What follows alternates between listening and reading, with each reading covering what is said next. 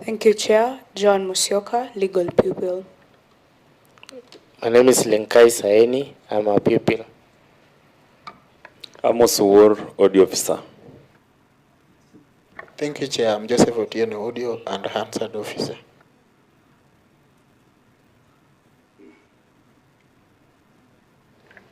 Is that all members of the Secretariat?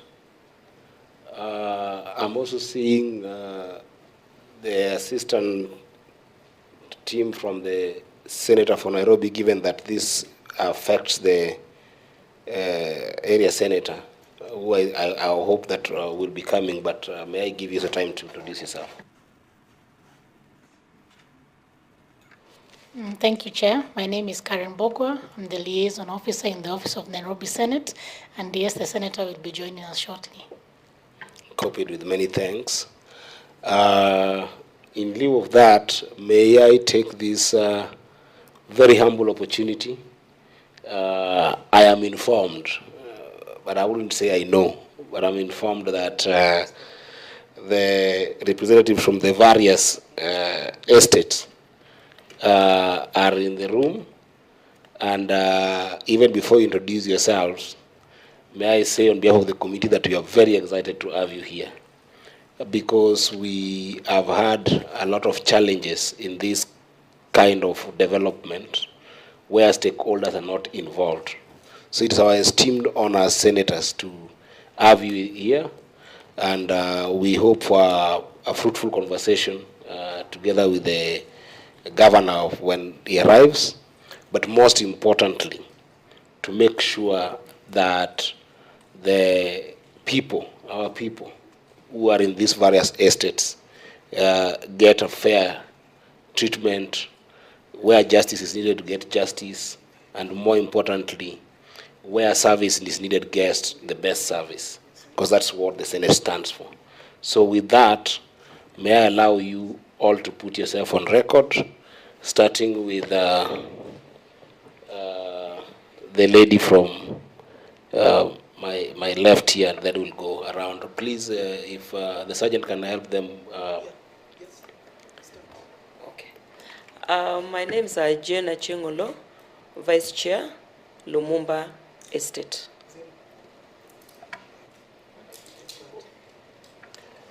My name is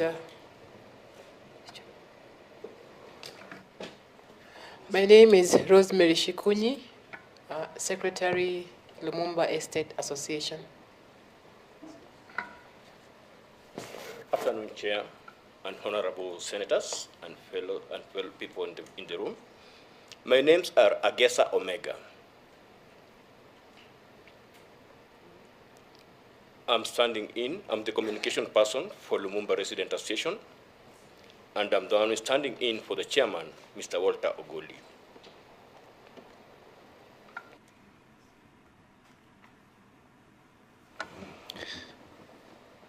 My name is John Mgoda. I am the chairman of Afajerico Residents Association.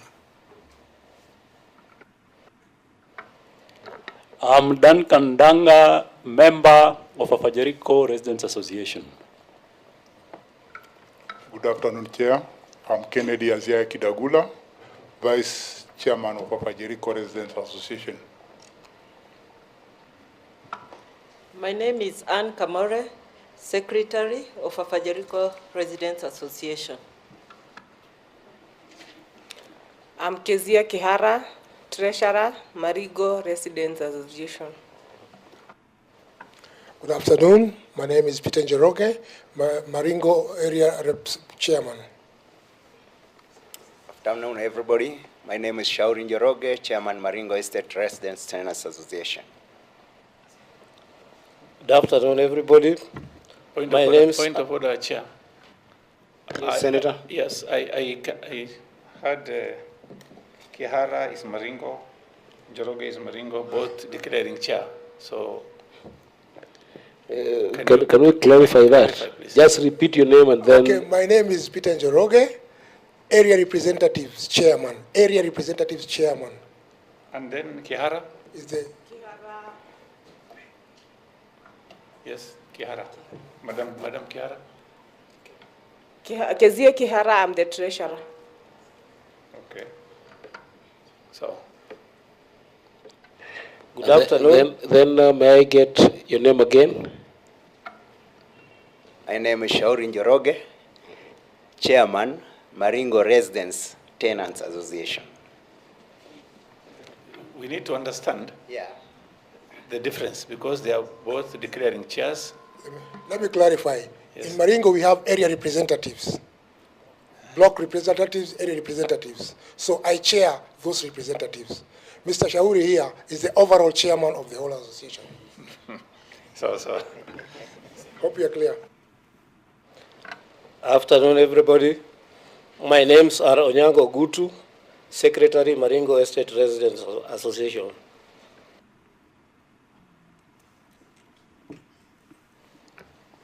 Good afternoon. The chairperson, honorable members of the Senate, all protocols observed. Good afternoon. My name is Jackson Lee Muturi Kimani, and I'm the chairperson of California Estate Residents Committee, but the official name of the estate is New Pumani Estate. Thank you. Good afternoon. My name is Mangangi Masila, committee member, New Pumani Estate. Good afternoon. My name is Hadija Ramadan. I'm the vice chair from the New Pumani Estate Committee. Good afternoon. My name is Geoffrey Etamuku, organizing secretary of Papa Jericho Residents Association.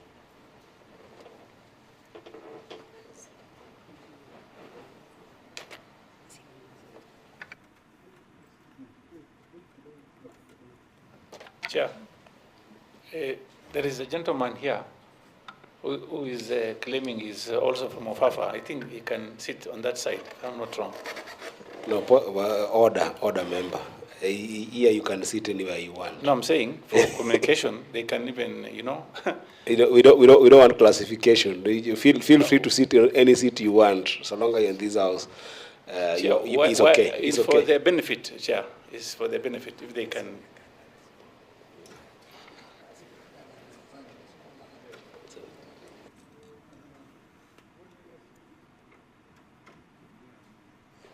You see, Senator, there are a number of, actually this is a very big meeting. There are even some members who are in the gallery because we could not put them in.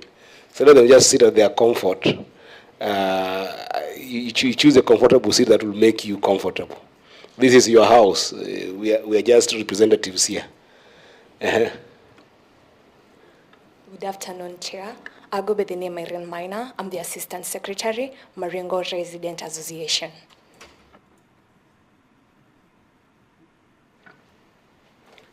Good afternoon, Chair. My name is Haris Moluma, Maringo Estate member. Good afternoon. Good afternoon. My names are Simon Oduoro Kello. I'm a central representative, Maringo Estate Tenants Resident Association. Blessed everyone. My name is Honorable Moi Gakuya Simon, resident of Maringo Estate. Thank you.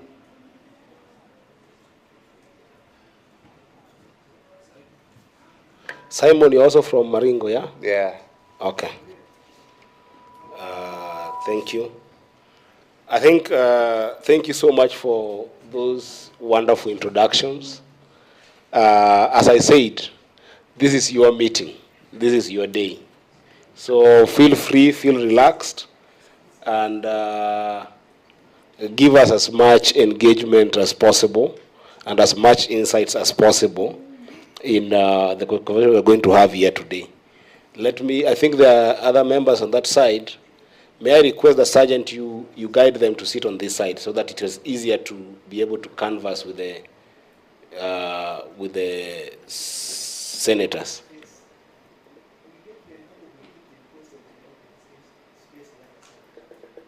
But there is space.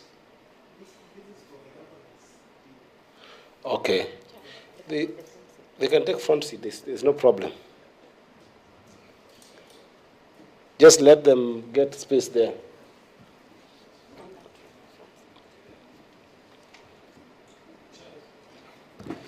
Chair, because we want to make this meeting very fruitful, in terms of seating arrangement, I was wondering, so would we have here?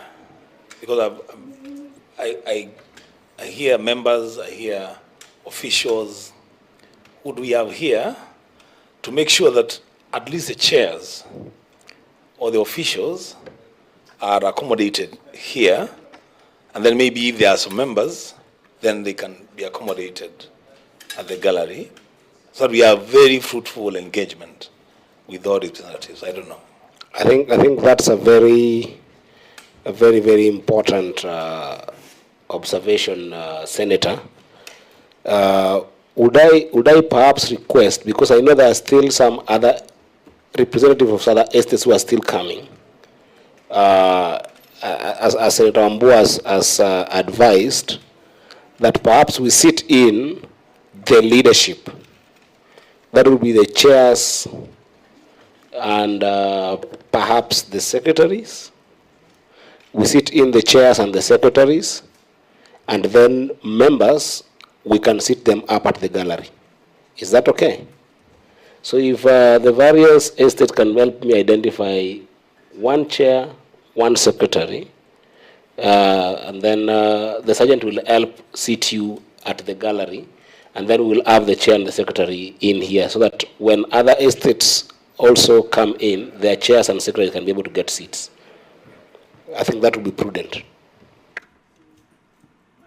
But that does not take away your advantage of being here and introducing yourself. So perhaps, first of all, you go ahead and put yourself on record. We would want to get to know your name. Good afternoon, good people. I am a resident of Maringo, and I'm here representing people with disabilities. Thank you.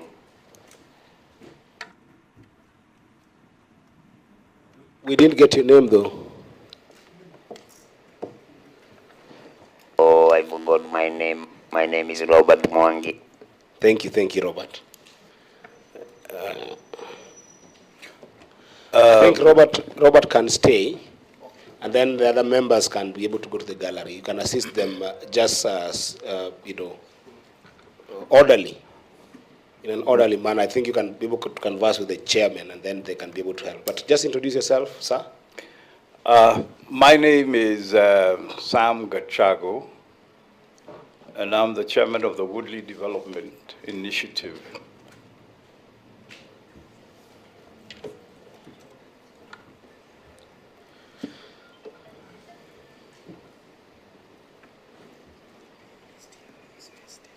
Okay, thank you so much. Now, honorable senators, I think we had canvassed through what the agenda of the day is, and perhaps even to stress that we had also canvassed on what we as a committee would want to see as the outcome of this meeting. And for me, if I reiterate, it would be two. One is that in the middle of this development, how are the residents from these various estates being accommodated? I don't want to say being handled, but being accommodated in a dignified way, in a just manner, and in a way that can ensure that they continue getting their services of accommodation within their estates or without their estates. But then the second one, which is the most important one, which we have seen in other developments across the country, is when these estates are completed, what then becomes of the current residents? Are they guaranteed to get units in these places? And what are the kind of contracts or arrangements that they have with the county government of Nairobi to ensure that this will happen in a seamless manner? I think that would be my very clear objective of what we want to achieve with this meeting. So in that context, therefore, senators, my desire would have been, I know that the governor, have been told by the clerk that the governor is on his way, he would be here anytime from now, but my desire would have been that the governor would have been here to lay out the plans that is yes, and perhaps give us a status update on the engagement framework, for which then we would allow the chairs to help us buttress in terms of what after that presentation. But now that is not here yet, I don't know what honorable senators you will advise should be the entry behavior into this conversation. So I'll let members perhaps give me that, but I want to recognize that the Senator of Nairobi has just entered, and I want to give him a chance to put himself on record and also to formally feel free to engage in these conversations, because this is your county, Senator. Thank you, Chairman. My name is Edwin Sifuna, Senator of Nairobi, today appearing as a friend of the committee. Chair, and all the residents associations represented here, good afternoon. This conversation is not beginning today. These residents associations have appeared before this committee previously. The way that I would propose that we proceed is a brief from the Secretariat on the previous conversations that have led us to this particular day. And because we are a house of record, all of those conversations are on record. And then we get an update of some of the resolutions that had already been made by this committee from the county governor. And it would be easier for the leadership of the Residents Association if they are given like that broad brief on the journey that we have walked. Some has been here, Gashago from Woodley for many times. I can see the leadership of Jericho, they are here as well. So it would be nice for us to get that some just brief update from the Secretariat of how far we had progressed this conversation. Because as we speak, there are estates where the governor had given certain undertakings. Then we can set aside those conversations for when he's here, but also you can hear from the associations themselves on what is happening on the ground. I thank you, Honorable Chair. Thank you, Senator, and welcome to the meeting again. Members? So, thank you, Chair. Picking from where Senator Sifuna has left, perhaps the beginning point would be to ask ourselves how many estates are represented here, and how many are not. Then again, Chair, as we begin the session today, can we kindly all of us agree that at least today we will conclude on certain things, so that these meetings are not meetings that will happen every time. At least today, let us bank on some things. You know, we bank on, if we say we are going to finalize on 5 or whatever number of estates, we bank that and move on to other things. So there's a clear time for ourselves to do other things, Chair. I thank you. Thank you, Senator Wambua. I think I agree with you. So I want to request that as the Secretariat will giving us an update, help me identify the critical areas that you really deeply care about, that you want us to conclude, so that as we go through the meeting, we make sure that we cover that ground. Senator Chute? Chair, I support a statement from Senator Sifuna and Senator Wambua. They are both very important. Thank you. Very well. Then let me then allow the Secretariat, first of all, through the clerk, to enlighten us. I know I've taken notes, and I've had names from various estates, which looks to me like 4 estates, but I don't want to, but actually, because Sam just got in, I was sitting there, I didn't see him. Welcome, Sam. So with Woodley, in my view, there will be about 5, but I would want the Secretariat to confirm, because you are signing in through the Secretariat. So confirm to us the number of estates that have showed up already, and then go ahead and give us a status brief as has been advised by Senator Sifuna. Then you can take it from there.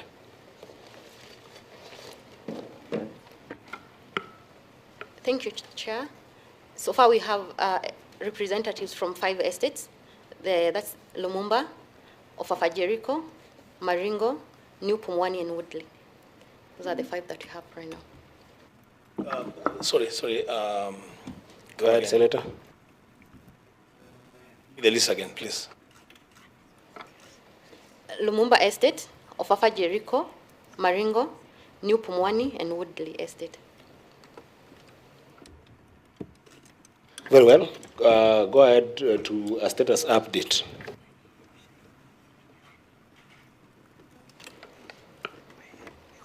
Members, in your file, there is a committee paper. Just Were the others invited? we only have contacts for those ones that we invited.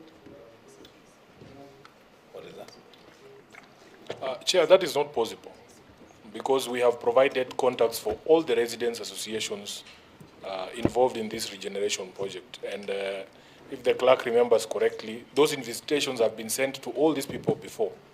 And Chair, I want to just say that if there was any challenge reaching any one of these people, I should have been notified so that I provide you the contacts because we have the contacts.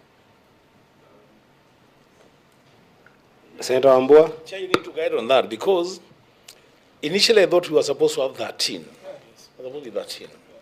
So I see only 4. There's Maringo, there are 5. So Chair, what that means is going back to what Chair, I want you here. I'll wait for you to. Go ahead, Senator. Yeah, so Chair, I was saying, now going back to what I was saying is that the expectation is that at least we should be able to complete on certain issues. So where does that leave us when we have 8 estates that are not represented? If the issues are cross-cutting, what do we do? You need to guide us. Senator Chute? Question number 1 should be, were they invited? If yes, then we'll not take blame for that one. If they were not invited, what are we going to do now to also invite them in our next meeting maybe? Just a moment.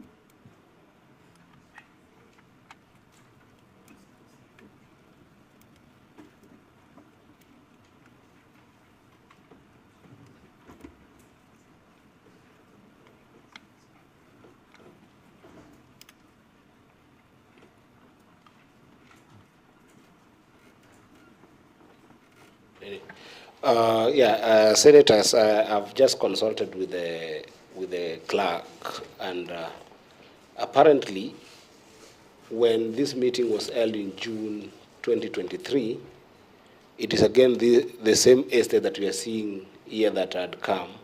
So, in their wisdom or lack of wisdom thereof, the Secretariat invited the estate that came to that meeting at that time.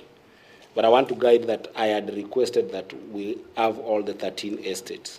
So, clerk, that's a serious omission that I would still want you to make sure that you get in contact. And there's a lot of opportunities, even through Senator Sifuna's office, to be able to actually get contact of all these other estates. They must all be involved. I don't want a situation whereby, as a committee, we only dealt with a few estates and then issues emerge in other estates.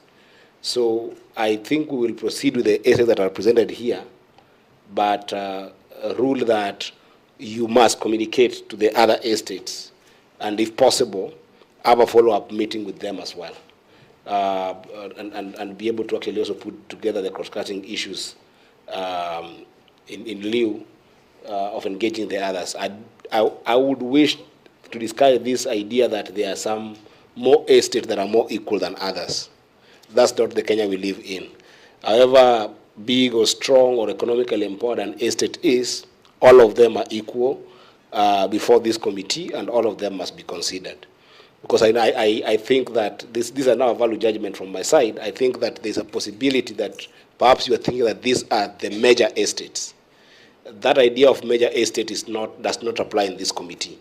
All the estates that are facing the regeneration and the renewal program must be considered. So clerk, take note and make sure they are communicated to and they are aware of what is going on in this committee and these conversations. So because esteemed ladies and gentlemen in the House have already come from the other estates, it will be fair that we also listen to them. So we will proceed with the ones that are here, but we must communicate and engage those that are not here and possibly organize for another meeting to engage with them as well. That will be the fairness, as I think, honorable senators. So with that, then we proceed to the status report.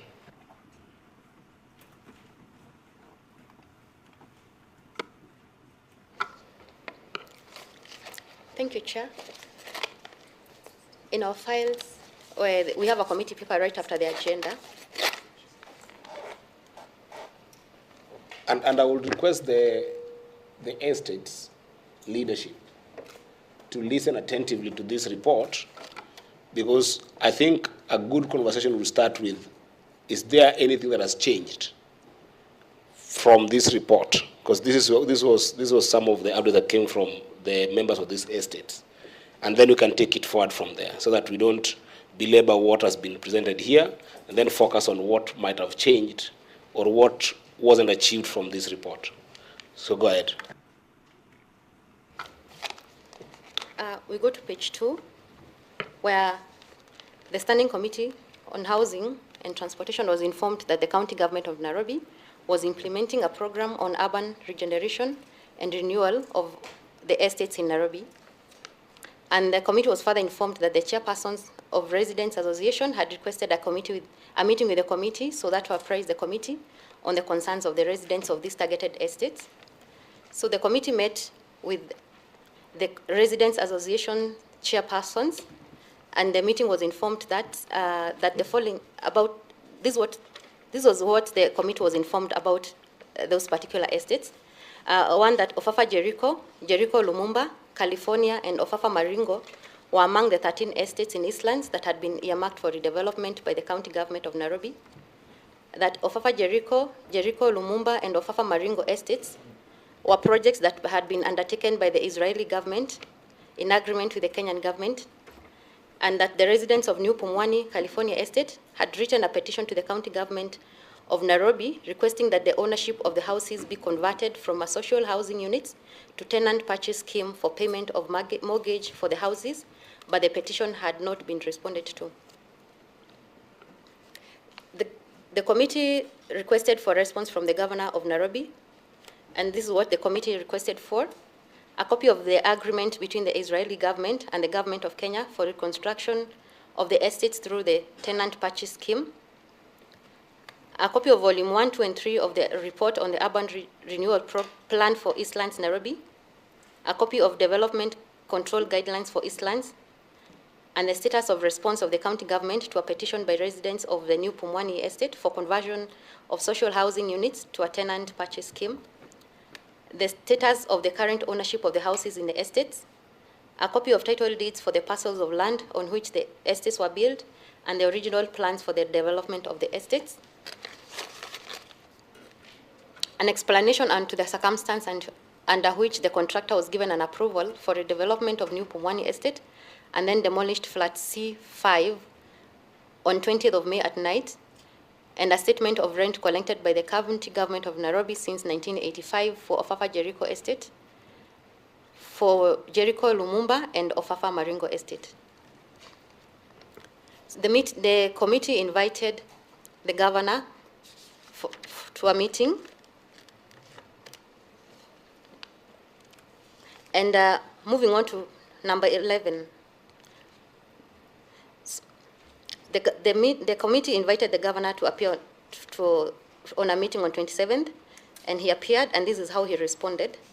1, that the 13 estates had been earmarked for the urban renewal program, and these estates belonged to the Nairobi County government, and the current occupants were tenants of the county government and not purchasers or owners, and that the county government of Nairobi did not have any copy of an agreement between the Kenya and the Israeli government for the construction of Jericho Estate through tenant purchase scheme, that the title deeds for these estates were not currently available as the process of obtaining them was underway with the Ministry of Lands, that the Urban Renewal Program Initiative sought to meet the increasing demand of housing in the city, and that the county government had made a cabinet resolution to allocate one house to each current tenant as a compensation for the rent that they had paid over the years.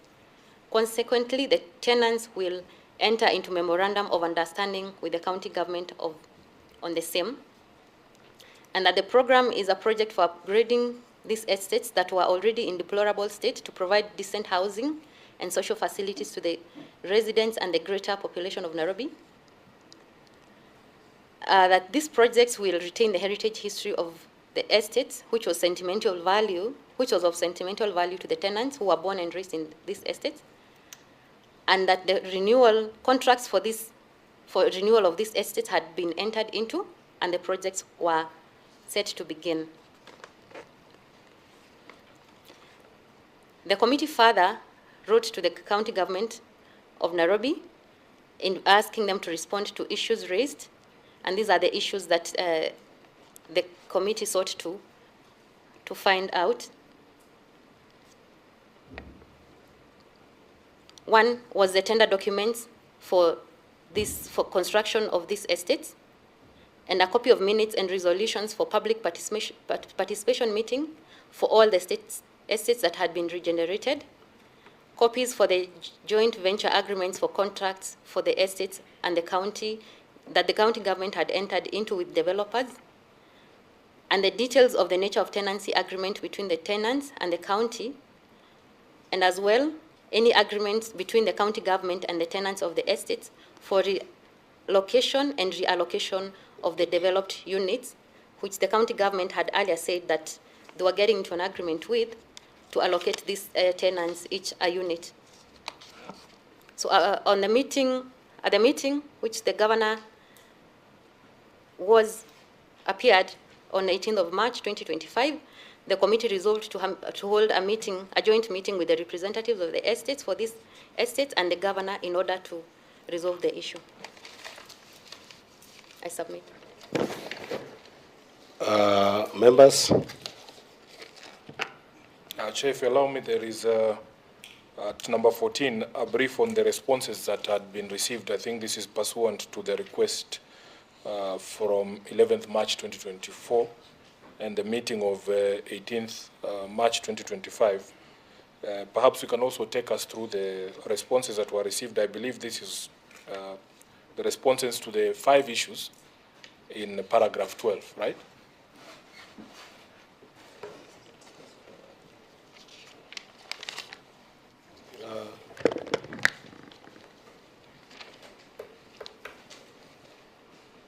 I think that brief is in the file. Yes, yes. So for the benefit of everyone, you can just go through what was supplied by the county government. By the county government.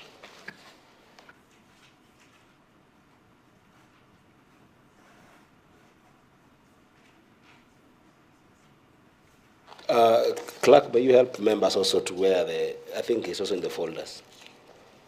You can help point members to those particular responses, even as the clerk is going to peruse and go through the same.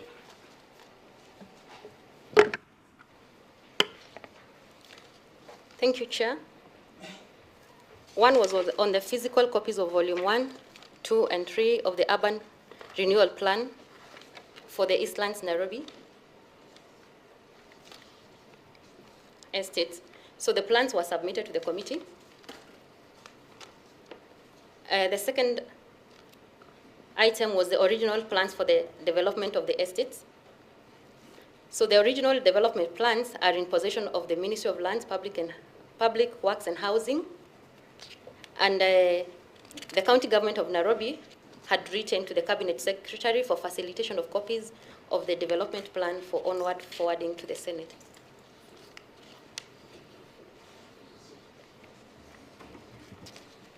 The second item was if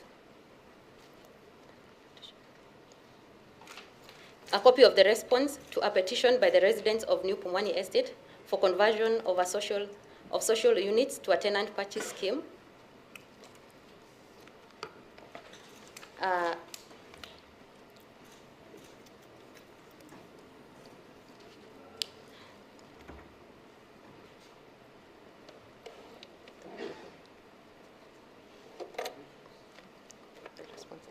The county government did not respond on that. The county government also committed to conduct a site visit to the New Pumani Estate and understand the technicalities involved. So the last time the governor was here, confirmed that the meeting has not happened, has not taken place.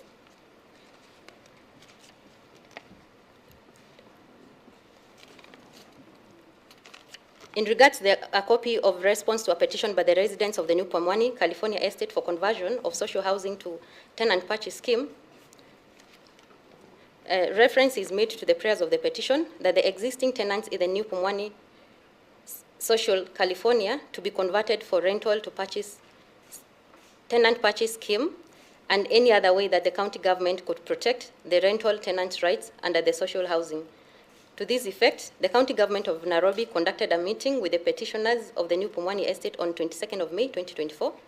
The resolution of the meeting was that the estate had not yet been earmarked for redevelopment, and so it was not possible to engage on the matter or convert the units for tenancy to tenant purchase scheme.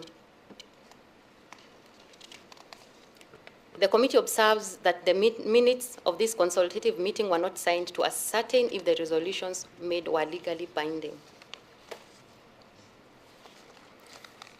Number 4. Chair, on that one, Go ahead, Senator. so when you say the county government met with some petitioners, who are these petitioners?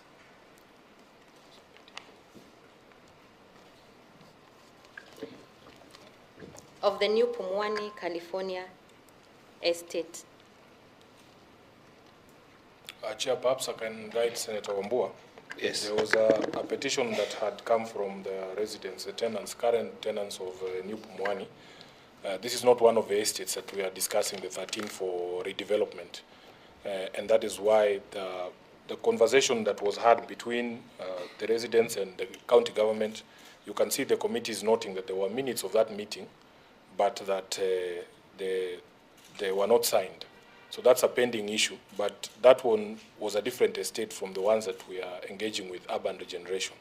So I think you can just move to number 4, which is a statement of the rent collected by the county government for Ofafa Jericho, for Ofafa Lumumba, and for Ofafa Maringo Estate, which is on page 3 there. Very well. Clerk. In regards to the rent collected by the county government of Nairobi since 1985 for the Ofafa Jericho, Ofafa Lumumba, and Ofafa Maringo, the governor submitted that the data of rent payment for the 3 estates was an estimation of the amount that the Nairobi County Council may have collected through manual payment up to 2010, where a new system was inaugurated. So he further emphasized that the rent is mostly around 80%. I want you to also be reading committee observations, because that is the point of, that's the next step of our engagement with the leadership here. Because that's why I want to confirm. For instance, when a minute were not signed, the governor could have said they were signed or not, but now we have got the leadership here who can be able to confirm whether the meeting took place, what were the agreements. So please do read the committee observations. So the committee observed that the requested rent status for Ofafa Maringo for the year 1990 was not provided, and further noted that the automated rent collected had 2 systems, that is the Life Forms and Nairobi Pay, which were running concurrently between 2021 and 2022.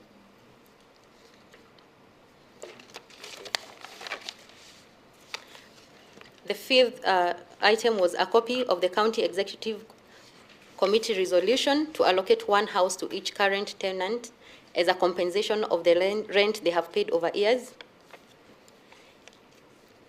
In reference to this resolution, through the extract of the minutes of a meeting conducted on 24th and 25th of January 2024, the governor submitted that the housing units for the existing tenants would be ring-fenced and made available for the tenants on completion of the housing project. He clarified that the tenants were only expected to deal with the expenses and maintenance cost. However, the committee notes that there were no legally binding agreement between the county government and the tenants on that allocation of a house per tenant. Number 6 was a copy of minutes taken during public participation in each of the 13 estates.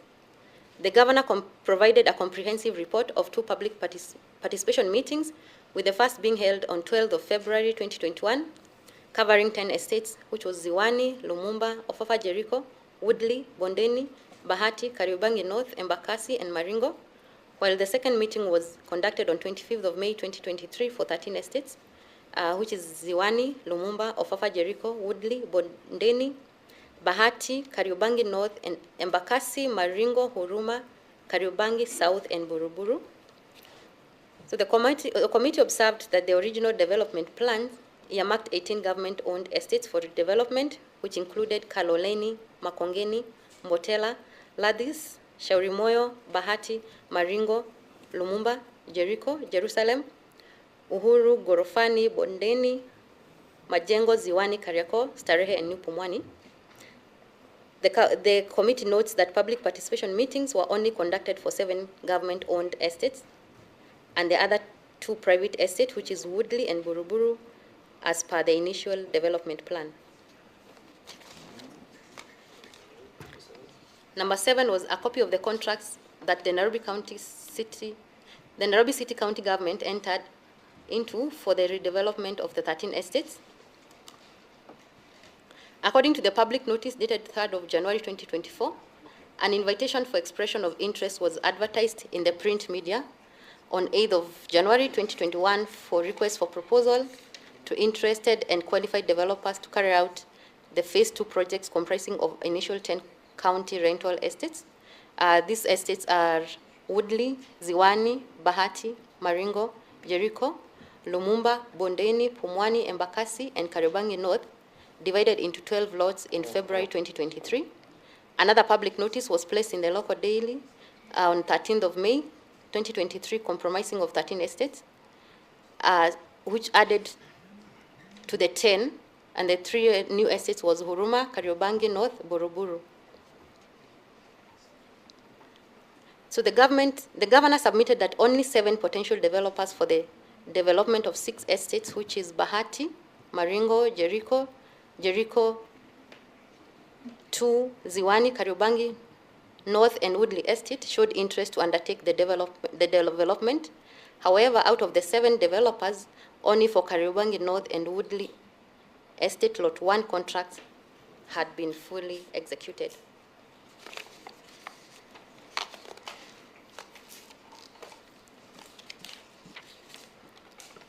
So the committee observes that only 2 estates under implementation were not listed at the initial development plan.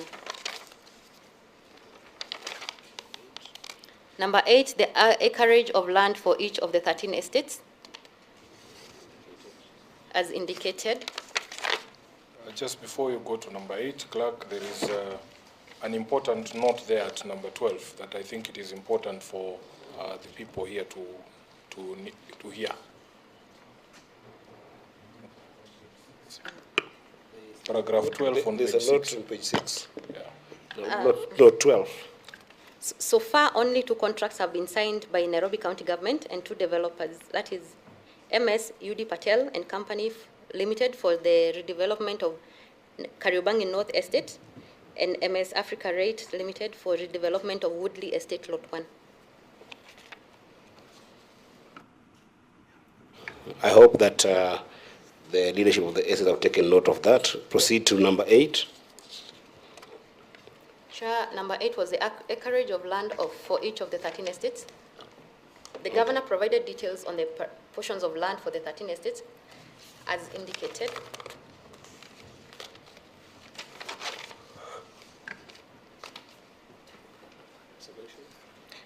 The committee observed that the development plan had earmarked 64.9 hectares of land for the 13 estates.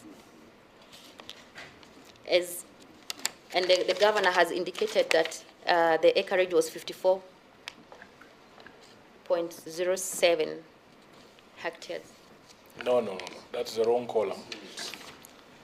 The governor has indicated 150. Is 150.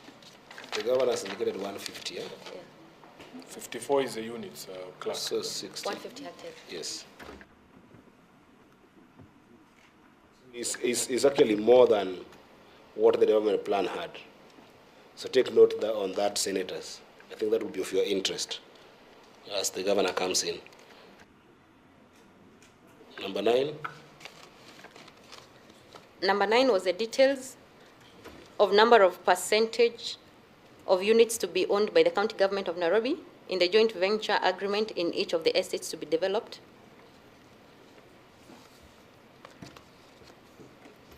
So it's attached in the matrix.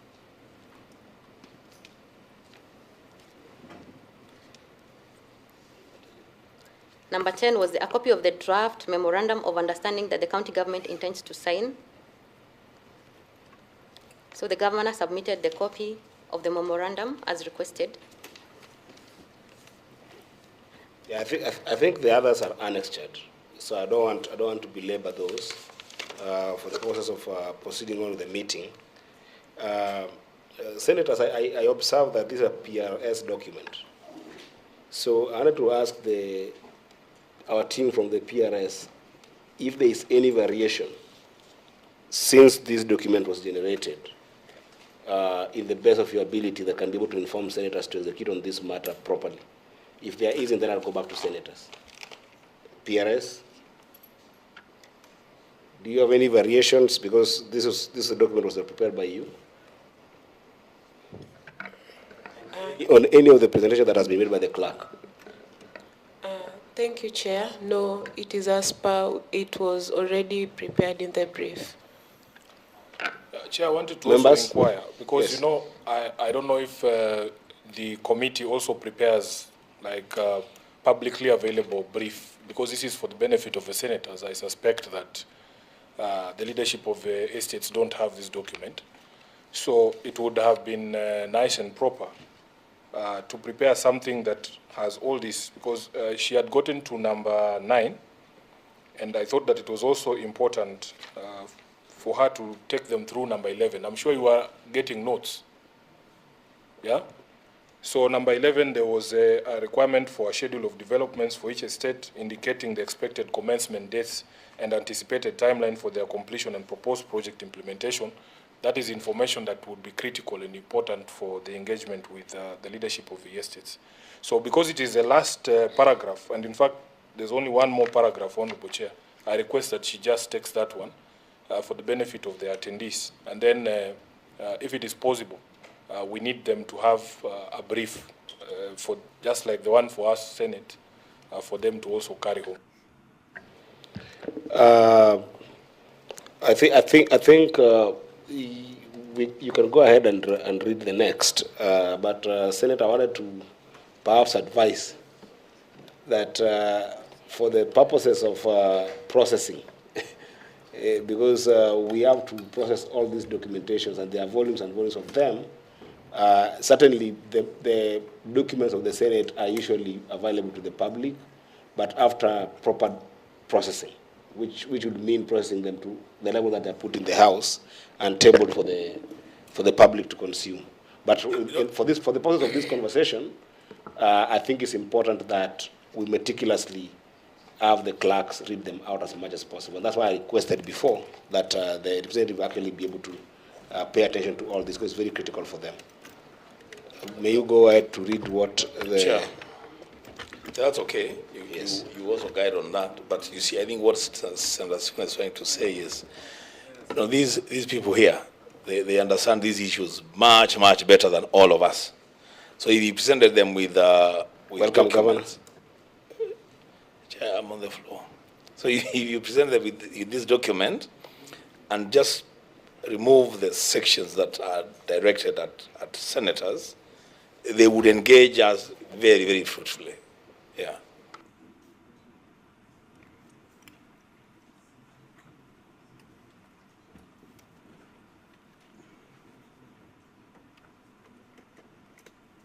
Yeah, I think as directed, that would be good, senators. I will request the clerks to see what they can be able to decipher at the moment and be able to provide the members from the various estates, so they can be able actually to help them engage in the meeting. So that is in order.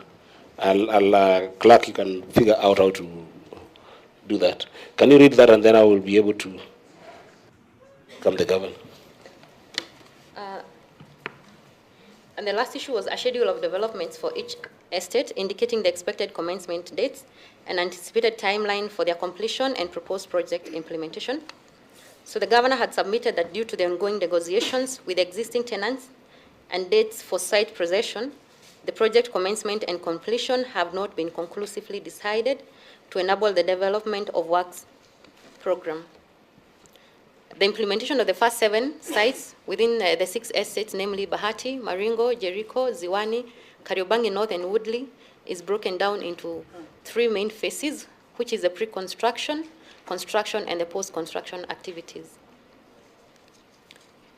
So as attached is how the projects were advertised and are currently undergoing the procurement process for redevelopment. I think let's go ahead to number 19 and 20 so that we can be able to conclude on the entire document. Isn't it, Senator Sifuna? So that for the benefit of the representatives. So just go ahead and read 19 and 20. 19 was on how the projects were advertised by the county government. So as attached, that's how they have been advertised and are currently undergoing the procurement process before initiation of the redevelopment process. The last one was a copy of the revised restriction of building in Isli. So the governor shared the revised restriction of building in Isli, noting that the legislation process was underway as the Nairobi City County Assembly. Okay, very well. Perhaps before I take it back to the senators, at long last, the governor has arrived.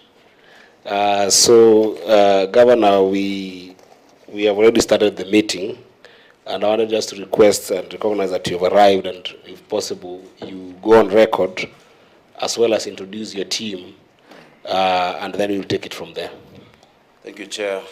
I don't know why it's at long last. I was scheduled for 2 p.m.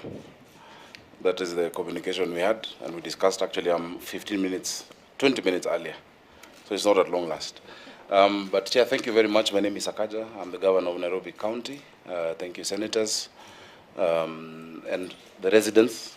It's a very good opportunity for us to discuss. These are people who I know quite well, and the estates, and the history of that, and we'll get into that. We're pleased to come here to have this discussion on our urban renewal program. Chair, we keep insisting that ours is an urban renewal program, not an affordable housing program, where we're regenerating and renewing council estates that have existed for a long period of time. So, Chair, with me, a few officers, I'll allow them to introduce themselves. Thank you.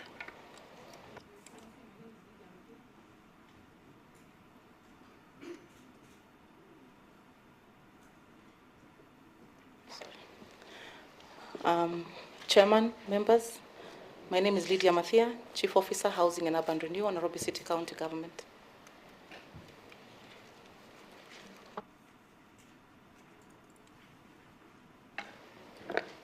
Chairman, honorable members, His Excellency the Governor, Nairobi County, I'm Cecilia Koigo, Chief of Secretariat. Thank you.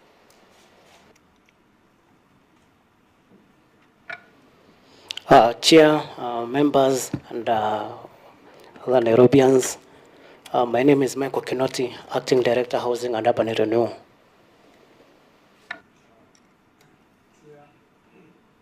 Boy, Deputy Director, Housing. Through the chair, I'm Job Moura, Head of Press.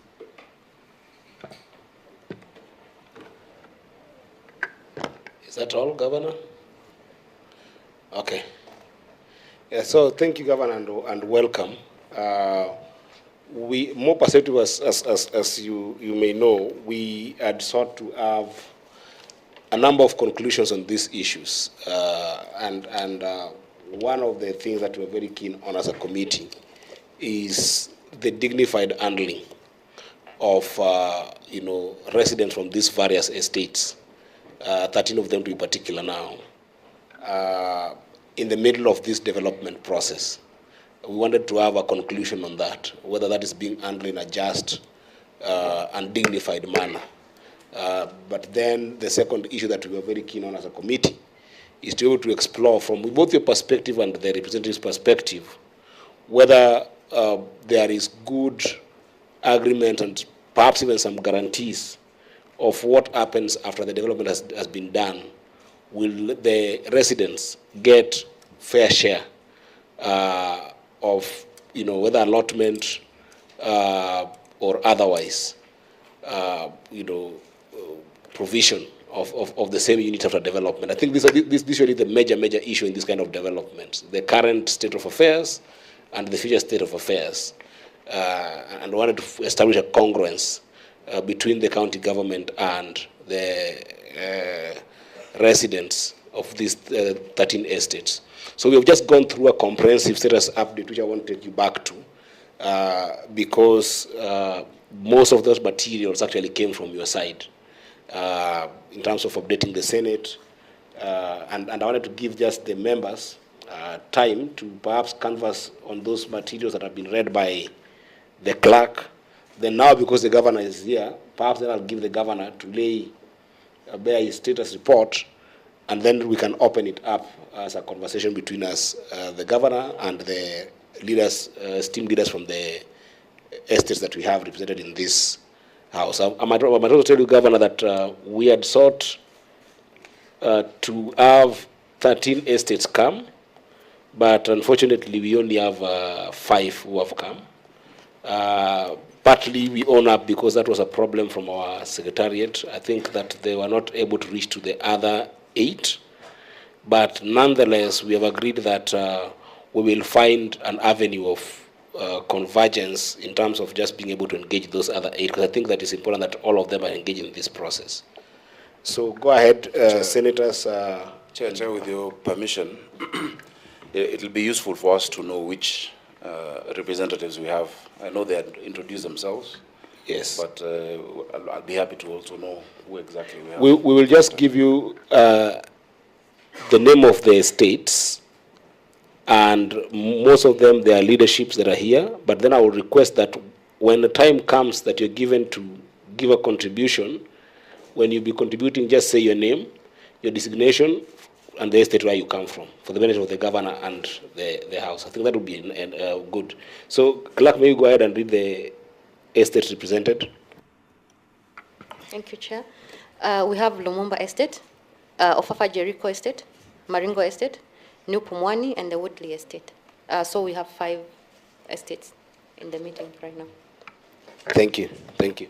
Senators? Chair, on a point of order, Governor has introduced his team, and there is somebody that I thought would be a necessary party to this conversation. Perhaps, Governor, why is the CEC for the Built Environment and Planning not here? Governor? He's coming. He's on his way? Okay. Okay, thank you.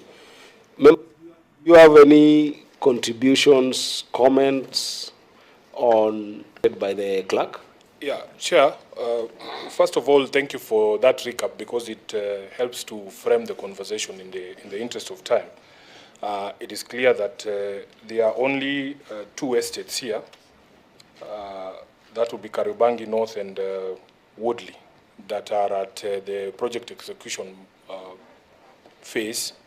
And I have not seen the representation from Kariobangi North, perhaps because we had agreed that we would want to hear from the residents on what is transpiring on the ground.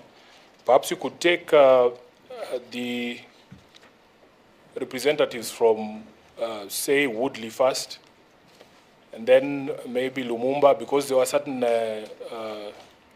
promises or undertakings that were given by the governor with regards to engagement of the residents in those areas with regards to this particular project.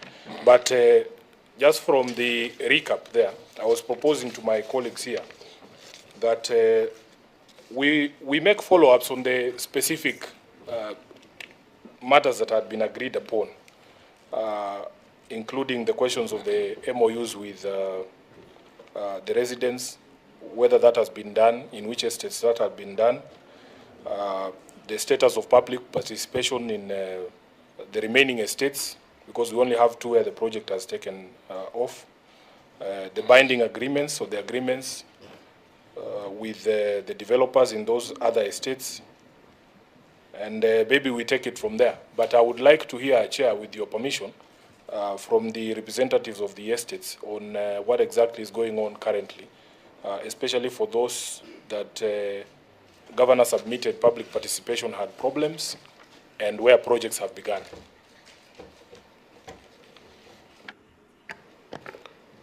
Other members? Chair, that's okay. Would benefit from that lead. Though I don't know, Senator Sifuna, whether you'll be amenable to a situation where we first allow the governor to give us a status report on the 5 estates that are represented here, so that then we can now get the residents to react to what the governor said.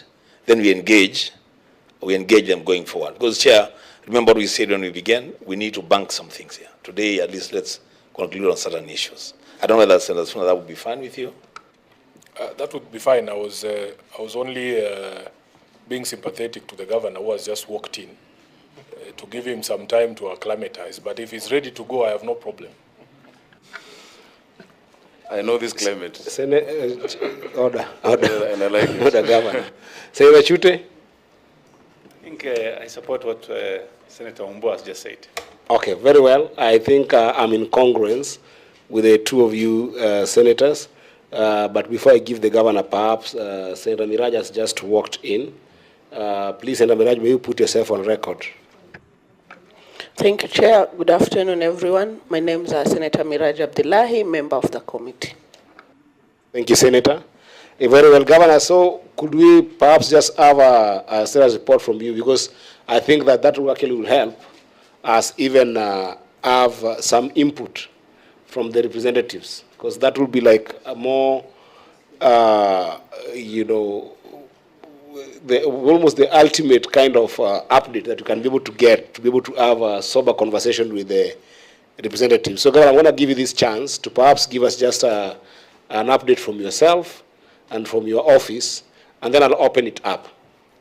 And so, Chair, as the governor does that, I would actually want to hear from him in presence of the residents, telling us and the country what is materially referring to for this particular session.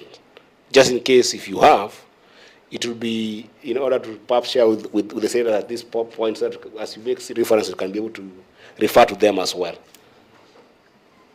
Governor, it's your time. Thank you very much, Chairman and Senators, and of course, my esteemed residents of Nairobi. Chair, I'll give a brief background. First of all, you've asked about documents. The documentation is, I presume, the same that we had given before, that is with you. I'll not make any reference to anything else apart from just history, which I know of. These are estates, thank you for the water, that we have known, we have lived in, we have relatives who are part of this residence. And so this is something that is very important to all of us as the people of Nairobi. Chairman, the 5 estates that I mentioned are part of many more estates that Nairobi County government owns and intends to improve through our urban regeneration and urban renewal program. These estates were built right from the 1930s If you look at Ziwani Estate, Ziwani Estate started, the blueprint was in 1939, and it was the lead architect and consultant there was one G. Fletcher. It was one of the first African decent housing settlements in the city. Before that, Africans were staying in squalor and in really terrible conditions, as has become the case now in many parts of the city and many of our urban areas. Jericho is also one that is historic from the 1950s. It's an estate that has produced a lot of Kenyan heroes. The first person to raise our flag, hoist it on Mount Kenya, Kisoi Munyao. We've had Napunyi, the boxer. We've had Barack Obama Sr. and many of these people, you know, who lived there. And you'll find the remnants of their history, because the nature of these estates, and the residents will tell you, is that a lot of these houses are passed on through the family. So you'll find a child, an uncle, leaves it to a nephew, and that is the case as it is in all of them. Woodley, and I can see my friend representing Woodley here, was started by Sir Richard Woodley, who was a councillor, rather named after Sir Richard Woodley. Again in the 1940s, that one housed more of our senior staff of the city council. It was a bit more affluent, you know, the kind of houses you had there have more space. More land. There were initially 300 tenants at Woodley, which is why the development we're doing, phase 1, is called 300 Woodley. And I can go on and on about all of those. Jericho, of course, you know, is named after a prominent Kenyan politician who was assassinated, Ambrose Ofafa, during the clamor of independence, you know. And Mbotela was also murdered at the same space at Bama, which was later torched. The idea at that time was to create conflict between communities and to make the Western communities, that is Luyas and Luos, blame the Mau Mau for those murders. And so as I close that, at that time, a lot of work went on. Jaramogi Oginga Odinga, together with Tomboya, would go around Makongeni and these estates preaching peace, telling people don't react, don't respond, and we go to our independence. Now, the urban renewal program that we have, its essence is, first of all, in line with the intention, the original intention of these estates was to provide housing to Nairobians. Our population has, of course, gone up. These estates won't fill the population gap, definitely, but it'll reduce pressure in many of these areas. And the example I can give is Woodley, where the first phase of 43 units are giving way to 1,975 units. You know, there are 1,975 families who will be able to have a decent house and an apartment with all the amenities that come together with it. They're all at different stages of development. In Woodley, we were able to bring down the houses, and the site has been secured. The residents had gone to court opposing. And I understand when you live somewhere for so long, you're sentimentally attached to that place. You know, in fact, you consider yourself an owner. Yet the courts agreed with the county that the county is the landlord, is the owner. And so long as the plan has gone through the proper process, the county can redevelop these estates. Now, the difference between urban renewal or regeneration, as it were, with affordable housing is in a number of things. Number one, the affordable housing being done by the national government is based on a statute. And in that statute, there's a levy, which all of us are paying. Everybody on our payroll is paying a housing levy. And so from your contributions, the housing fund has billions through which they're building these houses.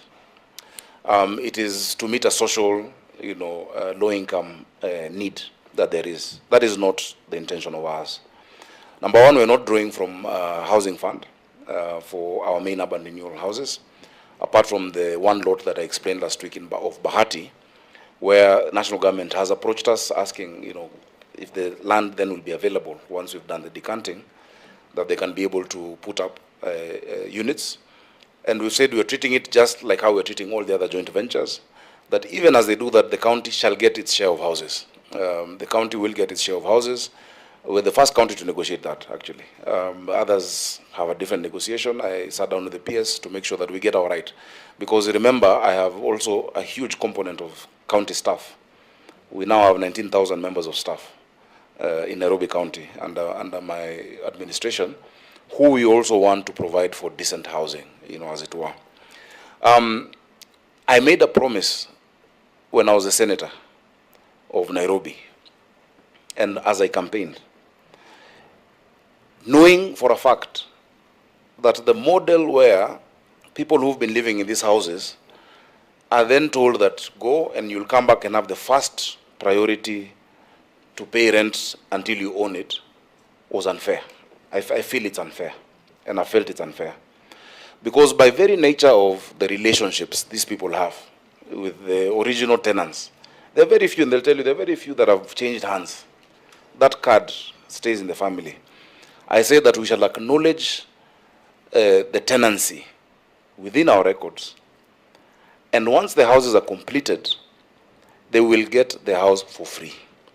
And it is really not for free, because then if you consider it a back mortgage, what they've been paying, all these years, then it is a recognition and it's goodwill of the contribution that these tenants have had. I still stick to that position. We passed it in our cabinet, in the county government, and that's the position that we hold. That every family that has a card that is in our register, because a card is, you don't just hold it, it reflects with our records, will get their house. They will get a house. They will have ownership. They will not be renting. They will not be paying the county rent. The only thing that they might have to pay then is service charge, because you must service these places for garbage collection, cleaning, etc. That is the only amount that they will then have to pay at that point. Remember, there will also be other tenants who come in who had never been part of this history, who have never lived there, but who will be paying rent or will have bought these houses. So there's some which will be bought, some which will be rented, and then some which, of course, will have those who had been there. That is a stark difference between urban regeneration and social housing. It is because if you look at social housing, the reason they need a fund is many of the areas where these houses are being done may not be economically viable or attractive to the private sector. But our estates are very attractive to the private sector, which is why, if you look at the tender we did, they were falling over each other, to come and bid for those slots. Because they have seen that commercially, they can be able to build, relinquish the units owed to the county, and make a profit. Because they have an imperative of profit, they're businessmen. They're not doing it because they love Kenya. They have a profit in examples, Chairman. So I think that gives you the background and the history. I will ask my chief officer, the CEC is also here, Senator. CEC Patrick Mbogo is here. But I'll ask the chief officer to just run us through the specifics now of those 5 estates. In addition to the allotment, and the Woodley residents will tell you, those who signed and agreed with the county have all been given an allotment letter, which has force of law. An allotment letter is like a title deed. You can go get a loan with it. It is proof of ownership. It is legal tender. It is recognized, and they've been given.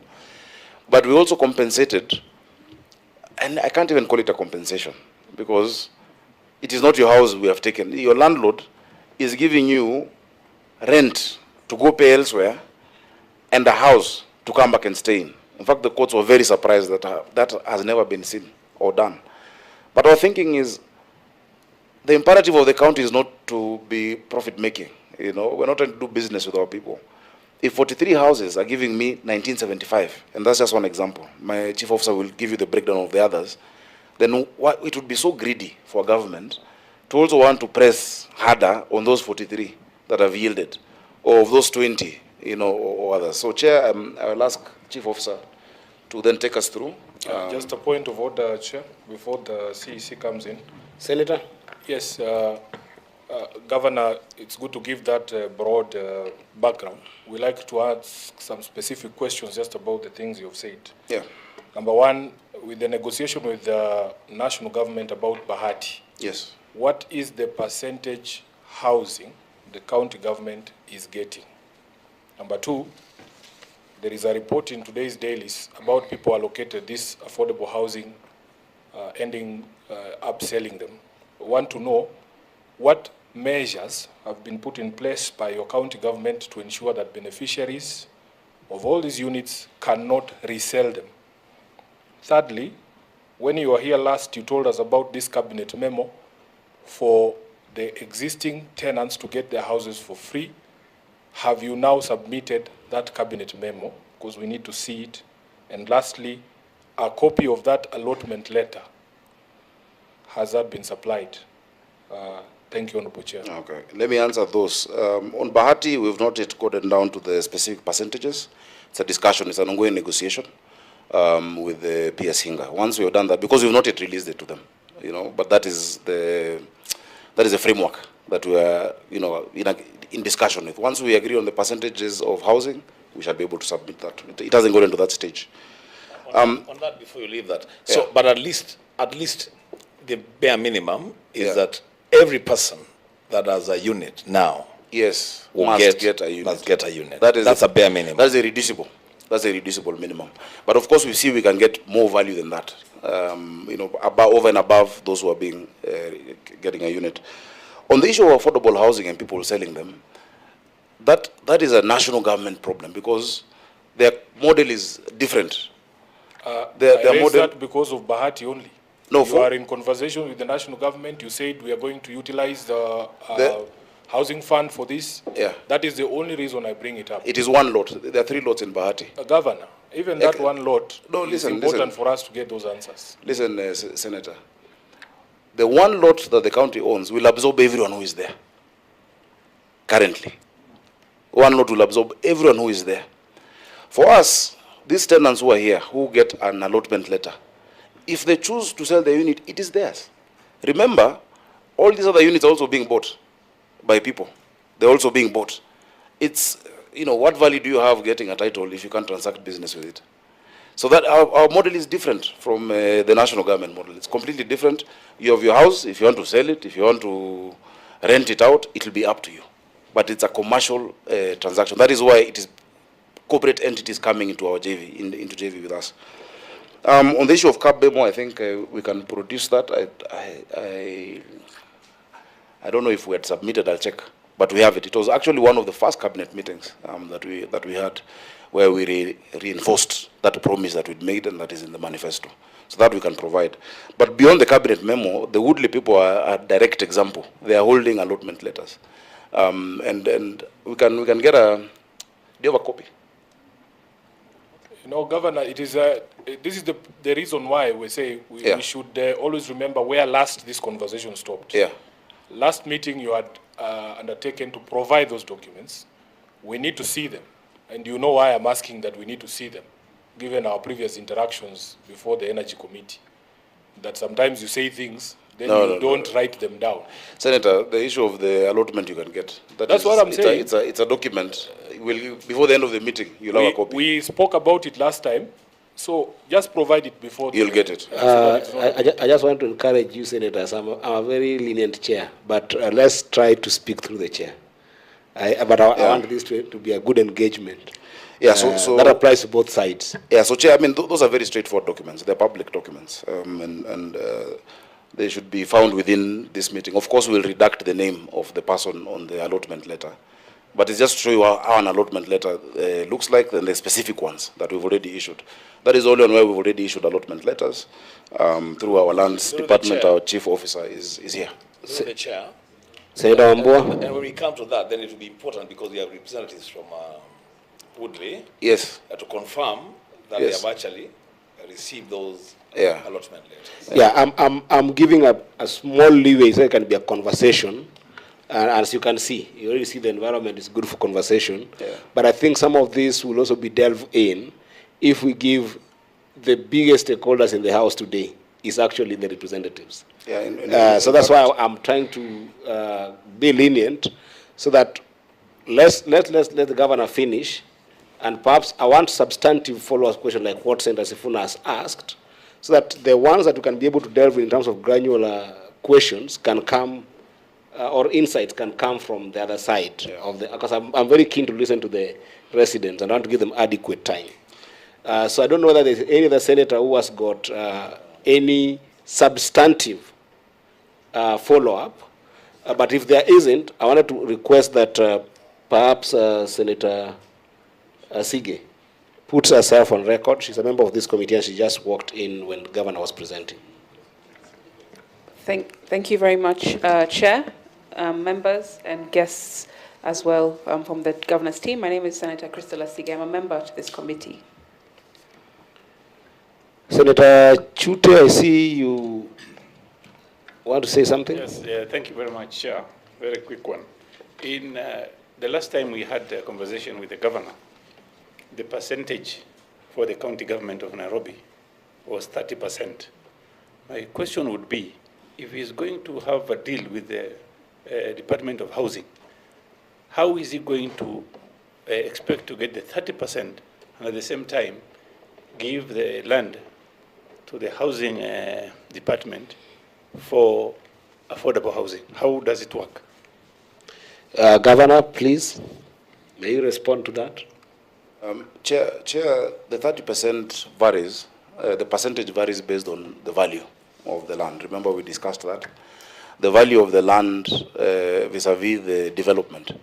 You might find a place where the value of, if the land is 2 billion through the chair, and then you add the entire development and it comes to 6 billion, then you're talking 30%. But if the entire development comes to 10 billion, it cannot be 30%, you know.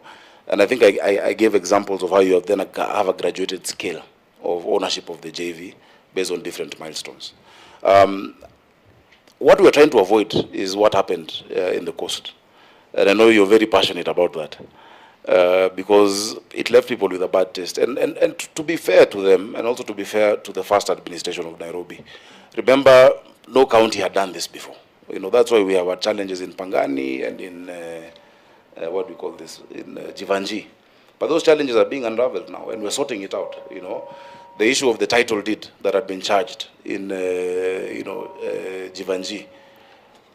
If one was to not be pragmatic, you'd say cancel this entire thing.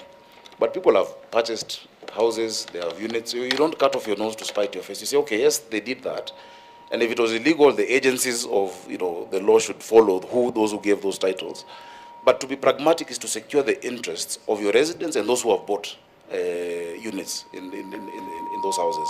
And I'm very happy to report that there is tremendous progress in Jivanji. It's going really well.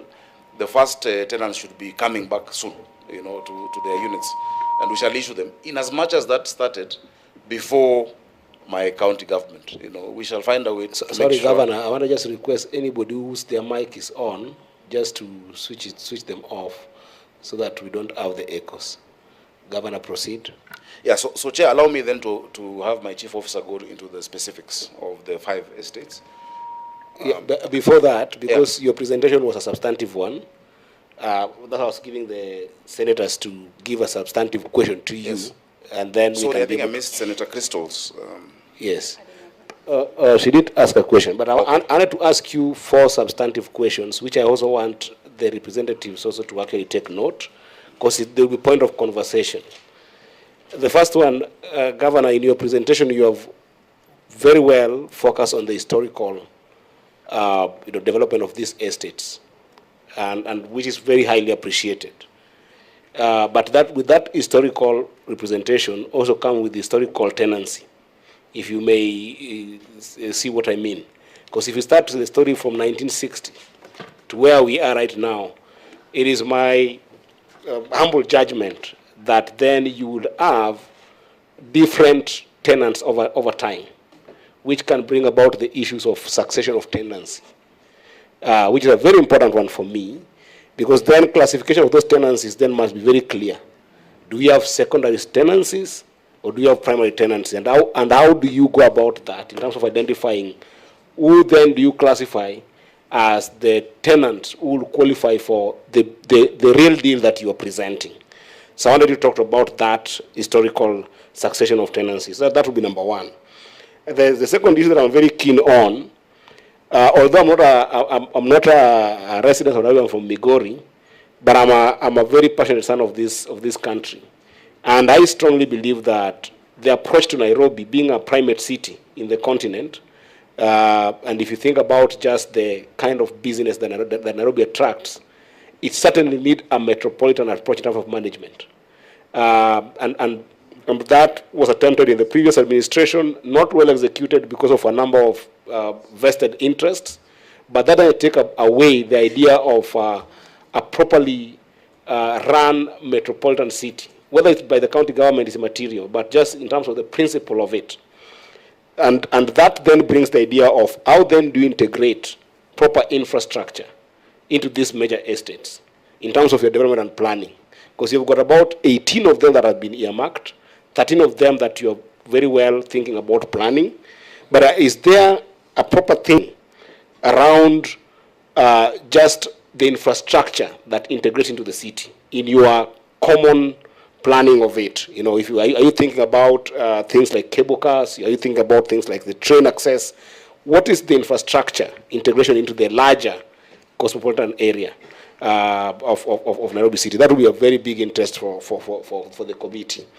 The third substantive question I wanted to ask you here, you did not talk very strongly about the public utilities.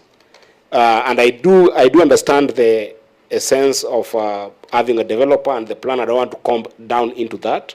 But by principle, for the benefit of the residents who are going to be there, have you absolutely solved for the issues of public utilities? Because this has been the biggest problem in Nairobi, and actually even in our major urban areas. If you think about issues of sewerage, for instance, we have got estates that were started generally in Nairobi, and today they are poverty havens simply because of poor public utilities. You find sewerage bursts, and in some of these areas that you have shared, for instance, you have just told us that Woodley will be moving from 43 units to 1975 units. I mean, that's a big sewerage pressure. That's also a big waste management pressure. If you think about waste management in Nairobi, is there a principle approach to it that the residents who are here can also be able to chime in? And these are also some of the areas of public participation that Senator Sifuna had asked before, whether there was proper public participation. Then the last thing is just about quality of life. Remember, I asked about the dignified living of the residents as they are currently and as they will be in future. And some of these dignified lives manifest in our lives in Nairobi every day. For instance, if I take a simple case of flooding in Nairobi, we know what happens when Nairobi rains. There is a proper incidences that we have seen of serious flooding in Nairobi. Here we're talking about 13 estates. And we are talking about high-rises, which have become a symbol of concrete jungle, even in places like Kileleshwa that has been in the news, and Lavington. Is there thinking about quality of life with regards to vagaries of nature, such as flooding? Those would be substantive questions I wanted you to talk through, whether now or in the mix of the conversations that we'll be having with the residents here as you're presenting. Thank you, Chair. I'll be very happy to answer them now. The first question you've asked, and these are good questions, Chair, is with respect to historical tenancy. Chair, it is true, there have been different tenants from, you go to Ziwani from 1939, you know. But any lawyer will tell you that we can only get into an engagement with that person who we have a contract. And the person we have a contract with is the person in our records who is paying the rent. The Rating Act, which you passed in December, also alludes to that. And so, yes, there could be some who are the ones we've contracted, the ones who have the documentation, but they have sublet to other people. First of all, the subletting is not legal. It is not acceptable, and it cannot be recognized to us. We can only engage with those in our record who have been given that allotment and who are our tenants, Chair. In many of these estates, the extensions, they're also illegal. The extensions, there are other structures behind there. Those structures are not legal. But these people in those structures can get an opportunity to be a tenant in the new development, not to be an owner, to be a tenant in the new development. Remember, they do not pay rent to Nairobi, to the people of Nairobi, because that rent is what comes to the public coffers. It is not to myself, it is to the public coffers. And so the people we recognize. Otherwise, you'll open a huge Pandora's box. Even somebody who came and put a kiosk in Jericho will also want a unit for free, or in Woodley. You cannot go there. So there are also limits as to what we're able to do as a county with respect to those who are our tenants. A tenancy agreement is a legal document that is binding, either implied or implicit, or explicit in terms of a document.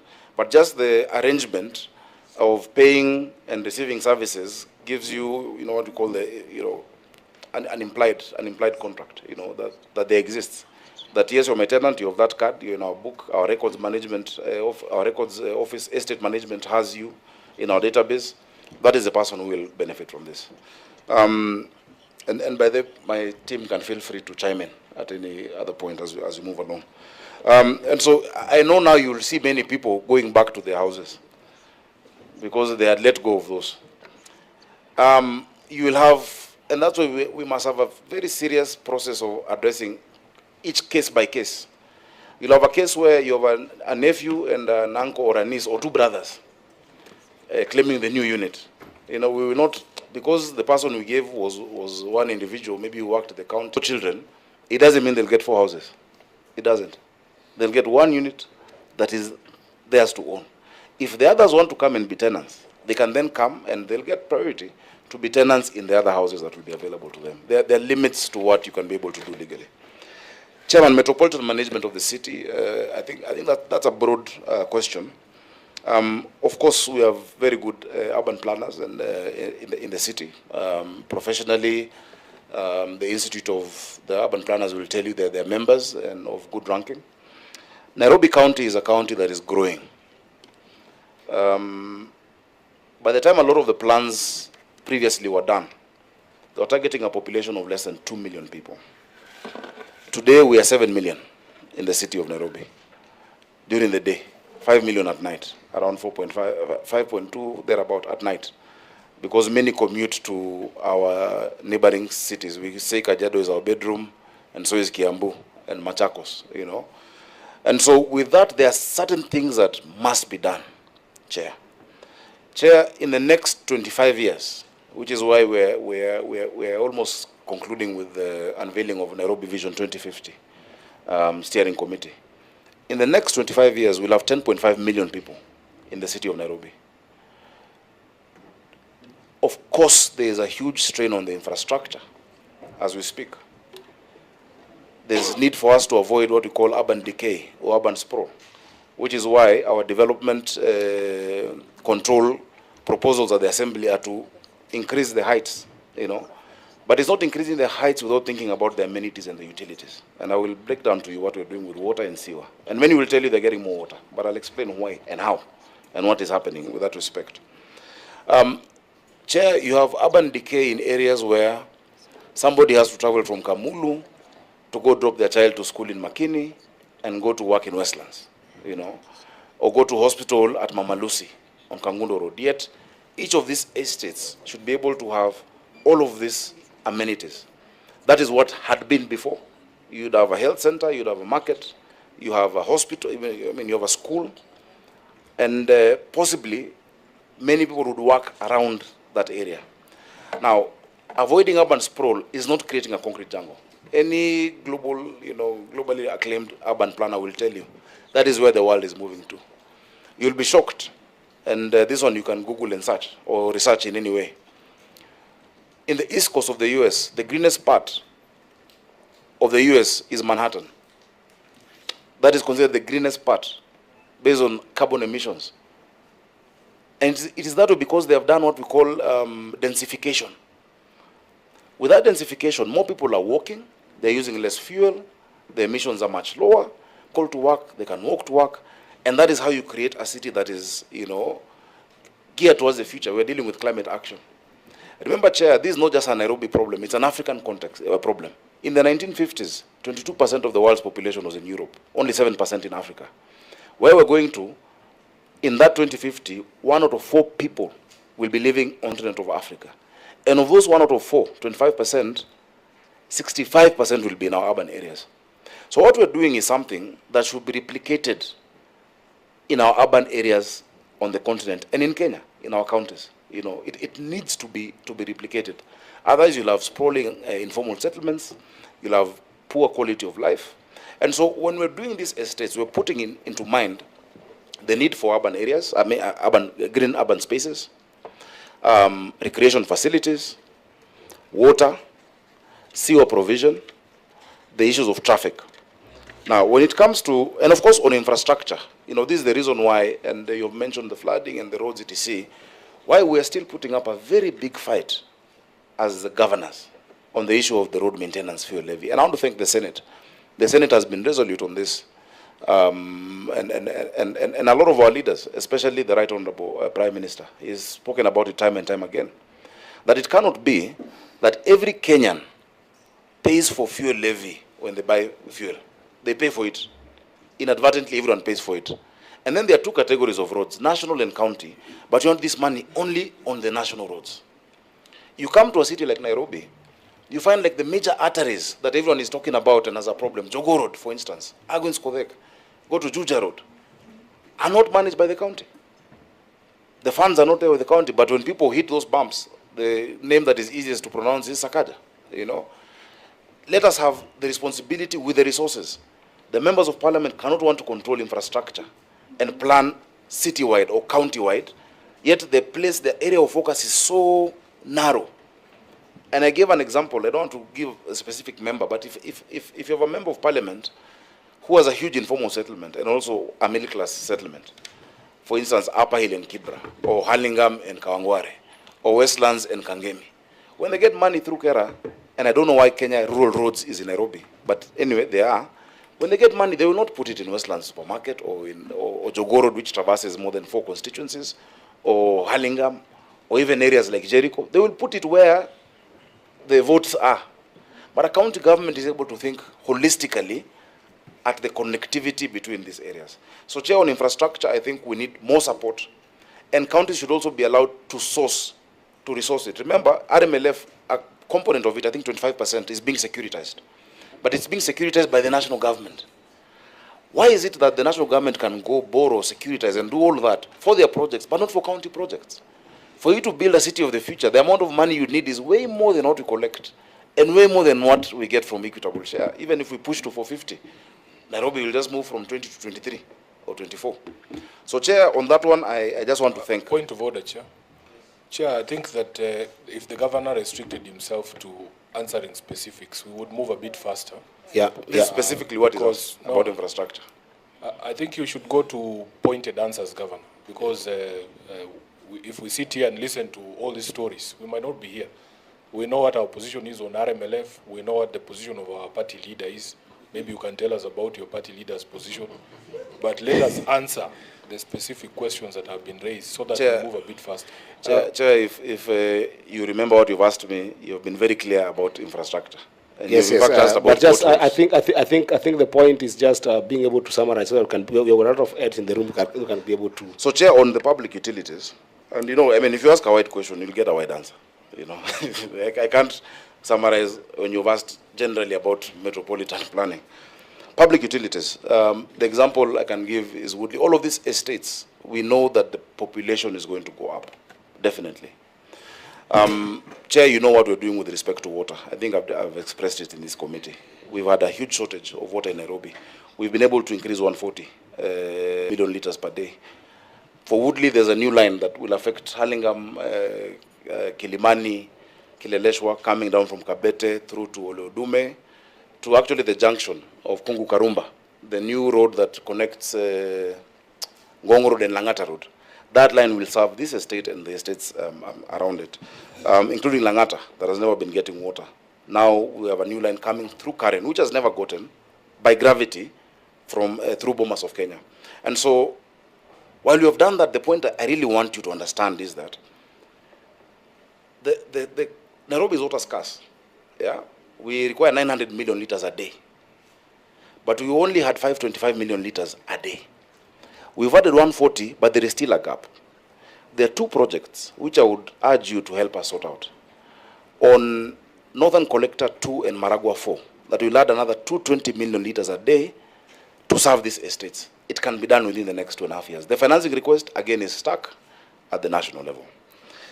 So, Chair, I think I'll leave it at that. Remember, with increased water, 75% of it then must be sewer provision. That is how you calculate it. At least with the Nairobi River Regeneration Program, we're doing a 1.8 by 2 meter trunk sewer, 54 kilometers. That will serve population for the next 40 years, but along that corridor. A lot of estates had been, putting direct connections of sewer into the river. But now when you have a trunk sewer on both sides of that one river, remember we start with Nairobi River, phase 2 is Ngong River, which is the most polluted river on the continent, and then Mathare River. With those three, if they also have that component of trunk sewer, and remember these are contracts that are coming with the financing, we should be able to be pretty good when it comes to sewer. Very well. I think that for the purposes of fairness of time, yeah, I'll leave it at that. I'll allow your, did you say your Chief of Staff? Yeah, Chief Officer. Chief Officer, I mean, just 2 minutes in case there is any part that you didn't, capture, and then I'll open it up to the representatives, so you can listen to the representative from what you have presented, and then I'll come back to the senators. No, Chair, just clarification on that infrastructure, because the problem is with everything the governor says. There are a very specific question, Governor. Can I request, on Senator? that infrastructure alone? Only. Yes. Okay, because I want to be fair to the guests who have also been here. Absolutely. Since. And Chair, you should remember that I am representing these people. So the questions I'm asking are not for Sifuna. I don't stay in Woodley. Governor, when we had this conversation last time about the joint ventures and how we determine how much allocation of houses the county gets, we only made reference to the cost of the land. But if indeed this agreement puts responsibility for critical infrastructure, including those public utilities, on the county government, because an estate, a home, is not just a building. All these amenities are also part of what makes the place livable. If indeed, then the cost of doing water, sewage, public roads, and other utilities I've seen here under clause 23 is on the responsibility of the county government, shouldn't you then get more units in terms of the additional cost that makes this place a livable estate? Otherwise, in my view, if you are a developer of a house, just build a house and live and say, we are selling units. You need access to water, you need access to that road infrastructure, you need access to sewerage. What would you say about that, as in, shouldn't we be getting more units given the fact that we as a people of Nairobi now have to pay that cost to make that estate livable? In an ideal situation, yes, but all on-site infrastructure is covered by the developer, or including where they're doing a school or a social hall, etc. But the off-site infrastructure then comes back to the county government. That is the arrangement. But I'll allow the chief officer to get into more of those details. Governor, I would advise, because some of us also are engaged in some of these urban planning issues. I would advise that some of these questions, if perhaps there's no concrete answer to them, just take them as feedback. Because my question was very, very specific on the integration of those infrastructure.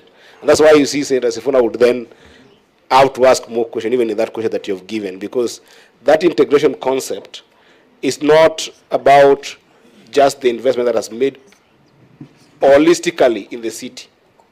Is how are these integration considered at this development planning phase? Because if, for instance, what Senator Sifuna is asking, if you're going to have a developer who's going to benefit from the infrastructure that you've put as a county, it's an investment you've made. And you need to have a value of the cost of investment that is there, so that your share must then be bolstered based on the contribution that you're making with that investment. But that I'll leave that for another time, because I know that I really want to hear. So can you just perhaps take a note, and then you'll be able to add them when we have heard from the Chair. Or Senator, I can give you 1 minute, and then Chair, we'll go. My mic has been on for a long time. It's a direct question, really, and a simple one. You know, it's not every time that you have the governor of Nairobi here. These buildings are coming up every day, even before he does what he's doing. The buildings are coming up in Nairobi every day. All of them are feeding on the same sewer system, the same infrastructure that was established those years. Maybe the question that the people in Nairobi would also want to hear is, I've heard of some development taking place this side of the city.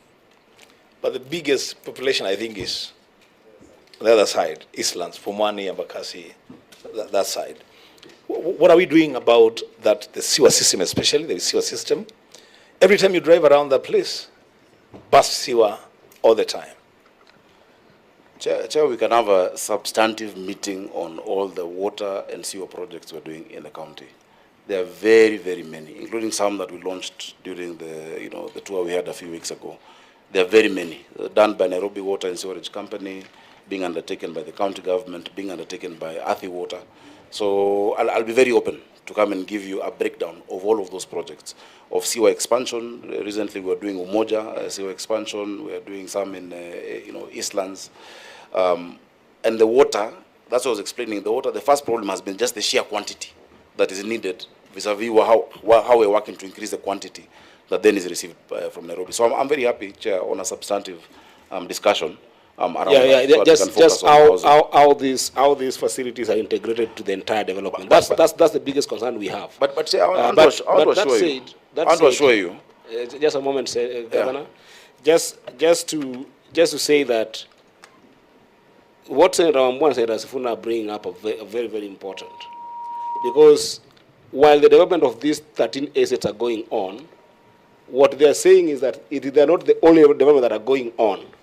So there is this overall dependency of these facilities by other developments that are going on. We even talk about commercial development that are going on in Nairobi that are depending on sometimes this infrastructure. But we just wanted to have a case for integration. That's all. For how you think about access system, transport system, sewerage system, flooding system, and those kind of things. And you can give us that in writing at opportune time.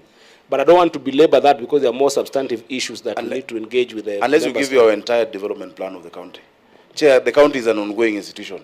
We build roads every day. We have a plan for the roads. We have a plan for sewer. We have a plan for water. Whether or not we are doing urban renewal, we would still be doing it. And the assets we are doing will connect to that infrastructure, And remember, this urban renewal plan is not something that someone came up with last week or last year.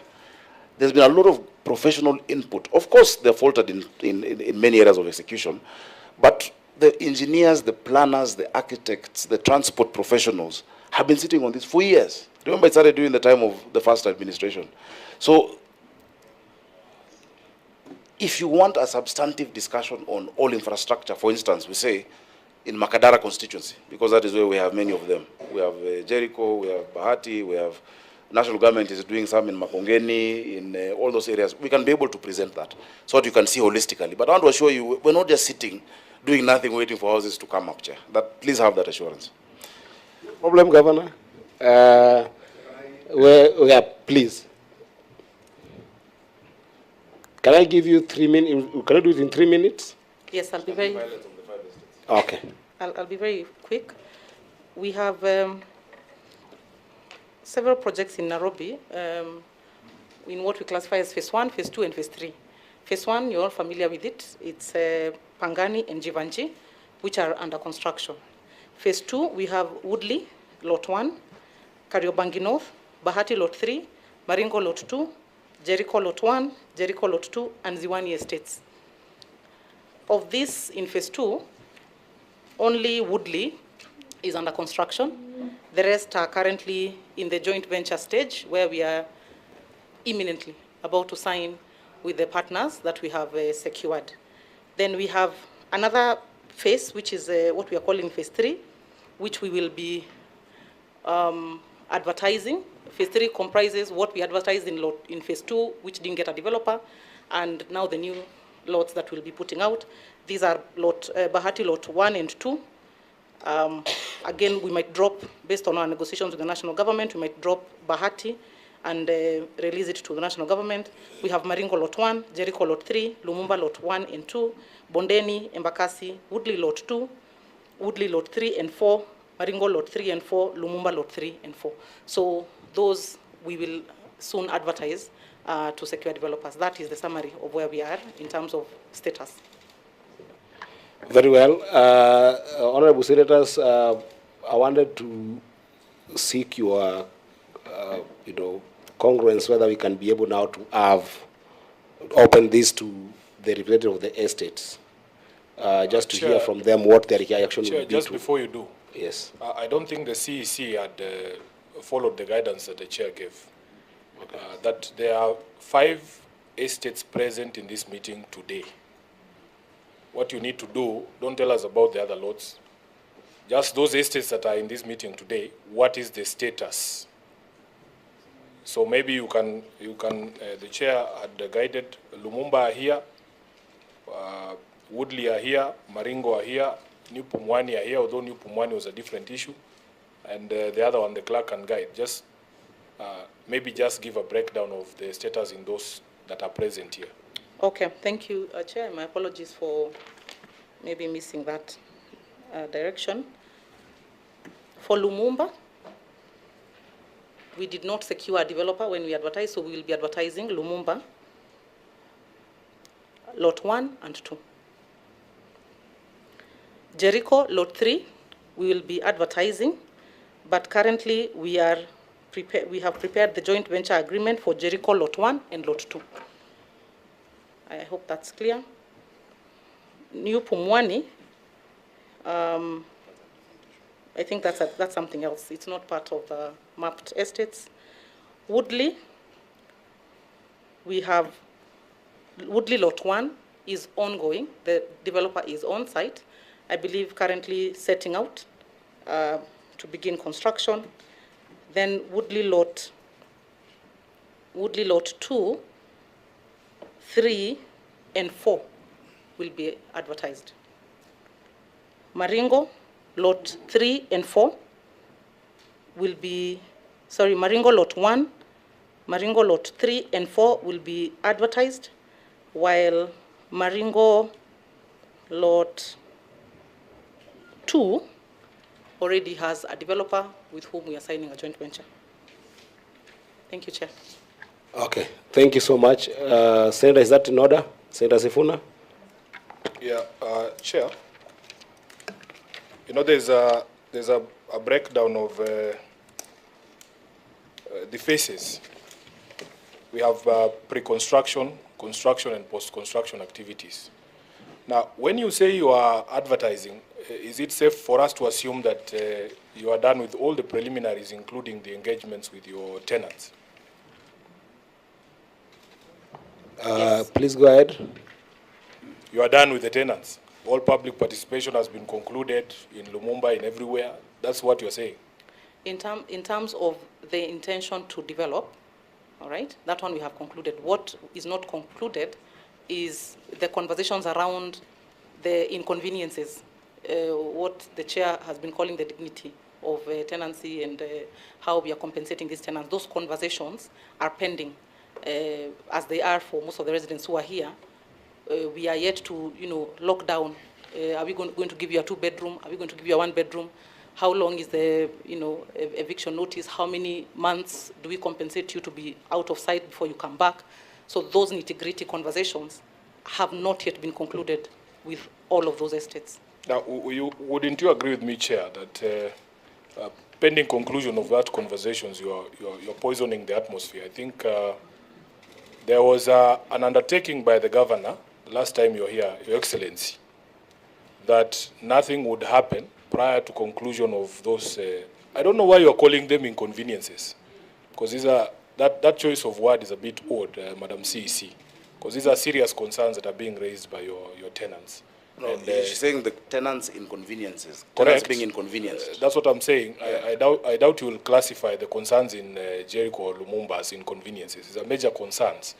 And Governor, we had advanced this conversation where you had gotten to a point where I think you had undertaken in uncertain terms that there would be no agreement signed without these so-called inconveniences having been cleared. But maybe, Chair, with your guidance, we can hear from the residents about these inconveniences. And then, before even that, the update I would love, because I want Governor, this committee is very keen on closures. Some of them will be long-term closures, some will be medium-term closures, but some are certainly short-term closures. And those closures, what I was expecting in that particular brief, I think it's one of the most important briefs that we have had in the entire conversation. What I was expecting is, with Lumumba, this is the timeline we have to conclude on those concerns. These are the ones we have concluded. In the next 2 months, 1 week, 3 weeks, we are concluding on that conversation for once and for all. We are proceeding this way. And Governor, I talk also as a political leader, in the sense that I know that a governor's term is five years. And the last 1 or 2 years, there is a lot of political activities going on. So we don't want a situation whereby this thing becomes so an open-ended conversation, that we haven't concluded on this, we may conclude on it, we will conclude on it. Is there a specific update on every single of these 5 estates with regards to, just a moment, with regards to where are you at with those conversations with the residents, so that I can be able to actually open? I think this would be a good point to open up to the residents also. But I'm going to give you just 2 minutes. If you have got that brief, what you have said that is pending, how long is this going to be pending in your view with regards to each and every of those estates? You know, Chair, you're giving a direction, but just allow us to also try and help if we can. You know, the governor has had his time. He has laid out his case. He has said what he had to say about the estates that he had to speak about. The residents are here. Why can't we just hear from them? Yeah, and that's what I've said, that whatever the update she has given that Senator Simon has followed up on is a very, very serious update, that we need to have a concrete answer to it. If there is none, it's also fine, because you've got the residents here. But I'm just saying, for 2 minutes, do you have a time-bound update with regards to those agreements? Chair, where we have a developer, for instance, Woodley, we did conclude immediately on the MOU. The MOU is a fairly standard document which is applicable across the estates. So the minute a developer is secured, for instance, we have done the documentation, we have signed the JVs, we have signed the form of contract, and all those statutory processes are concluded, and the developer is properly onboarded. Remember, it is the developer who compensates, all right? The resources to compensate the tenants for the time they will be out of the site comes from the developer. So until the developer is properly onboarded, you cannot necessarily engage with the tenants, because even the conversations around how much money are you paying them requires the developer to be on board, so that then it's sort of like an agreement. We'll pay you 15,000, for 1 year, or for how long. So a lot of these conversations will move faster once we conclude with the joint venture. Where we have concluded the joint venture agreements, Reed, Woodley, and Kariobangi North, those conversations with tenants have been concluded. The MOUs are just pending signature. Woodley be finished, Kariobangi North, we're just about to do it. So as soon as we are done with these other 5 joint ventures, then we should be able to lock the MOUs with the residents. So that's the sequence of events, and which is why we have not yet fully concluded with the tenants, because the JVs are still ongoing. Okay, I think this will be a good point to now transition to the residents. And I think the neater way to do it, if you would allow me, our guest for today, I would go estate by estate, and I will first of all just request the chairpersons from the estates to, make a submission or respond to what the governor has said, and then time allowing, I'll then go another round whereby I'll allow the estates to actually perhaps have maybe a secretary or a member who, depending on how you are organized, I will be fine opening it up to any of the residents' members. But let's start with the chairpersons of the estate, and I will start with the Ofafa Jericho. If the chairperson or the person representing the chairperson is here, Then I'll give you this opportunity to perhaps, let me just see in terms of time. I think 5 minutes is fair, isn't it? I'll give you up to 5 minutes. If you want to share that 5 minutes with the secretary or a treasurer or a member, you're free. This meeting is free, but we'll start with the Fafa Jericho. And remember to reintroduce yourself for the benefit of the governor and his team before you do a submission or a response or a query that you want the Senate to be vigilant on this development. Thank you. My name again is John Mgoda, Chairman of Afajerico Residents Association. Excuse me, Chair. May I make an honest request? Sure. 5 minutes may be too short for us to present. And if we are to start presenting, I would request that Maringo, the way we had arranged it, start presenting, we follow, then Lumumba comes through. If you don't mind, if you can give us at least 10 minutes.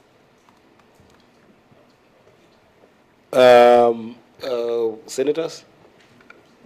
That's fine, Chair. I think it would be only fair, given that we on our part have exhausted the better part of an hour and a half. Yes. Which hour belongs to the governor. The senators have only taken half.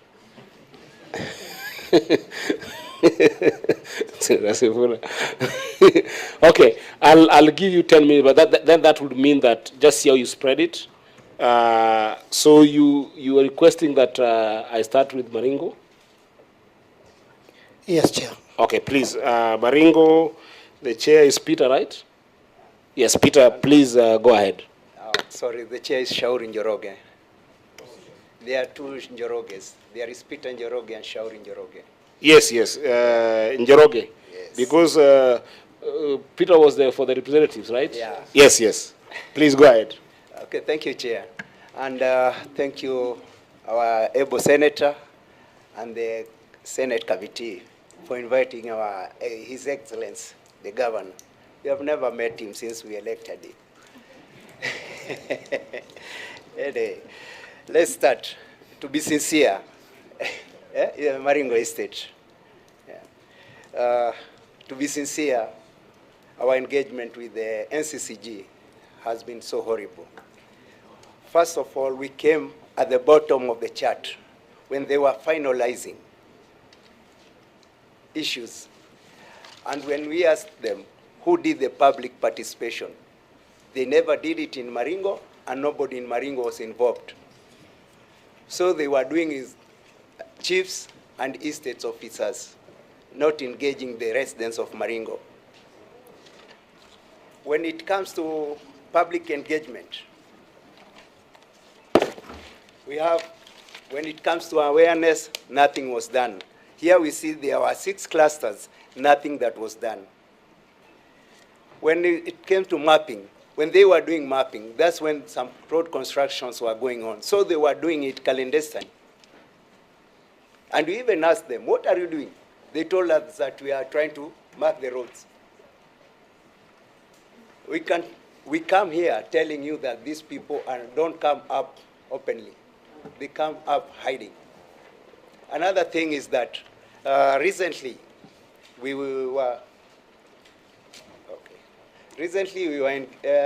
engaged the county assembly committee, and several issues came out about public participation. We came to notice that they are even doing public participation in WhatsApp selectively in an area where they call it Lot 2.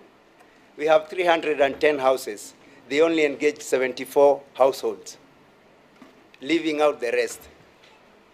And when the acting director of housing was asked to clarify, he said that it's true, that they are doing public participation in WhatsApp, but selectively. It's in the hazards.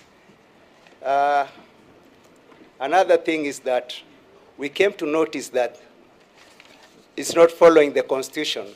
Even the county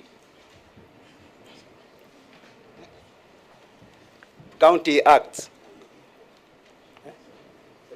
Okay, let me leave it to the Secretary, kindly. Good afternoon, Senate Chair. My name's Onyango Gutu, the Secretary of Maringo Estate Residents Associations. I wanted to be on record that we appeared before the County Committee on Lands, Planning and Housing on the 26th of March 2025. What emerged from that meeting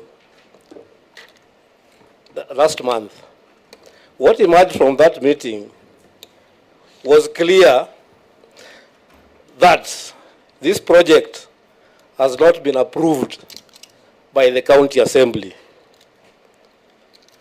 We referred them to Section 114 of the County Government Act, which subsection 2, which says that a project of this magnitude must be subjected first to public hearing.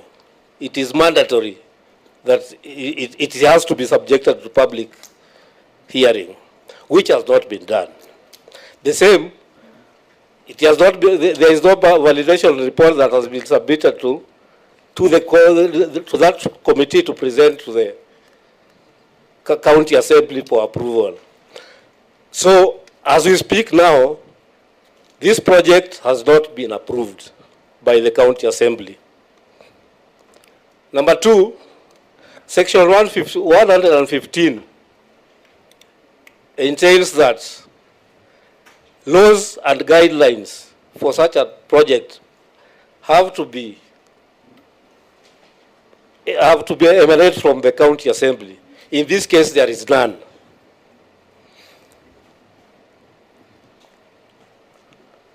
So in our view, or what we fail to understand is why somebody should be so desperate as to try to implement a project which has not been approved, knowing that it is an illegality.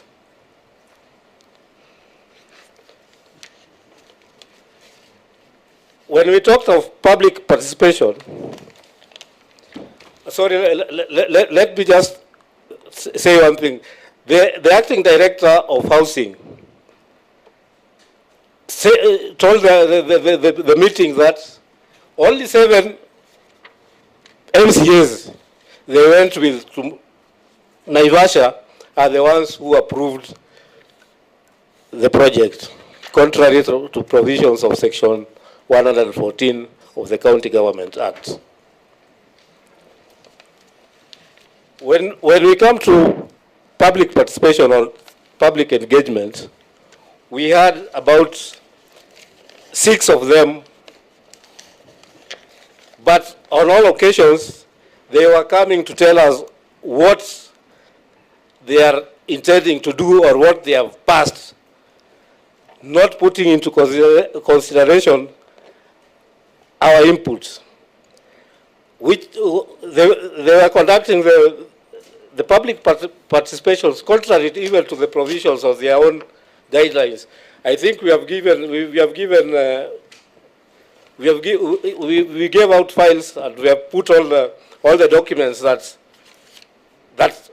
will prove that they were not even following their own guidelines. Just a moment, Clerk, did you receive any documents from just the same way we do with the governor? If there are documents that were received, I know we might not have enough copies. If there are not enough copies, I want you to share with the senators because they're seated there, just so that when there's reference made, senators, you can have the benefit of interpreting the document. And also I'll just be keen Chair, we presented enough documents. Yes. We presented enough files. Okay. No worry, the clerk will supply the senators with the files. Go ahead. On matters of ownership, house ownership, we wrote to the governor a letter dated 6th of March 2024. The governor has never had courtesy even to respond to that letter. From March 2023 up to this moment and time. We wrote him a reminder in October last year. The same, he has not responded to the same. In our letters, we attached sessional paper number 5 of 1958/59, and I'll refer you to page 23 of the same document.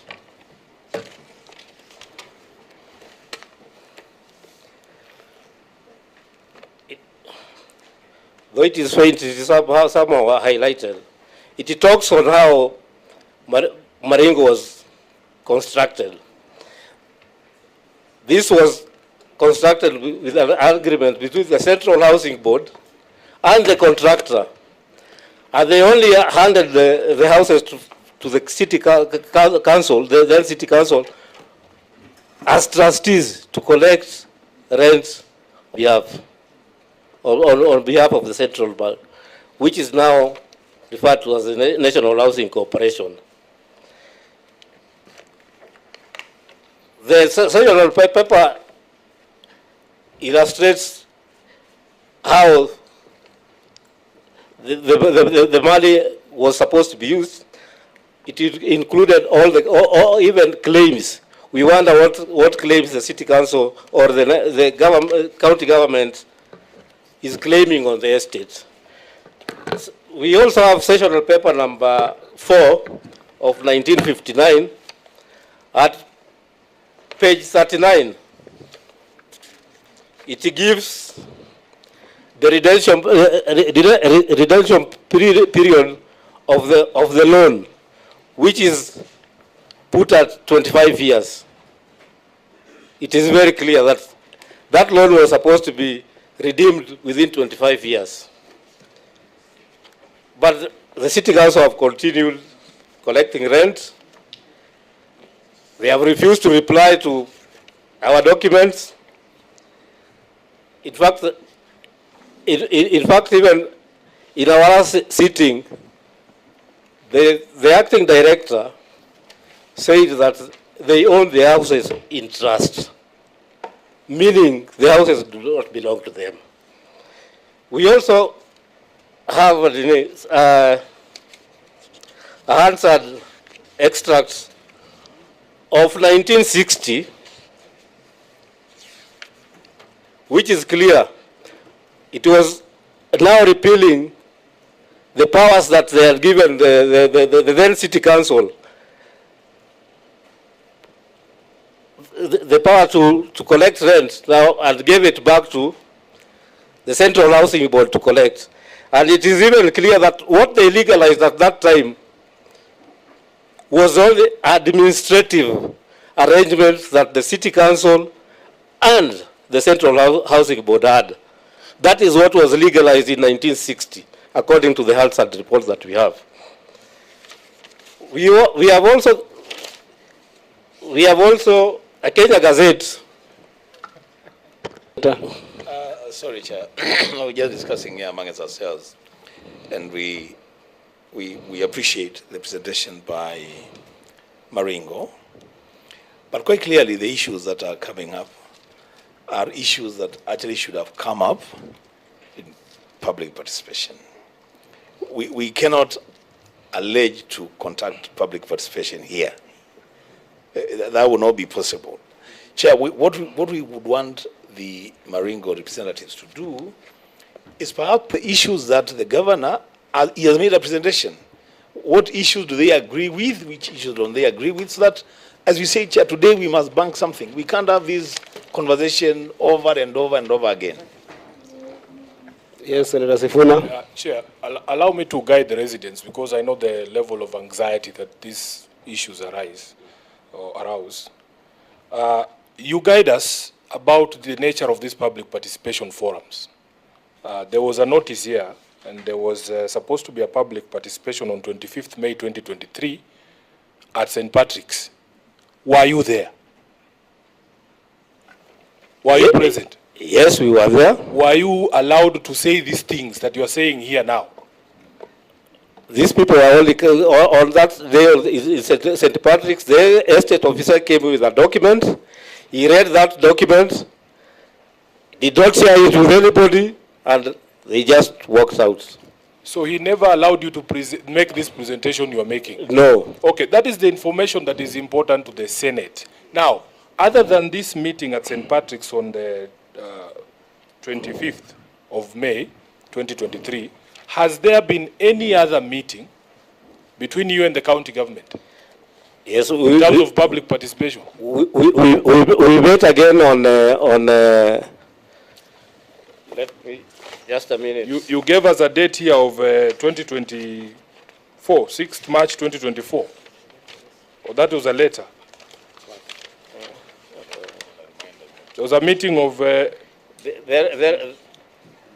is one of 5th August 2023 and another one on 2nd February 2024.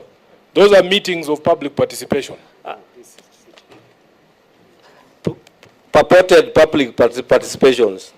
Were you present in those meetings? Yeah, I was present. Did the county leadership allow you to make that presentation that you are making now? No, we have never been allowed to make that presentation. And I started by saying that we were written to the governor, and he has not even had of responding to the same.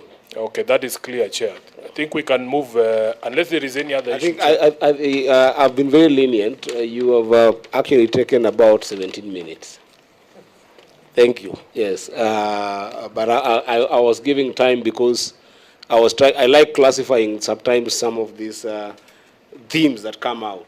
So I think that the theme that I was getting is one, a miscommunication between you and the governor, where there is no, maybe some exchange communication, which apart, I think that the governor will respond to at the right time. But then there's also the issue of the legality of the project. And the one that perhaps actually caught my eye was the issue of a requirement to have the county assembly certify this kind of project, which I think again governor will talk about or rather respond to.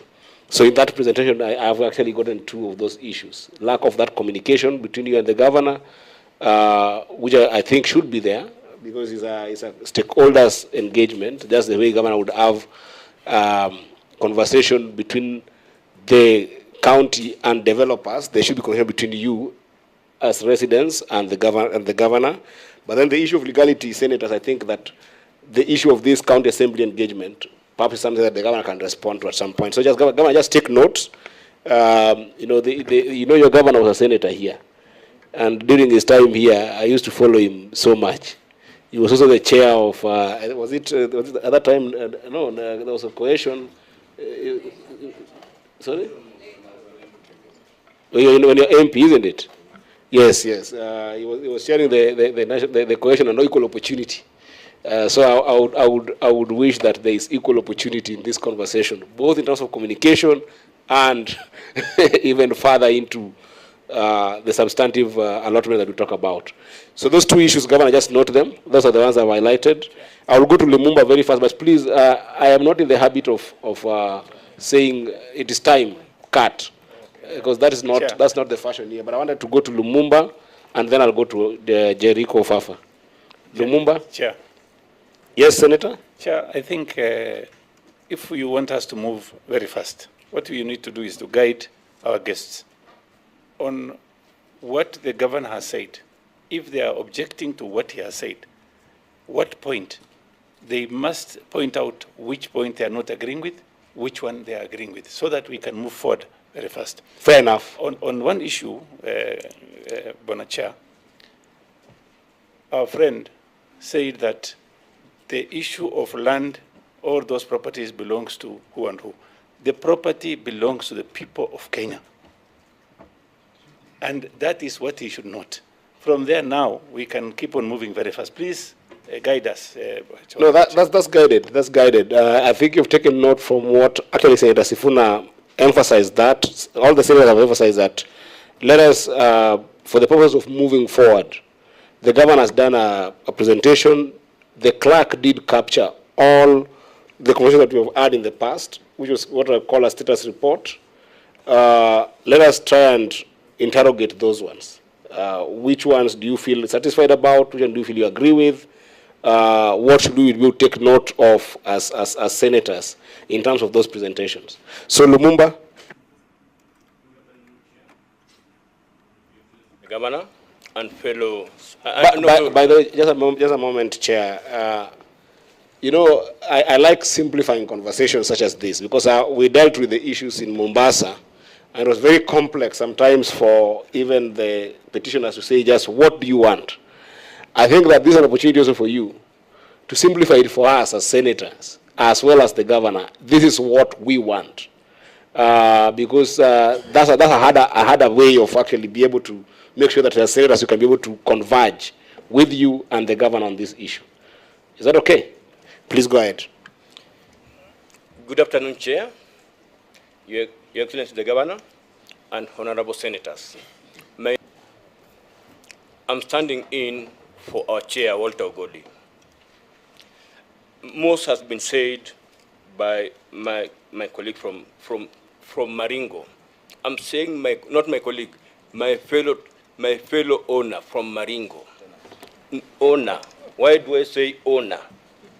Not tenant, owner. Chair, can you restrain the governor from Governor, stop intimidating and threatening the witness? No, but I've never seen. Governor, you only speak to the chair. Yeah, next week has a problem. No, tafadhali. But I'd like him to tell us how owners paid it. They pay us rent. We can. You'll have your time. Why do I say owner? You're protected, sir. Let me clarify to him. In his presentation, there are some things he was trying to evade. He gave not the whole history of the land. And my friend Agesa. Yes. Here you only speak to the chair, you only look at the chair, you only point at the chair. I'm sorry. Chair, please. You know these matters are fairly emotive. Eh? And if there is need for physical separation of the governor from the witness, it will help us so that he is free to express himself. I've known governor not to be a violent person. I guess proceed. I am now concerned. Why do I say owner? The governor has been very evasive. Evasive in which ways? He gave just a brief talk when it came to the history. He never mentioned anywhere the things which the last Senate asked him to produce. And if he could have produced all those, he could have known we are the owners. What I'll give, the governor came and also submitted. The county had not gotten a contractor. We are not dealing with Governor Sakaja. We are not dealing with General Badi. We are dealing with Nairobi County government and the NMS, because NMS was a legal entity. So let's start it from the NMS. Our first engagement with the NMS was, and that's the question we asked, how about when NMS leaves the office? The officials by that time responded by saying, Justice Helen Wasilwa ruled it very clearly. NMS is a legal entity. So let's start it from where NMS started this project. In February 15, they called us. We have a meeting with them, which we responded to the call. Which year? February 15, 2021. 2021, okay. We responded to the call, and they required us to do some things, which was registering of resident associations, which we did. The first meeting with the county government stroke NMS was in July 1st of 2021. And there were some things we discussed. They told us of the goodies of the project, but we had to drag them back because we are victims of historical injustice. Why do I say victims of historical injustice? Our parents, when they got these houses, when they were allocated, there were documents, and even as my other co-owner Unyia has stated, the sessional paper of 1959, sessional paper number 3 of 1959, it stated very clearly, the rent, the loan which had come from the Colonial Development Fund to the Central Housing Board will be repaid through rent structure. Through rent what? Structure in the document. We came to independence, and they can even admit it in one of their documents. The first estate to be constructed, to be built by the Nairobi County government, was Uhuru Estate. Uhuru what? Uhuru Estate. Why is Block 51 unique? Because it sits on one piece of land, Maringo, Ofafa, and Lumumba. And in that one piece of land, you realize that's where the whole issue is. No title deed. The other time he told the county, he told the Senate committee last year March, we were preserving the lands. That was not the role of the county government. It's the role of the National Lands Commission, not the county government. Why did they come in 2021? Because that was the expiry of the duration. They are waiting for the expiry of the duration of the historical injustice. That's when they came and ambushed us. Our parents have gone to the graves crying fall of what the county government did to them. How did they play the fall? They took the first cards, which had a lot of things. Now they gave us the cards, which now had the social housing thing. When they gave us those cards, when our parents went to ask in 1988, they asked the councillor by then, Sami Mbogwa, tunataka nyumba zetu. The only thing they could tell us is, wapi imeandikwa hiyo. Knowing very well, when they had come from the village, they never knew anything related with the law and housing. The governor, each and every time they ambush us,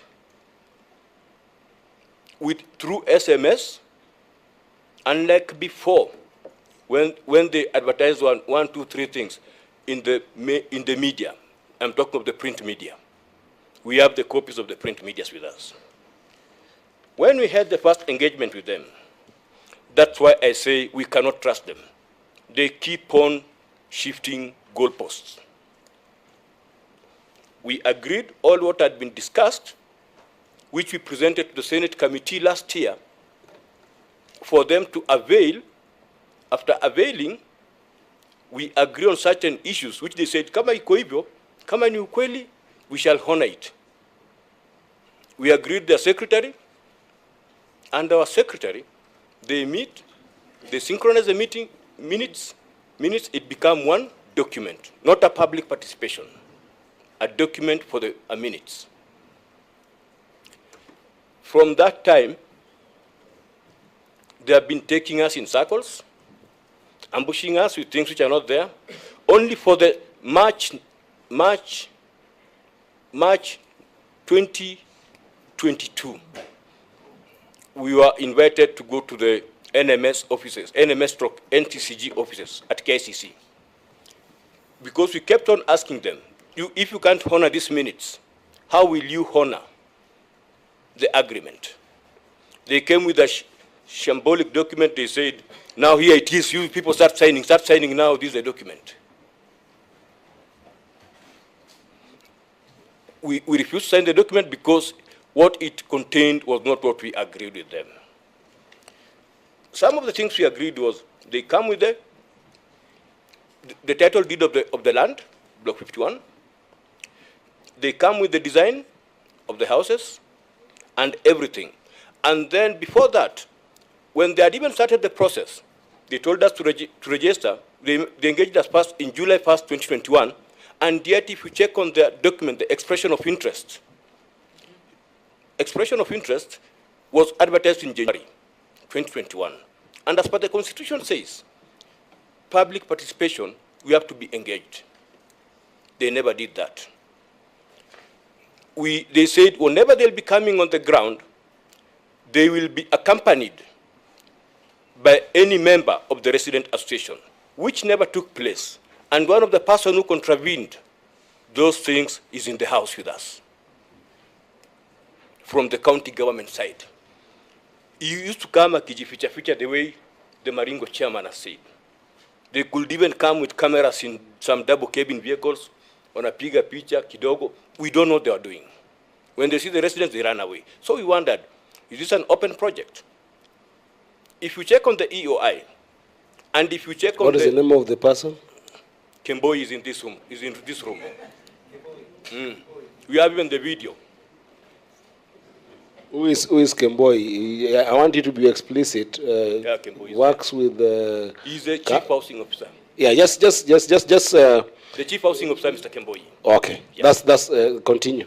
Yes. They continue doing all that. Just point of order. What video do you have? You said you had a video of him running away or what? Doing some surveying of the land at the AB zone. Okay, proceed. Yes. Even as the governor says, they're in touch with the people. We do pay rents. Do they maintain the houses? Ask them which was the last time they maintained those houses. We have just become a milking cow.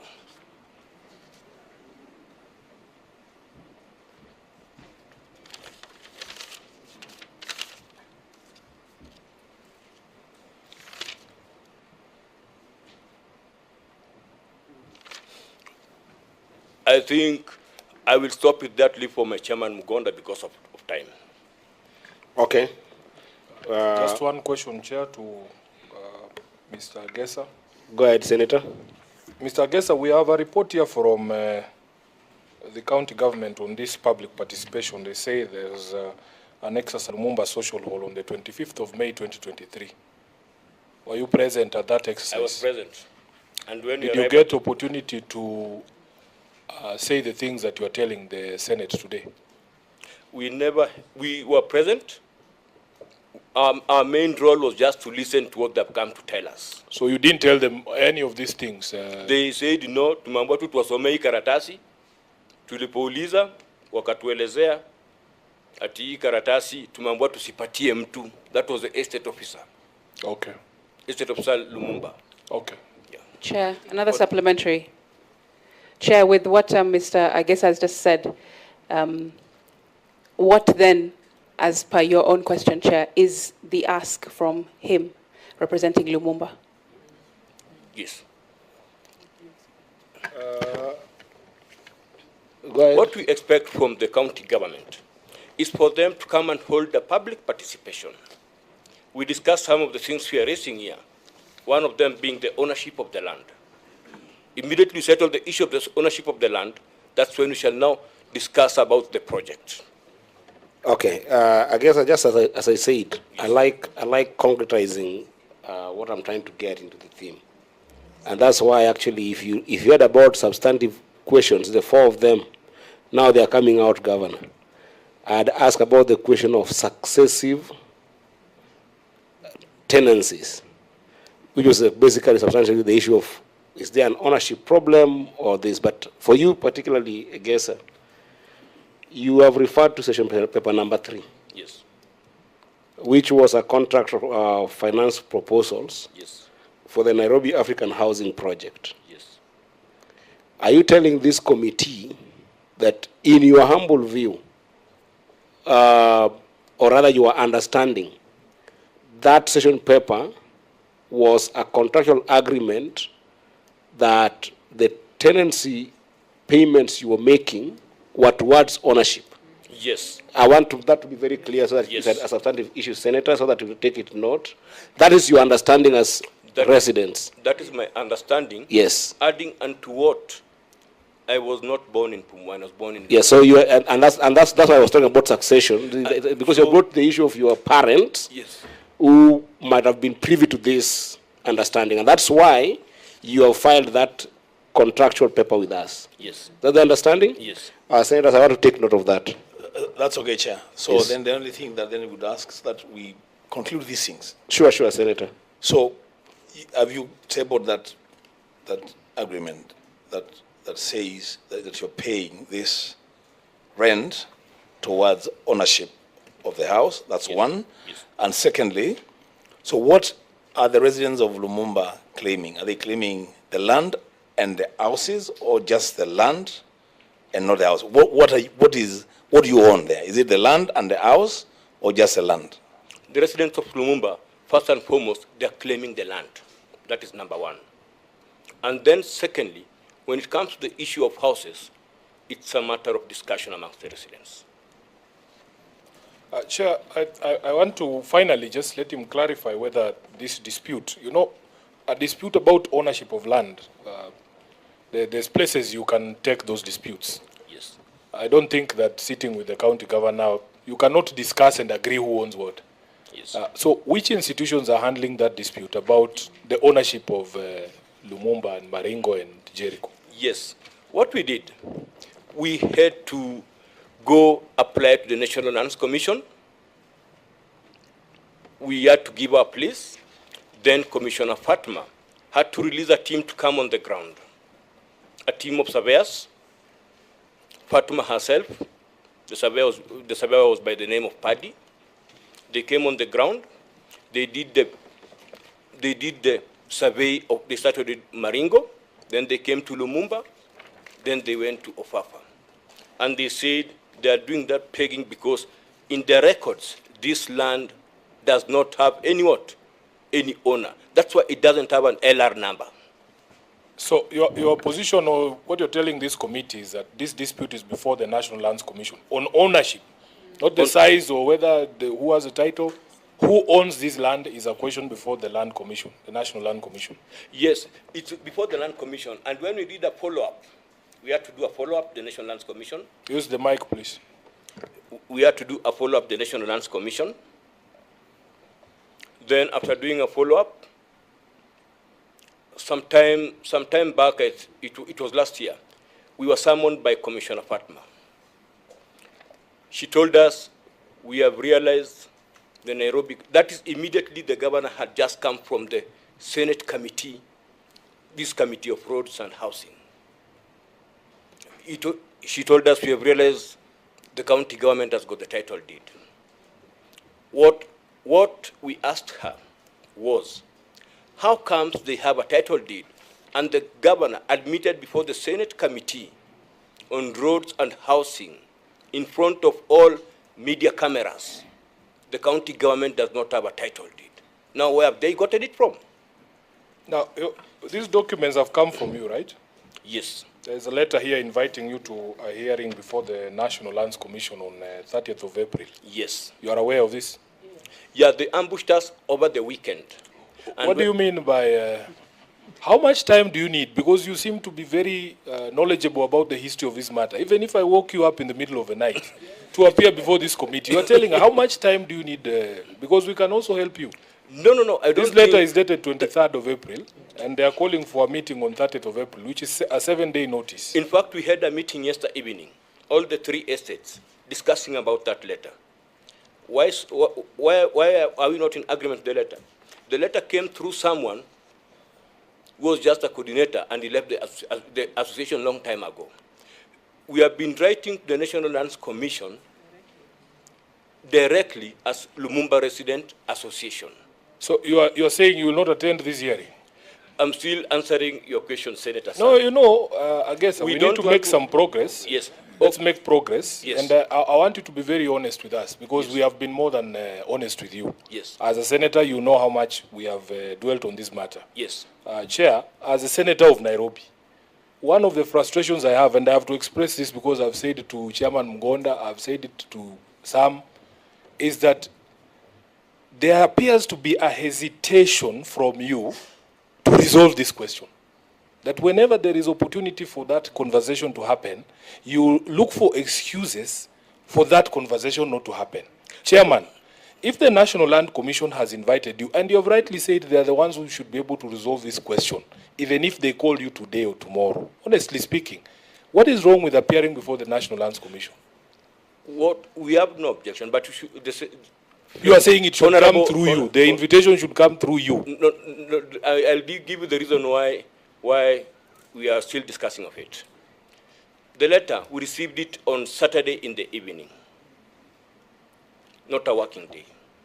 And it never came through the official channel. It came through someone. Senator Wambua, please. Chairman, you are representing the chairman. Please let's make progress on this matter. Yes. Are you disputing the contents of this letter? We are not disputing. We can avail ourselves anytime. Are you disputing the contents of this letter? We are not disputing. You are not disputing. We are not disputing. Then if you are disputing, what is the problem? We will appear. The problem is how it came to you. I mean, really, surely. This is a serious matter. Yes. Please, We'll let's make progress on this matter, Chair. Yes, we'll appear before it. Chair. Senator Chute. Yes, I want to ask Chair a specific question. Question number one. All these years, our friends have been paying some kind of a rent. I want to know, they were paying to who? Number one. Number two, the governor has just said that he's giving houses to the former tenants. What is his take on this? Is he agreeing to it or not? We don't refuse. But one thing, we are not trusting the Nairobi County government. They don't honor their promises. The first question is, you've been paying rent. You've been paying to who? Which institution? Nairobi County government. So now you are telling us... You know, Chair, I just want to... Chair, just let me make this point. Please, go ahead, Senator. That I would very much want. You know, yes. One of the things you have not told the Chair is that this dispute arose in the 80s. I think it's 1987. Your senator was 5 years. Senator Eddie, who is chairing, I don't think he was born yet. We want to resolve this question once and for all. Yes. Before I leave this Senate, yes, I want to be able to have resolved this. And I'm sure there is a commitment on the part of the county government also to make sure that there is finality. Yes. And because this is a house of records, the governor has said certain things, and I'll want him to say it himself regarding that question of ownership. But these are constitutional bodies that are mandated to settle these disputes. Yes. Disputes regarding land ownership, you have rightly identified to be the National Land Commission. Yes. I want to make a request, a very passionate request to you, that just the way you have been cooperating with this committee, whenever we call you, I don't hear you complaining about notice, about who has brought the letter. I send text messages to you directly, all of you here. Yes. Just appear and make your case, because as Chair, sometimes I get so frustrated. And Chairman, I want you to address this because I've spoken to you directly. It doesn't matter what somebody calls a meeting. If you call Sifuna into a meeting and I know that I don't agree with certain positions, it doesn't matter what you call it. I will go there and say what I want to say. That is why you saw me asking the chair from Maringo whether they were present in these meetings and whether they were allowed to say the things they are telling us now. How is it that the Senate is the only environment where you people can say these things? Do you want, as the Senate, this Senate, do you want us to transform ourselves into the National Land Commission, into the courts, into the Nairobi County government, so that you can have honest conversations? Yes. Do you want this chair? Because when Senator Crystal was asking you, what do you want us to do so that we can resolve this crisis? Do you want this committee to be present physically in your meetings with the county government, or what is it that you want so that we can resolve this question? We'll appear before the National Lands Commission. Chair. Yes. I'm listening. Yes. There is no way. There's something called reality check. Yes. Where you find yourself now. Yes. There is no way you avoid the Nairobi County government. Yes. It's not possible. Yes. And I empathize. I've been talking about this both at the level of government, national and county government, that constantly we see a loss of trust with the government in both sides. It's an unfortunate situation, where the population loses trust for whichever reason. And I don't want to get into the transactions that have been between you and the county government, whether it's right or wrong. But for whichever reason, we constantly have a population that is constantly losing trust with the county government and sometimes also with the national government. It's an unfortunate state of affairs because it is the Nairobi government that is transactioning, in this case, with the developers. Yes. And the reason why I ask you about session paper number 3 is because you are also agreeing that there was, whether it is substantively understood so, or whether it is a misguided understanding, there is some understanding that the payments that were happening in that tenancy agreements were towards the ownership of the land of some sort. Yes.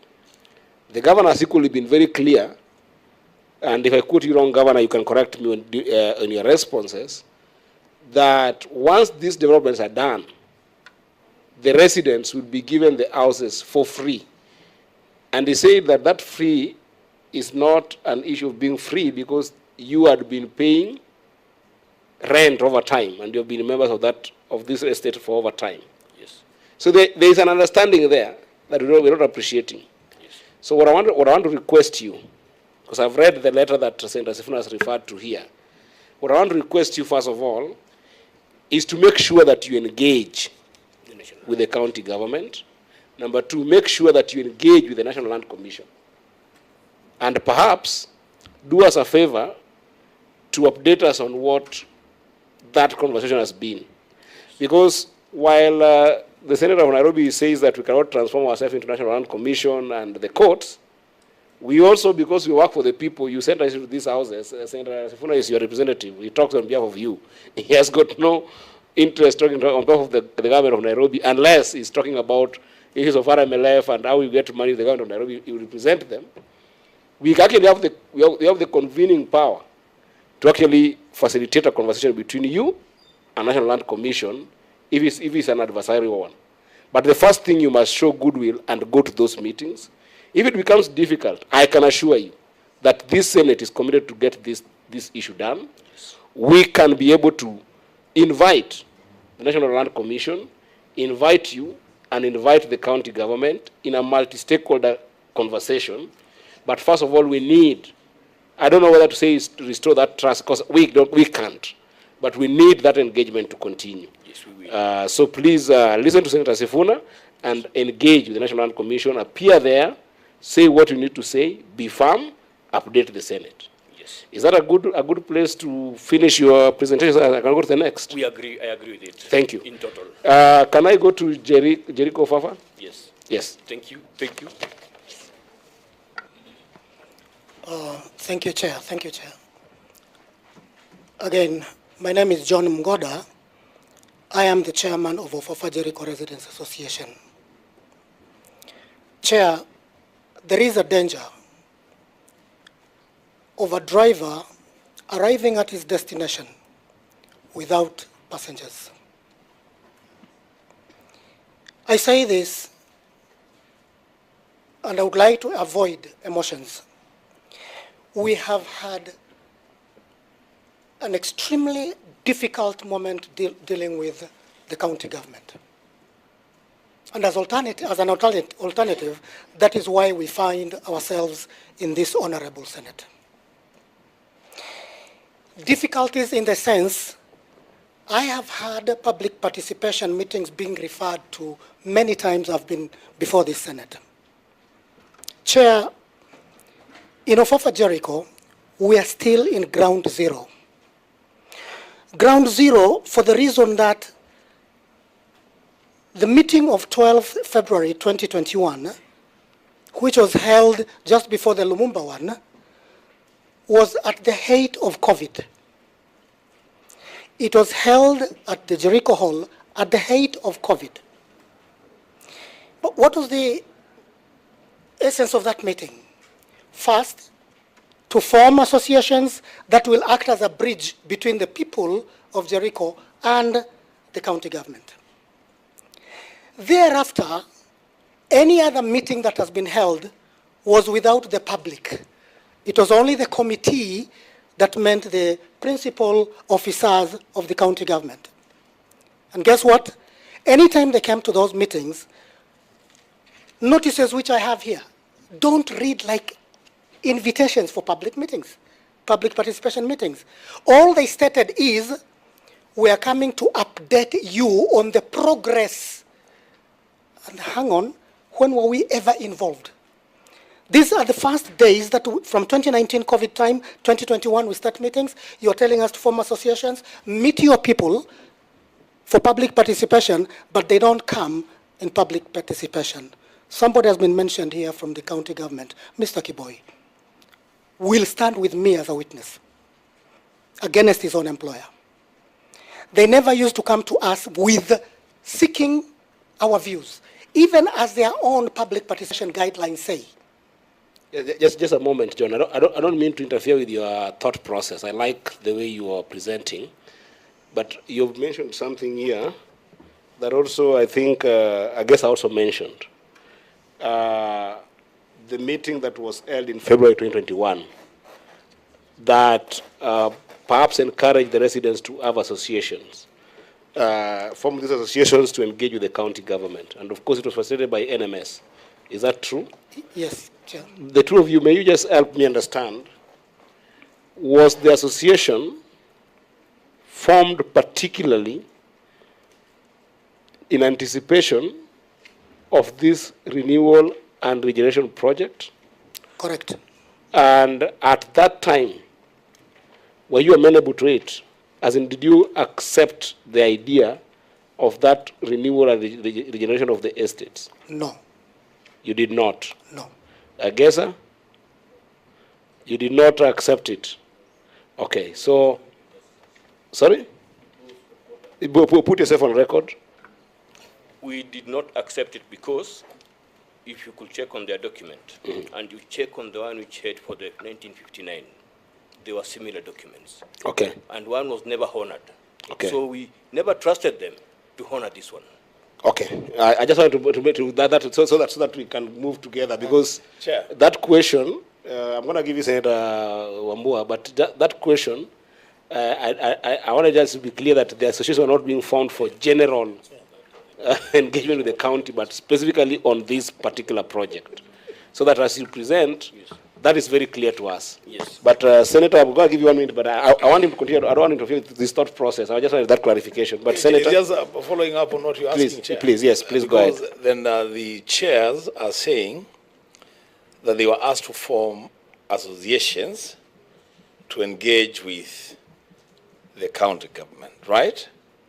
And you formed those associations. So what are you opposed to? Now, after forming those associations, we expected the only good thing they would have done, noble thing, is anytime they wanted to meet the residents, they would come through us, and that was the intention.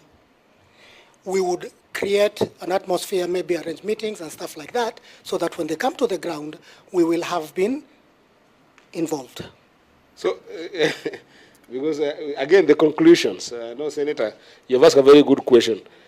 You're not opposed to the project, at least at a conceptual level, because I think the commission went through. You are not opposed to the project.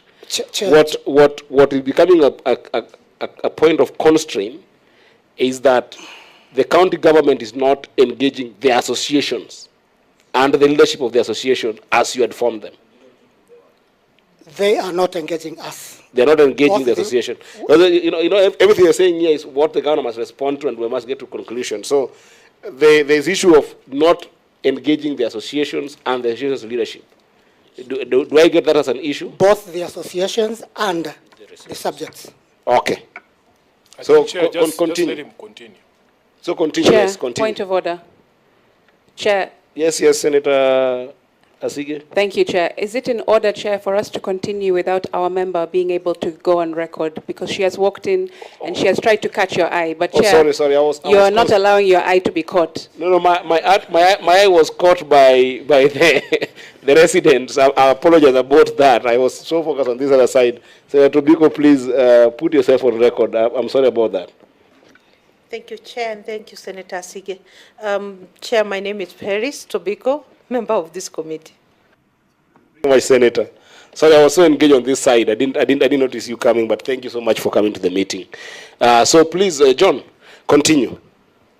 Well, I'll add you after the formation of those associations, which definitely were at the height these discussions, what followed later was strictly a meeting with the association, or rather the committee members. So we met for about 3 times. But in these 3 meetings we met with the chief officers. In one major meeting, we agreed on certain things. If you allow me to mention, including the name of the officer, Madam Marion, who was there then, she said, after lengthy discussion, she is the one who coined the word renovation. So you people don't want the regeneration project. What you want is renovation. In that case, then, I'll give you 10 days within which you should send in your views about renovation. And she agreed to the fact that there was no demolition that was going to happen, because that was what was going on. And by the way, the threatening language that was used to us, we begin in August to evict you people, August of 2021, when the project was still very young. So in those meetings, at one time, we agreed the minutes of 29th June 2021 should be synchronized, harmonized with those of the county government so that we can agree to sign one set of minutes. We sent the minutes at first. They were never received. They said they don't have an office. We sent a set of minutes again to City Hall. And when we discovered that they are dodging us, what we did is we used the courier. We used Wells Fargo, and we used the G4S to deliver those draft minutes. To date, and they are in some of the files that we have given the members of this committee, we gave members of the committee for their ease of reference. Those minutes have never been signed to date. Now, regarding Jericho in particular, the meeting that was held all over the 13 estates on 25th of May, we held that meeting. Only the county, the estate officer did a speech. We did not allow any of the members of the county government to speak. Why? Because they are going to treat this as a public participation meeting, and we have documented it even before it happened and even after it happened. And in that meeting, we told them, you always come to us to rubber stamp what you have already done in the background. Rubber stamping what? This book, Volume 1, Volume 2, Volume 3, is not our product. It is the product of the NMS, and the county government's logo is there. We did not produce this document, and therein lies a lot of information which they themselves have captured. Now, when they failed to sign these minutes, and when that meeting of public participation was called, and we drew their attention to this book, it did not augur well with the residents. And by the way, what happened, there was an altercation, and the officers went to seek refuge in the ward admin's office within Jericho Social Hall. I must mention here that by 12:30, that meeting was in disarray. But we reached out to our Honorable Senator Sifuna, and he stopped what he was doing. He came all the way up to Jericho Hall. And after that, when we explained our case, that is when he realized the grave concerns that we had and arranged for us to come to Senate. We could only seek refuge in the Senate. Why? Even now I've heard you say, Chair, that you will make arrangements for us to meet the governor. I have only met my governor since elections twice, today and last time. Chair, point of order. Point of order. Governor, you'll have your time. No. Don't. That's why it's a point of order. Chair. You're not allowed to have a point of order because you're not a member of this house. I'm a member. You are a member, but I will make sure. I will make sure. Governor, It costs you nothing to hear me. Governor, just a moment. Let him just finish. Chair, once he finishes, I'm gonna make sure that I give you a right of response. Of course, I'm responding to everything that yes, I've said. But you don't know what I want to ask. No, the reason why I'm saying this is because when he's presenting, I want him just to finish his presentation, then I come to you. I'm going to give you a chance to be able to ask. Can you just finish your presentation, John, because you've got only about 2 minutes to finish. I will. Allow him to speak. Allow him to speak. Please, Chair. John, go ahead. And therefore, our views, which we are presenting to you today, and which have been captured in those files in quite some detailed documentation, is that, as Senator Sifuna stated, that there seems to be something here that we either need this to be resolved or not to be. We need it to be resolved like yesterday. But the problem has been, right from the word go, we offered ourselves to come to public participation meetings, which were never meaningful. And secondly, because you cannot be heard, then the only alternative you have is to seek for alternative institutions that can help you. And that is why we have gone to NLC. Because of the land, we believe we own this land, legally so. And we still also understand we legally own these houses as our houses, because they were rent to own a house, as you have already been explained in those documents that you have been given, and as already explained by my Maringo counterpart. Chair, we were going to seek. You have one more minute. We were going to seek your indulgence here, that you engage NLC and engage the county government to please hear us out. We are still in square one. We still believe the residents said no to this project. Proper consultations have never been made, and the law has been broken left, right, and center. We live in fear in our estates. Thank you, Chair. Governor, I wanted to give you a chance to perhaps raise your concern. Chair, I think next time we have such an engagement, everyone should be on oath. Because there's a lot of disingenuity. Chair, I will share with you a letter, because he says he's met me once or twice, and that they seek audience and they're not getting audience. We invited them for a meeting with me on the 7th of April, 2025. They came and stopped residents from attending the meeting at Charter Hall. Why is he not saying that? You cannot come to the table of equity without, you must have clean hands. So when you call you for the meeting and you come with placards and you threaten others who are registering from attending the meeting, are we really being honest, Chair? Chair, I think that is why, Governor, I think the guidance of the Chair initially was the correct one, that you allow these people to express themselves. These matters are a motive for everyone.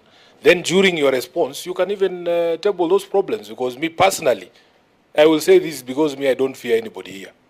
I have raised this concern and I've repeated it here, that our chairs appear to be afraid to go to certain meetings because they think, and Governor, you can understand, because one of the issues, Chair, is that... Your chairs means chairs of the association. Yes, these chairs. Yes, not the chairs of the committees. One of the reasons is that the minutes of those meetings, and this is a matter that I have brought to the attention of the Governor himself, I've written to you myself, asking for minutes of his meeting. That is the fear of these county chairs. And it is our responsibility as a leadership to address those fears so that we can actually unlock this dispute. So, Chair, I think you had guided properly. Let the chairs finish. Let the chairs finish. I think we only have 2 more to go, and they have more to say. We have not even gotten to Woodley. Bado tujatoka Eastlands. So I think we have got 2 more. Thank you, John, for your presentation. And Governor, just as I said, actually the way the meeting is going is actually the way it confirms that you're on trial. It's not the other way around where one must rebut the other. But I think that Just take note. I'm going to give you sufficient time to respond to some of the concerns that are raised. Let me go to. Let me actually go to Woodley. Let me go to Woodley because I want to mix this. The gentleman, you're from Ofafa, right? Yes. Yes. Ofafa has just been represented by the chair. Yeah, but I want to ask before you go to Woodley, there's some information that you are lacking. Governor is lacking, Senator is lacking, but if it's known, then these discussions will be even more easier to solve. How many minutes do you need to tell me the information? 2-3 minutes. I'll give you 2. Thank you. Thank you, everyone in the room. I have stayed in Maringo since 1962.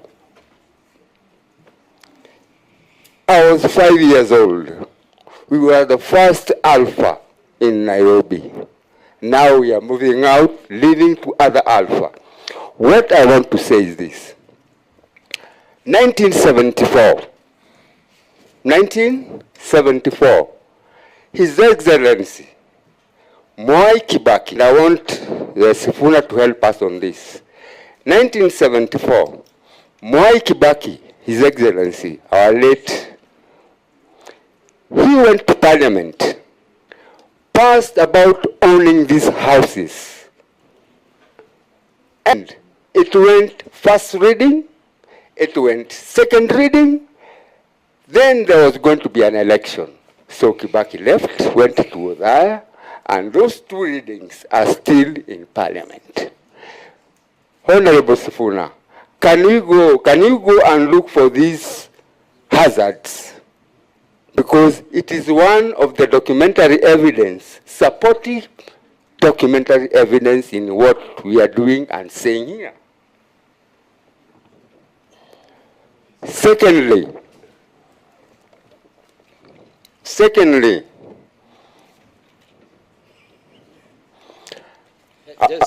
yes. Secondly, about ownership. I don't know anywhere on this planet someone builds a house without a title, without showing documentary evidence of what you own, and the designs of those houses or whatever you want to build. So when governor says they own the houses, maybe we would like to see the designs that the county government had and the titles to show that they own the land. But they want to own the land in their minds and not following the constitution or any law they have passed. So, Honorable Sifuna, can you go, please? I've tried to get those documents, 1974, the hazard that they passed that we should own the houses. It remained only one reading to own. I will help say Sifuna there very fast, and thank you for the contribution. I didn't even know that his Excellency, the former president, was involved. Yes. But 1974. Yes. Remind me of your name again. Honorable Mwai Gakuya. Yes. Mwai. I wanted to just share with you that in Parliament, when a member wants to pass law and they have brought that proposal in the House and it has gone through first and second reading, and one, it can collapse in those engagements. It can be passed or not passed by members. It was passed, but just let me guide you. Yes. But most importantly, if it wasn't made law, and in that session then it didn't go through, it lapses in that session. So it's very unfortunate. I wish that actually the late president followed this through and made it law. But because it wasn't made law, it would be difficult for Senator Sifuna to go and dig it because he died with that session. Okay, can you advise me? Chair, just switch off your mic, Mwai. Yes, sir. I want to commit to you. It is very easy to get parliamentary records. The Hansard is there. But what the chair is struggling to tell you is that a law only passes after that third stage. But as to the debate, the record is there. We can always get it for you. So I think, Chair, we can move to the next. Well, I'll move to Woodley, but I will definitely encourage the industry to get us the material. But just in terms of the legal framework, it is if it didn't pass, it died with that session. What I'm trying to say, Chair, is that those documents in Parliament are part and parcel of supporting documentary I get it. evidence. I get it. I get so it. what I was asking Sifuna, to bring those and then ratili itaanguka. Thank you. Yeah, but I must, just a moment, I must help you because you seem to be a veteran there. You actually lose more on this committee go to refer to a document that was not passed by law. So, but that's for another day. So just switch off your mic, and then let's hear from Woodley.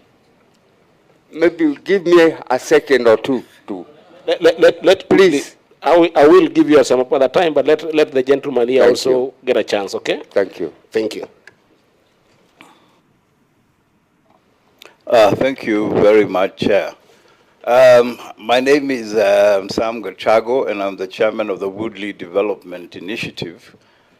And nataka kusalimia our governor, Governor Sakaja, who I have not seen since he was elected governor. I last saw him in his office in KICC. It is good to see you, Governor. And I'd also like to say hello to Lydia Mathia, who has evaded seeing us for the last 8 months. Governor, it is true that the redevelopment in Woodley has proceeded, but at the moment there seems to be very little activity, and people are asking questions as to what is going on. Number two, I know there were certain problems with people going to court, and out of the 43 people, only 22 or so people were given their 900,000 shillings for relocation. I was approached by a lady who nearly undressed in front of me saying she wants her money. And I asked her, where do I get Governor Sakaja to ask him this question? And it is something that you as a governor need to look at. You need to make a decision as to whether you're going to give the other 22 people who have not received their relocation allowance money, because there are some very elderly ladies who are crying foul because they need to receive this money. Yes, it's true, we did support this redevelopment, and we have been supporting the redevelopment process since 2014. And the fact of the matter is, there would be no Woodley estate.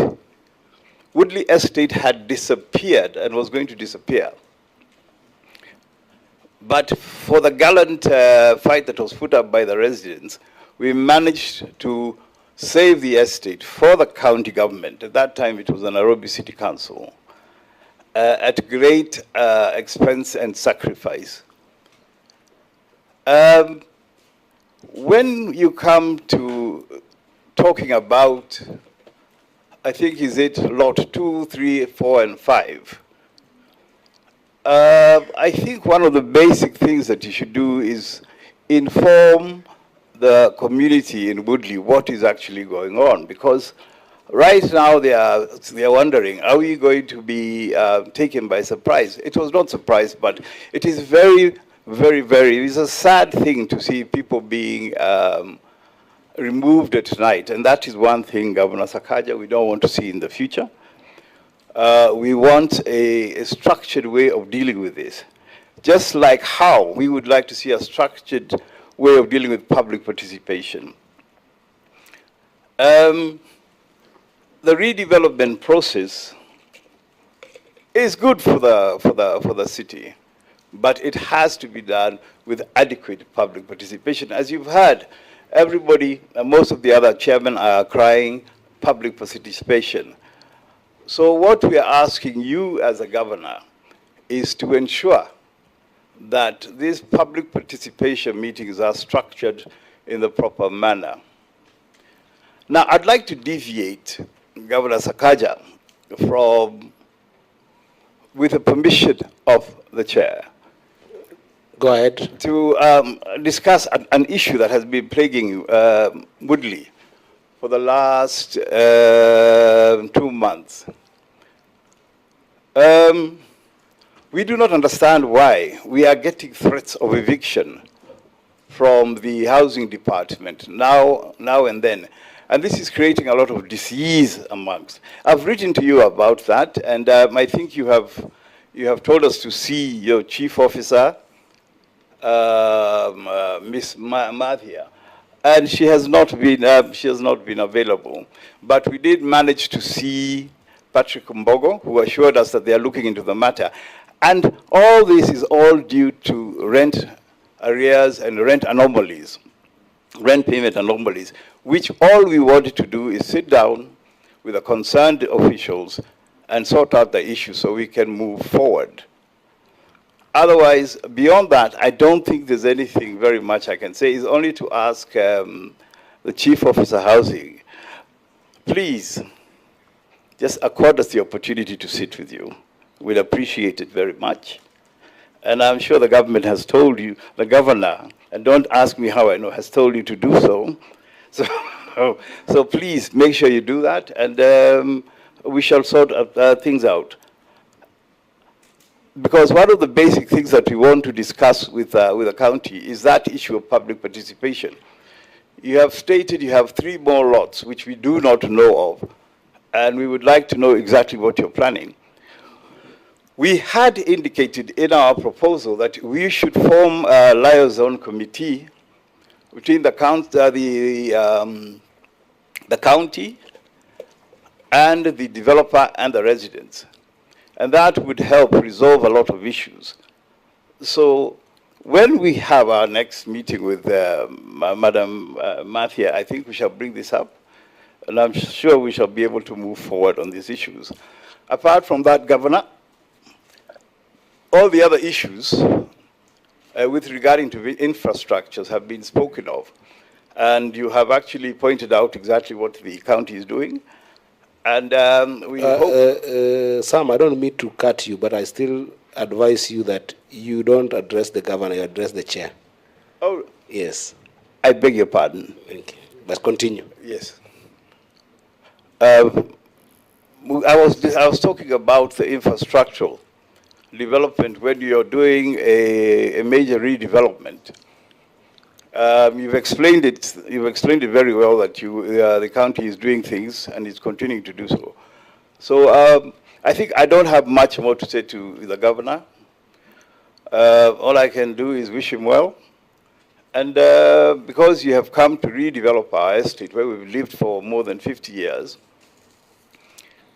please do so with a human heart. Thank you very much. Senators from the President verified by Mr. Sam, do you have any input, question? Yeah, Chairman, I am quite surprised that Sam Gashago getting this opportunity, all he has to do is to wish the governor well. Because in my office, Honorable Chair, there is a file this thick of letters from Sam Gashago and the residents of Woodley. So I was expecting more from you, Sam, but let me address ourselves to the key issues. Because after today, Sam, I don't expect you to write me letters regarding matters that would have been addressed here today. Okay. There was a public participation on the 25th of May, 2023. And in fact, on that day, the only public participation that I swung by to see how it is going on was Woodley and Jericho Lumumba. So I want to ask you, as a resident of Woodley, what was the problem with that public participation of 25th May? Did you encounter similar problems to your friends from the East? Oh, yes. On the 20th, the one social hall. Yes, okay, fine. That one, obviously, basically that public participation, yes, there was everything wrong with it because it was not a public participation for Woodley residents. It was a public participation that included the stakeholders, shop owners, the hawkers, and so forth. So it didn't specifically address the issues concerning Woodley issues. The Woodley issues concerning the redevelopment were beclouded by other issues which did not affect the Woodley residents. It did not come out very well and strongly to bring out the main issues that the Woodley estate residents wanted clarified. Okay, and secondly, clarify to us, because I think from your evidence today, there are people who are still not compensated. I was under the impression, Governor, that that was complete, but you will clarify in your response. Do you have a sample or a copy of a letter of the allotment letters that the Governor has said all of you have received? I do have a copy, but not, no, I don't have a copy with me right now. But have you seen it I've yourself? seen one, yes. Okay, what does it say generally? What are people getting? You know, as with an allotment letter, it just specifies exactly that, that one will get a unit. Do you know the unit, the size, the design, which floor, whatever it is? No, it's impossible right now, because right now, the biggest problem with this redevelopment is that there was no master plan in the beginning. Nobody actually knew exactly what was being built on the ground. And this is what we were, I think you remember very well that we were asking, why can't we get a master plan? Even if it's a master plan for the entire Woodley estate. That has not been forthcoming, and we were promised that last year.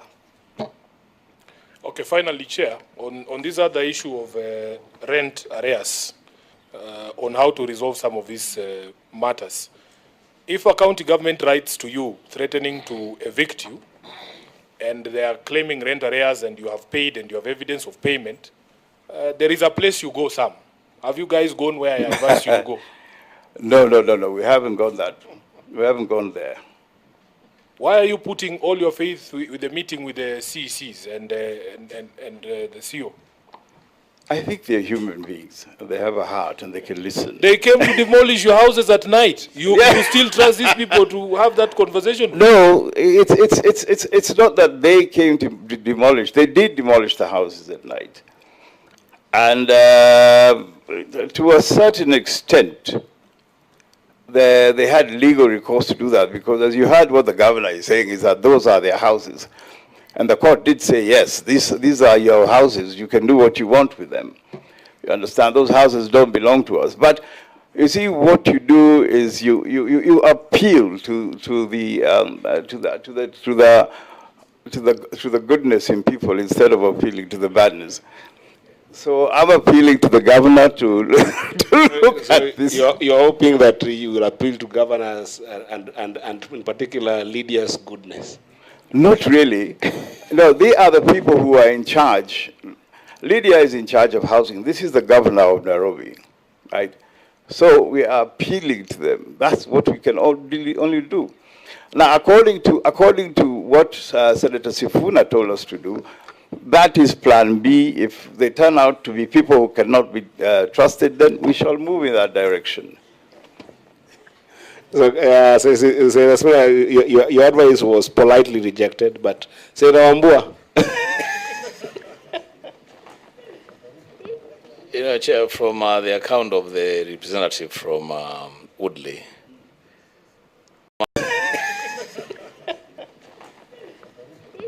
you know, Chair, from the account of the representative from Woodley, I think then we would be okay in this committee to conclude. From your account, as young people are saying these days, it is boiling well in Woodley, boiling nicely in Woodley.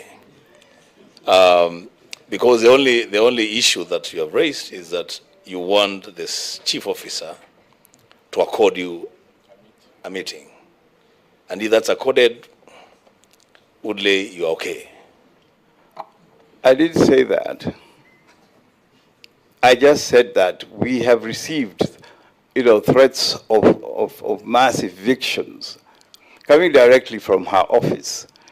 And I would have thought it would have been a good idea to sit down and talk to her and ask her exactly what is going on. That is my take on the issue. Okay, lastly, Chair. Now, in Woodley, okay, not everything is hanky-dory. Not everything is right. You understand? Like I have said, the systematic, the way they go about their public participation meetings is basically wanting. Because even right now you heard that there is, I think, lot 2, 3, 4, and 5, something that we don't know, we haven't heard about it.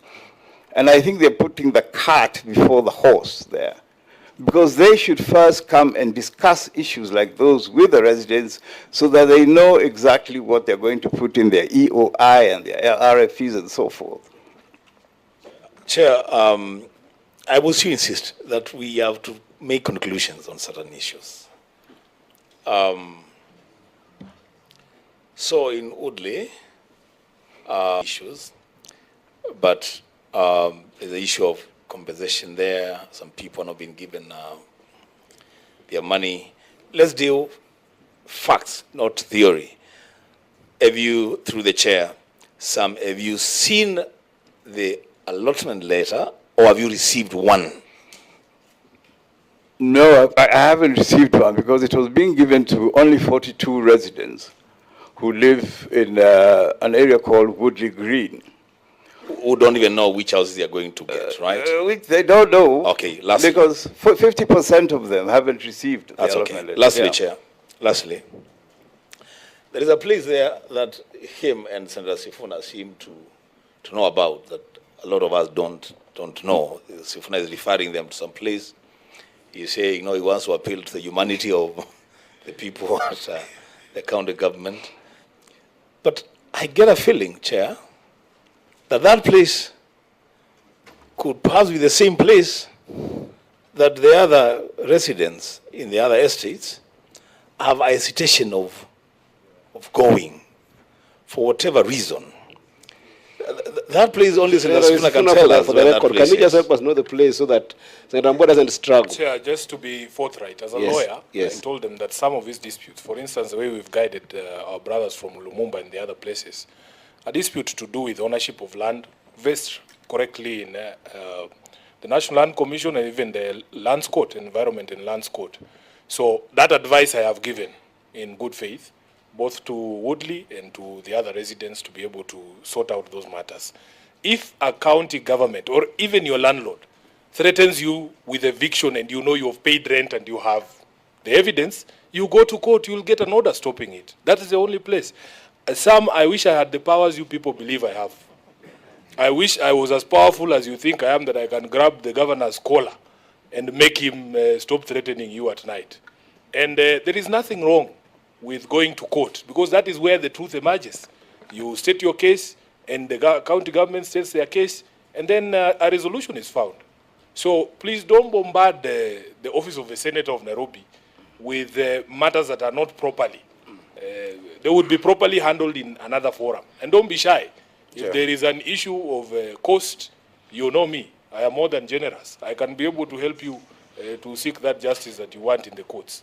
Chair, may you just get a clarification from him Governor, about maybe the generosity should be just to pay the rent. Ask him about the arrears, including his own. No, I think as an example, Chair, if somebody has not paid rent of 10,000 for 10 years, I'm not saying him, but he knows what I'm talking about. For many other people, not you personally, you're living in someone in Kibera is paying 1,000 or 2,000 and when they don't pay, their door is removed, their roof is removed.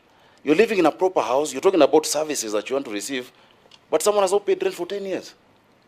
Is it fair, Chair? That's why I keep saying, when you come to equity, come with clean hands. The services you're saying you need, you want water, you want your place cleaned, you want garbage collected, yet there are arrears of millions per house. What do we do? And maybe you can also advise us, when people get notices for rent over time and don't pay, do we sing for them? Do we do a poem? What do you do? The law is clear on such things. We're not talking about wrong entries of rent. where people know themselves. When you accumulate a rent of 1.4 million, and it's 10,000 per month, how many years are those? And it's not one person, not two people. So I'd love to hear specific cases, but the ones I know, and Sam knows the ones I know, and I will not mention names. It's just people who refuse to pay rent, yet they deserve services. Chair, point of order. Hello, Chair. Senator Sige. Wait a minute. Just switch off your mic, Sam. I'm going to get back to you. Chair. Senator Sige. Thank you. As I was waiting with bated breath for the governor to give all of his submission at one go, but since he has submitted something now, can he share the things that he's saying that he knows and Sam knows, but us senators, we don't know?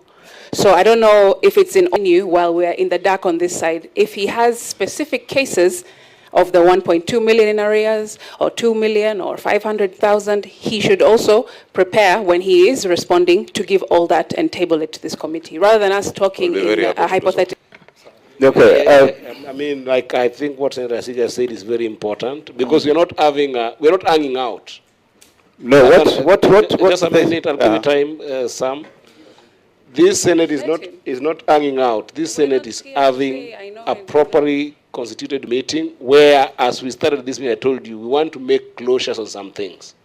And you see, after everybody representing an estate has talked or presented an issue, you see I've tried to concretize what is it that you want, even where you cannot be able to clearly state that. So, Governor, I don't want you and Sam to have some issues that you're sorting there aside that are very substantive that we don't know about.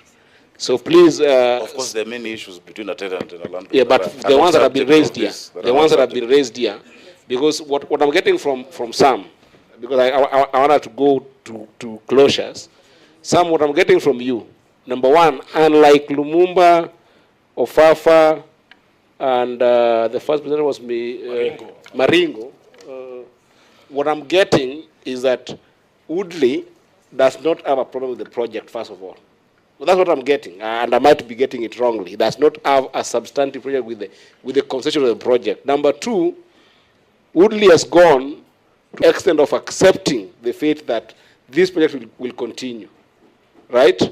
But the eviction are not being done properly.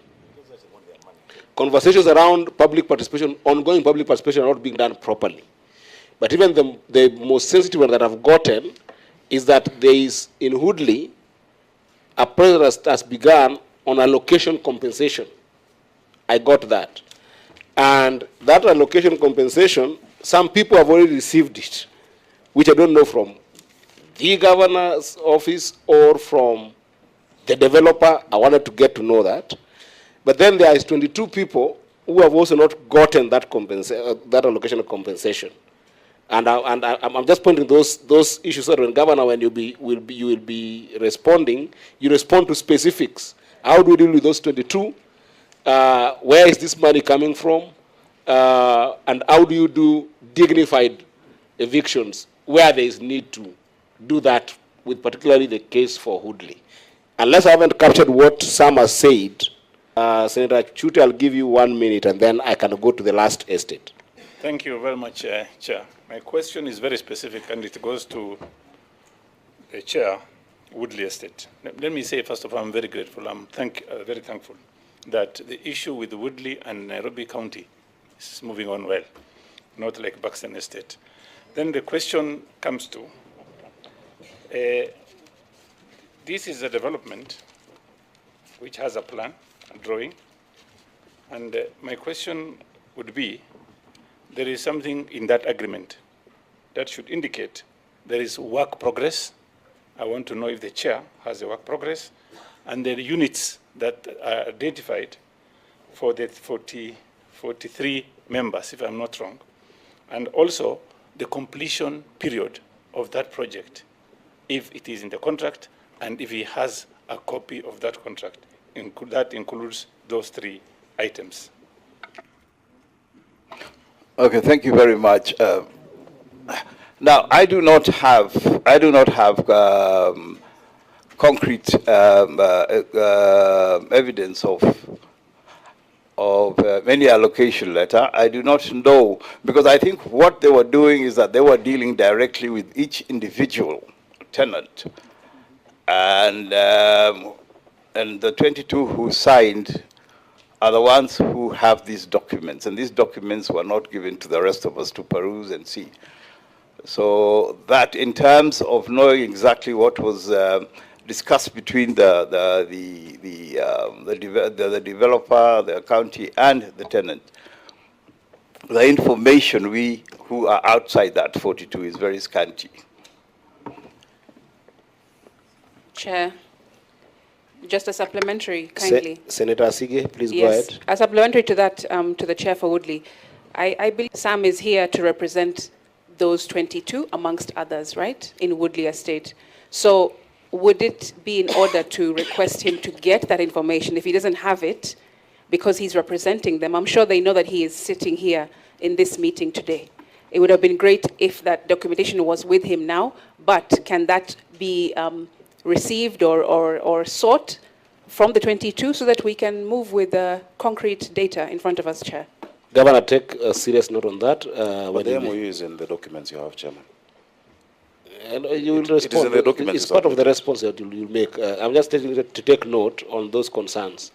Chair, I wanted to give a clarification for the sake of the question that was asked by Senator Asige. Okay. For me, from where I sit, the problem between the Woodley residents and the county government is a communication problem. That, Governor, your officers are unavailable or unwilling to sit down with people in the estates and our voters whenever they raise issues. I'm holding here, Chair. There's a letter dated 28th April 2025 that was sent to me by Sam Kashago, claiming they are unable to meet with Lydia Mathia and Mbogo there. I remember giving Mbogo a call, and he assured me that he would have a conversation with them. This is not supposed to be how it is, because everybody who serves in the county government of Nairobi is a public officer. You should be available to have conversations with the residents of Nairobi, especially surrounding such important matters. Personally, the dispute, as I understand it, Senator Crystal Asige, is that there needs to be a reconciliation on how much money Sam is claiming to have paid and what the county government claims to have received, because of the various forms that have of payments that have been there in the city over the years. Somebody claims I sent money to these live forms, I sent money to this account. When NMS came, there was even greater confusion as to who was receiving money where. Now, that reconciliation cannot happen in the Senate, for heaven's sake. That conciliation is not going to happen in Sifuna's office, which is why, Governor, your officers, I don't have the records, surely, of who has paid rent and who hasn't paid rent. Those records are in the county government. Let these officers make our lives a bit easier. I would like to go a month without receiving a letter from Woodley, please. Or at least if they write to me a letter, let it be inviting me to a bash or something like that. It can't be just the same things over and over. So for me, that is my understanding of the problem. And this is a challenge we will put to the governor. Instruct your officers to be willing to meet with the residents. And Senator Sifuna, I know Governor is itchy. No. Governor. How do you know how my skin is feeling? Not to respond to this, what Senator said. But Governor, I think that the issue of communication, I talked about it. I think we saw when Agesa was presenting, we saw when John was presenting, the constant confrontation is lack of engagement. I call it larger engagement, but it's communication problem, and I think that this one can be solved. I think even civic education, because rent reconciliations are done every single day. They're not done by the chief officer or by a CEC. Today, if you walk in, we have so many tenants. Rent reconciliation is done every day at our customer service center. It's a routine administrative thing. It's not for a meeting with the cabinet or with CECs, you know. But if it's a bulk, I've sent you a document because Senator Asige asked, what do I know that you don't know? I've sent you a schedule of all rent arrears in Woodley. Just peruse, and you will see from the top.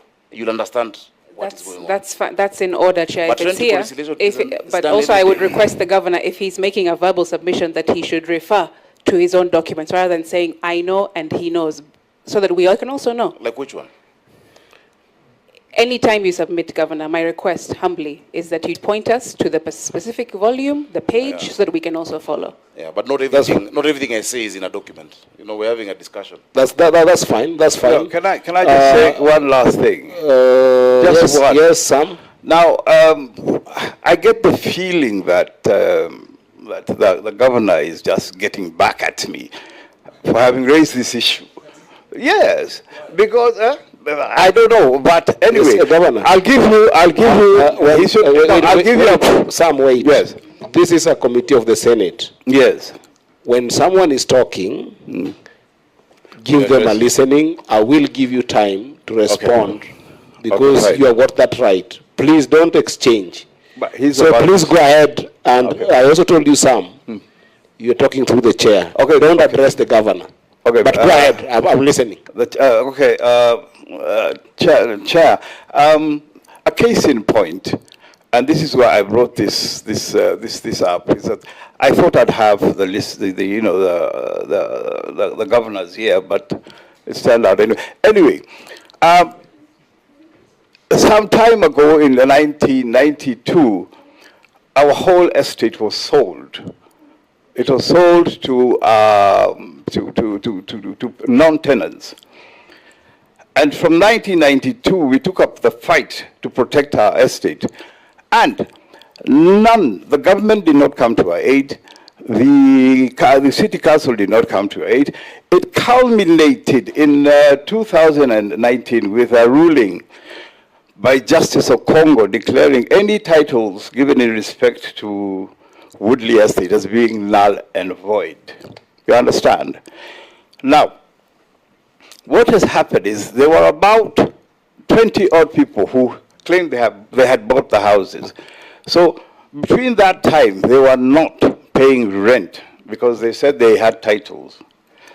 These are the people who he is claiming have arrears of 3, not even 1 million. They have 4 million shillings in arrears. And now to come out and tell that person, pay that 4 million now or else I kick you out, you know, I think it's just not right. You understand? So there is a group of people, I think there are about 15 people, who accumulated because they thought they had bought the houses, they thought they owned the houses. And they even took the county to court on several occasions. But they lost out. Now these people have come to us as the leaders of the community to ask if that is why we were seeking some dialogue with the county. Can we sit down and do a structured, repayment method so that we could pay? Because where is somebody today going to get 4 million shillings from? And he has been a tenant for the past 40, 50 years. You understand? That is why I'm telling you I was appealing to the governor and his people to sit down so that we can come up. I don't think anybody has refused to pay rent. Maybe there may be economic hardship or financial hardships which are creating this kind of situation. The next thing is that there were issues that we had in the 1990s, whereby we were asked by the court to deposit money in court, right? Like I personally I've had deposited 700,000 shillings in court, and that money is never reflected in my invoices that the county sends me. I would like that. I'd like that reconciliation done so I know how much I need to pay. Number two, Governor Sonko in 2018 gave the residents of Nairobi what you call a rent waiver. And this rent waiver was gazetted. After its gazettement, the county then took it up and even wrote a letter saying that we will be paying rents from 2019, 1st of May. You understand? Now, when we approached the county... Point of order, Chair. Yeah. Yes, Senator Chair, I think Chute. what the Chair is saying, I totally agree with him. But what we need to do is he can talk to the county and reconcile those issues, because we cannot do anything now for him here. I think that's the best thing to do. Again, the issue. Sorry? Yeah, yes. Say it. No, I actually think there's an emerging complexity here that is very important, and I think Senator Sifuna spoke to it slightly, but Senator Sige also brought it out very strongly. Because as I said, I'm taking you back with a blue heart of closure on some issues. It is emerging that this issue of reconciliation is a very serious one. Chair, you can direct both parties to sit. Just a moment. Just a moment. You know, as a Senate, these conversations we are also part of it because we are already here. And there are documentation that will come from this Senate. The reason why I'm saying that this issue of reconciliation is actually a substantive issue is because you are seeing a number of reasons that are coming out with people not paying these rents. And remember, the reason why we're having this conversation, ultimately, is that when this regeneration happens, people must be given houses. So there will be questions even of what does the county government do with people who owe you 4 million? And then those houses, do they qualify for those houses? Do they pay first and then get them? So there's that complexity. So that I just want the governor to take note of that issue of reconciliation as a substantive issue of the Senate that must be addressed. That's all I wanted to say. So Sam, I want to cut you there so that I can have the last. Can I just finish because off? of time, I've given you so much time. No, it's just 2 sentences so that you understand. Okay, please, 1 second. No, I mentioned to you the issue of the waiver, the rent waiver, which when you go to ask, you're thrown to the Senate. And we are told that the Senate discussed this and they asked the county, if you give this waiver, who is going to pay for this money? So they tell us that that is why they give the issue of rent waiver a wide berth. But for us, we understand this is the gazetted rent waiver is a legal document. So that should be implemented. Okay, fair enough. I want to leave that at that. Governor, just take note that that reconciliation with all those complaints that have been mentioned is an important one. I want to give the chair of Chair, am I able to catch your eye? Maybe you're not seeing my mic or something. I don't know. Senator, I'm also trying to just manage time as well.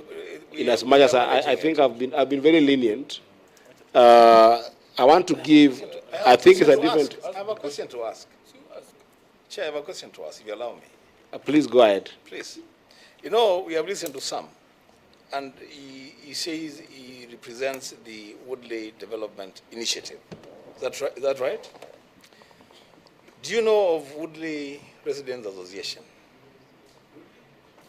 Woodley Residents Association. There is no Woodley Residents Association. There's Woodley Residents Welfare Society. Okay. Yeah. What's the connection between the two?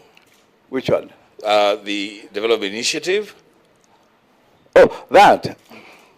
The Woodley Residents Welfare Society was established in 1994. And from 1996 up to 2004, I was a chairman. I've been running Woodley Community Affairs for 28 years. And in short, do the two associations exist? Do they do the same thing? I don't know. No, they don't. They don't do the same thing. One is anti-redevelopment. They clamor to buy the houses. They want to buy the houses that they're living in. Right. And the other one? We support the redevelopment. Okay. That's okay. That's okay. I do know that the new Pumani estate, that's the next, right? I don't think from the briefing that I have, there is a regeneration that is going on. I don't think so.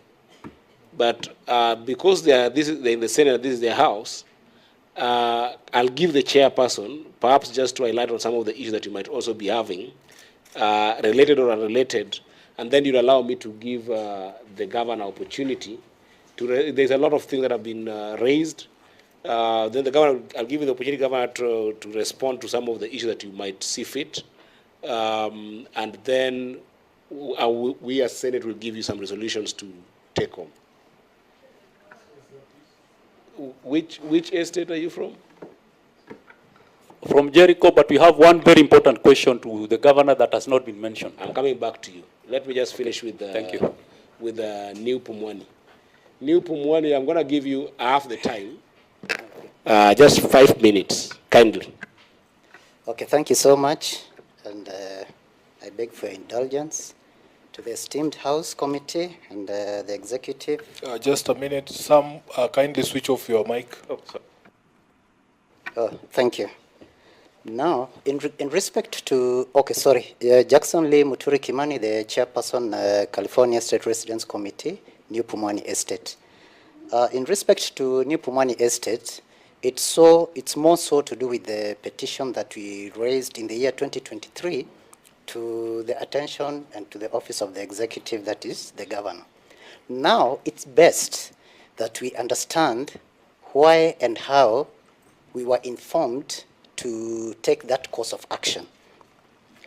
The issue of redevelopment, as rightly pointed out, started in the year 2018.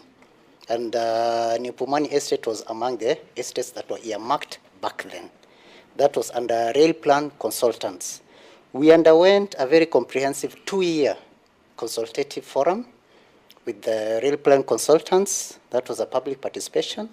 And there is a document, a very voluminous document that was published in the year 2019 with a report and the findings and the conclusion in respect to New Pumani Estate. If you'll give me time, I'll just read an excerpt of, it is a final plan report, Urban Renewal Plan, Volume 2, that was submitted in the 19th of September 2019. In respect to New Pumani Estate, the proposed land use for New Pumani largely retains the existing land use structure. The housing developments in New Pumani are being retained. The proposed redevelopment approach is thus renovation. And we were comfortable with that findings, and we were comfortable with that conclusion, and there was no issue. But back when in the year 2021, we just came across an advert published by the then Nairobi Metropolitan Services indicating that California is part of the Urban Regeneration Program, and we are scheduled to have a public participation meeting on the 17th of February 2021, Pumani Social Hall. We were taken aback because there is a document which is freely downloadable, which was even tabled in the Nairobi City County Assembly back then. So we said, no harm, let us go and find out what is going on. There was no public participation. We were just informed. Go prepare yourself, we are coming to redevelop. So the course of action we took at that time, we wrote several objection letters to several ministries, and I think I was able to submit most of those copies to this esteemed house back then when we were in this session. Now, it was like bulldozing this agenda. And the questions we are asking, what was the purpose and intention of having a comprehensive 2-year public participation forum, not just engaging the entity, but a consultant? And I'm sure a consultant is not just penny mbili. Those people are paid a lot of money. Now, out of these fears, whereby we have evidence that they are attempting to redevelop California, but we don't have any evidence that New Pumani Estate, California, has been removed from that listing up to date. I'm surprised that during the presentation of the clerk, they stated that they have a document stating that California is no longer under redevelopment, but we, as the affected persons, we don't have such a documentation. So that is what informed us to draft the petition. Very, very well said. Yes. There are two issues yes. that I'm seeing, but I understand as perhaps to chime in on what you've just raised. Mm-hmm. But there are two issues that I've heard from you. Number one is whether or not you are part of the program. Yes. Okay? Governor, you can take note of that. But I also wanted to know whether or not you want to be part of the program. Those are two different things. As an association, you want to establish whether or not you're part of the program, and if so, where are you standing in this understanding? Is it a future engagement and all that? Governor can answer that. But one of the issues that have come from a number of associations, as you have heard here, is also the hesitance of being in part of the program. So from your own view, what is the status report from your residents? Do they feel like this is something that they welcome, but they would want to engage more? Or is there a problem even with the conception of the regeneration program? Okay, thank you, Chair. Now, to begin with, we are skeptical. We have our own fears, and we raised our own fears, because we asked ourselves, New Pumani Estate, unlike other estates, it has its own challenges. That is the proximity to that military installation, and those were technicalities that knocked out New Pumani Estate from the word go. So we said we cannot sanctify an illegality, because public participation are now used to sanctify illegalities in this Republic of Kenya. So we said we are not going to be part of it. We are not comfortable with this program. The way it is being implemented, you have all these raised issues, and there are issues which have weighty concerns. And we asked ourselves, if a consultant certified that these buildings, they're fairly modern. Number two, these buildings, according to the architect, they say that optimum land use has been done to the maximum. Number three, if it in terms of the structure, they're very sound, more than any other estate that Nairobi City County government owns in this Nairobi City County. Number four, and they're very, the report said fairly modern, which means they all require renovation. Recently, in the year 2017, they were repainted. Just that one factor of being repainted, they almost looked new. So that's why we said, why don't we then own? We don't want to own them for free, because we don't want to affect, there's that, the financial aspect of the financial bill with the county government. If you do something that will be contrary to, which will affect their budget making processes, it will be negative to us. So we said, why don't we now then convert the existing rent? We don't backdate. Existing rent, we start a new chapter, convert it into mortgage, convert it into TPS. They have the enabling legislation, because in New Pumani Estate, we have TPS flats, which are intertwined. So you want to do that to own in the current status or to own in the development? No, we own in the current status as they are. I think your point is home. I want to give senators, if perhaps they have got concern on that. But Governor, there is an issue there of value for money that Kimani, right, is trying to bring out, that there is feasibility studies that have been done. There is a contractor who was engaged. There was 2-year public participation on the renewal of the new Pumani estate. So at what point did it get expunged from this program, and what then becomes of the costs that were incurred in those processes? I think that's a substantive question that you can respond to at that time. What's your name again? Duncan, yes, from Ofafa, right? Yes, from Ofafa, Jericho. Ofafa, Jericho. Yes, and... just literally under 1 minute, because you're pressed of time and I've given you so much time as an estate. Yes, okay. Thank you, Chair. Chair, kindly, please. Chair, who is talking? Jackson Kimani. I just had one more issue to raise, please, kindly. I beg for your indulgence. I'm really pressed of time. Yes, I understand. But I'm going to give you 30 seconds. Okay. Yes. Now, in respect to now the final report that your clerk presented when she was doing the update status, in her records, she has a document which she said is not signed. We went for a meeting.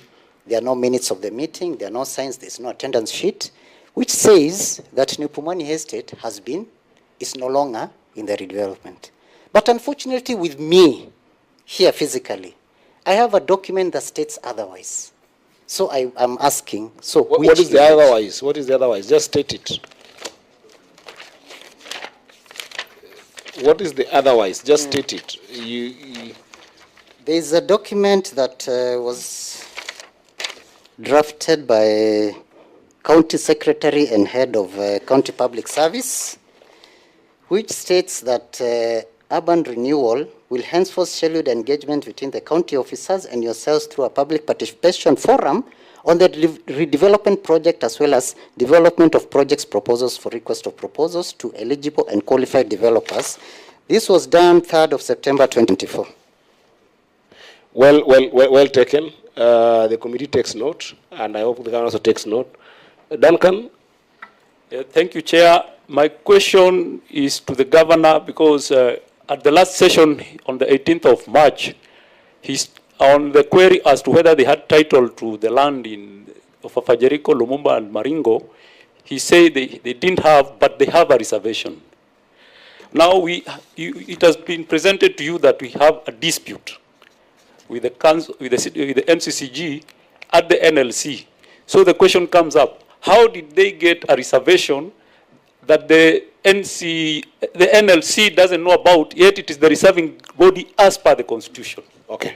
Then, just to correct Madam CCO, she's saying contractors are the ones who will enable public participation. I want to correct her and inform her to check Section 114 of the County Government Act that expressly states public participation is mandatory for any development of nationally significant value.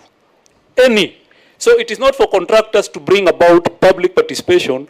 It is for them who have the project in hand as the county government to bring the public participation to the people. Very well. And just one more. I gave you 1 minute, remember, because Please, I you know understand. that all the issues that you're raising had actually been raised.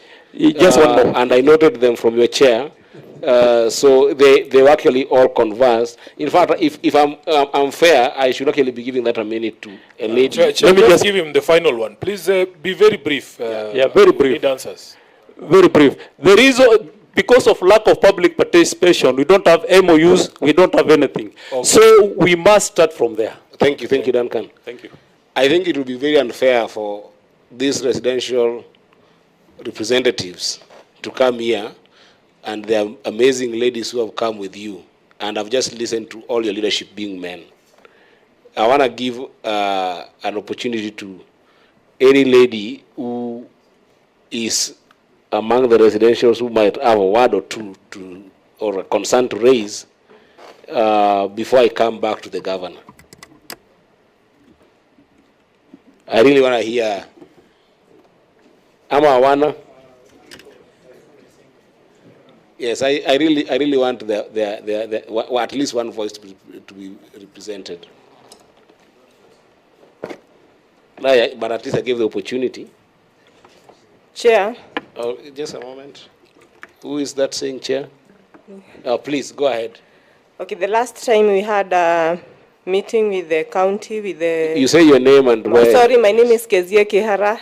I'm treasurer at the Marigo Tenants Association. So the last time that we had a meeting with the county planning committee, it was resolved that they put forward a name for Varoya, and as we give, but to resolve the issue of ownership, but to date they haven't given the name. Also, Chair, we would like the county or the governor to tell us or to put it clear. Like in Maringo, there was a time they came, Kiboi came and he posted letters on our walls, on our windows, that people to come and present documents to City Hall. And a few people came, and those are the 74. So we are wondering, they called it a public participation. Is that the evaluation of the tenants? how are they going to give, okay, they are saying they are going to give us the house or the units. So is that the list that they are going to use? Or so they have the list of the 310 people that that we own the 310 houses in Maringo. Thank you so much, Kezia, and thank you for representing the voices that really.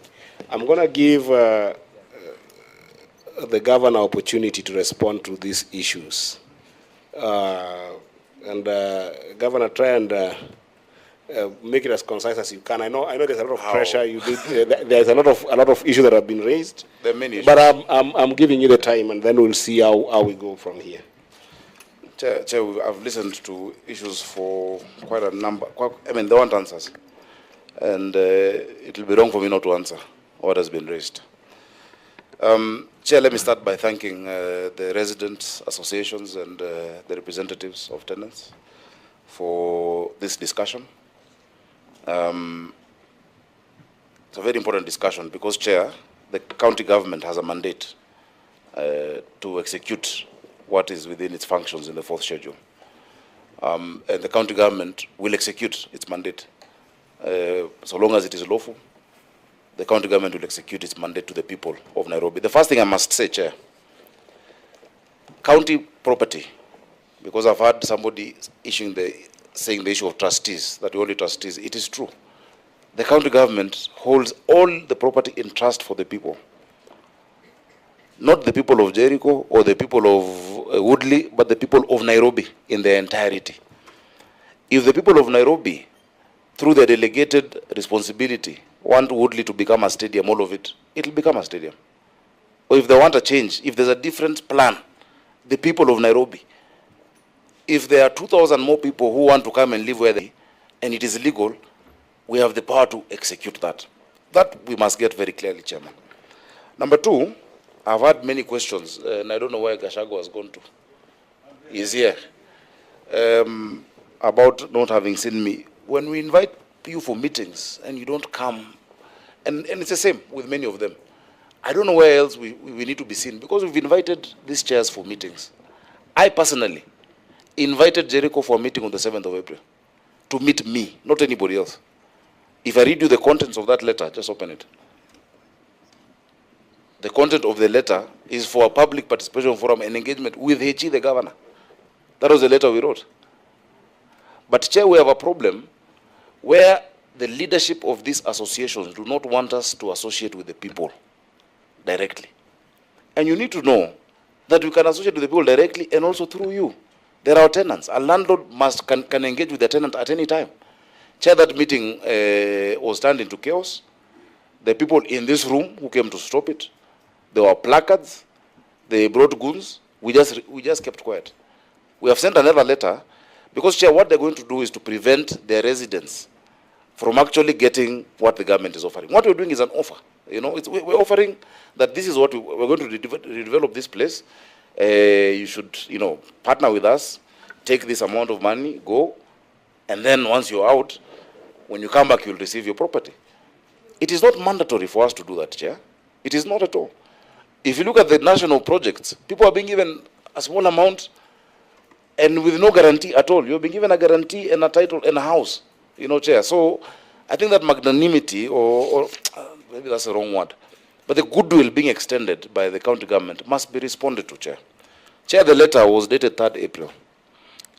To Jericho Estate tenants, each tenant got this letter. As you may be aware, the county intends to redevelop most of the old estates. It recognizes your very important role in this process as key stakeholders and invites all tenants of Jericho Estate for public engagement for a Monday, 7th April, Charter Hall. That's an invite. How else, when they keep saying no public participation, how else do you want public participation?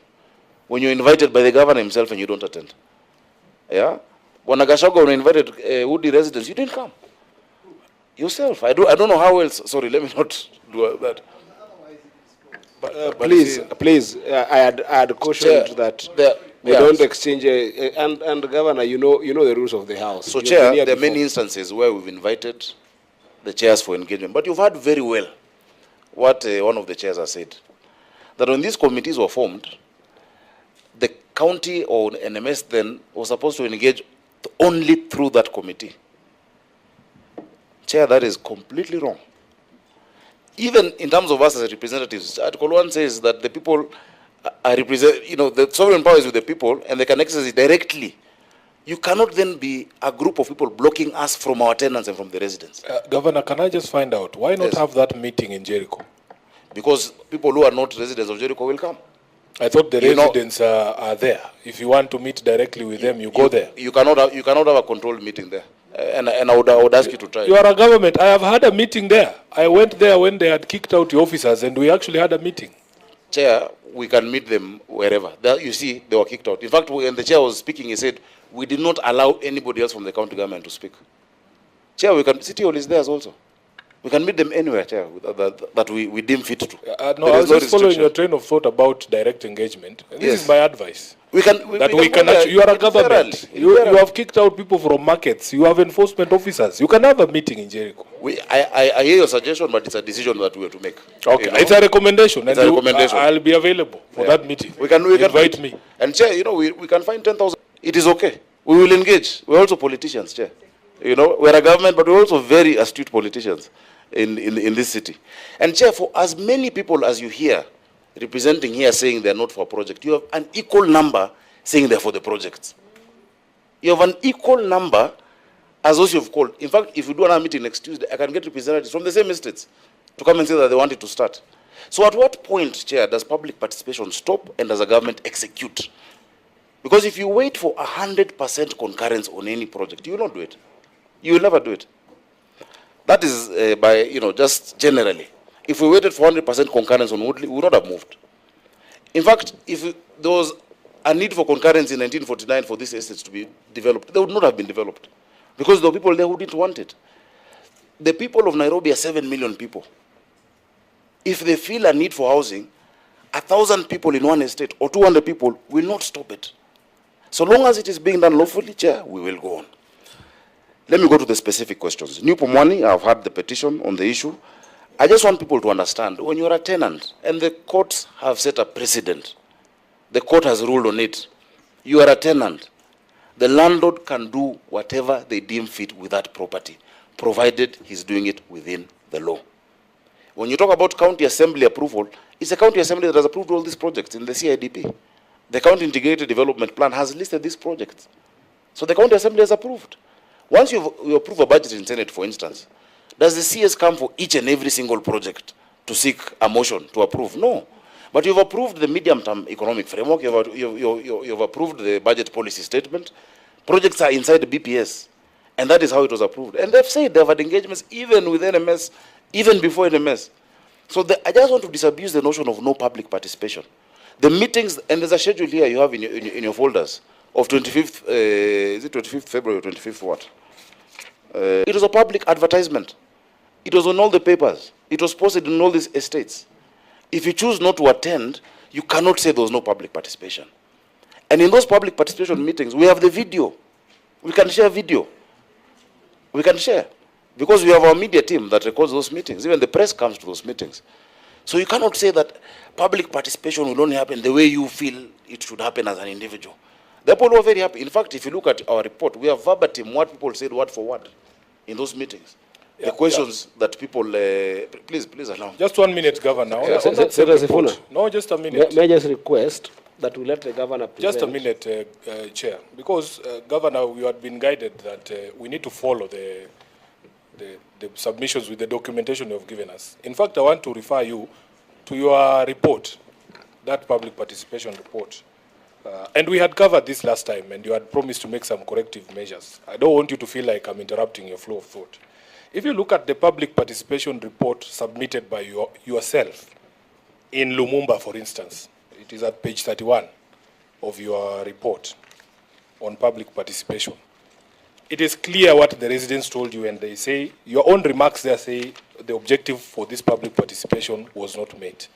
And if I can run your memory a bit, in the last meeting we had, you made a commitment yourself that you will engage these residents of Lumumba, the residents of Jericho, yes, as many times as possible. Yeah. So is it really fair from that perspective of your own report to say that there has been effective public participation, at least in Lumumba. But Chair, I've just explained that I then further invited them for a meeting.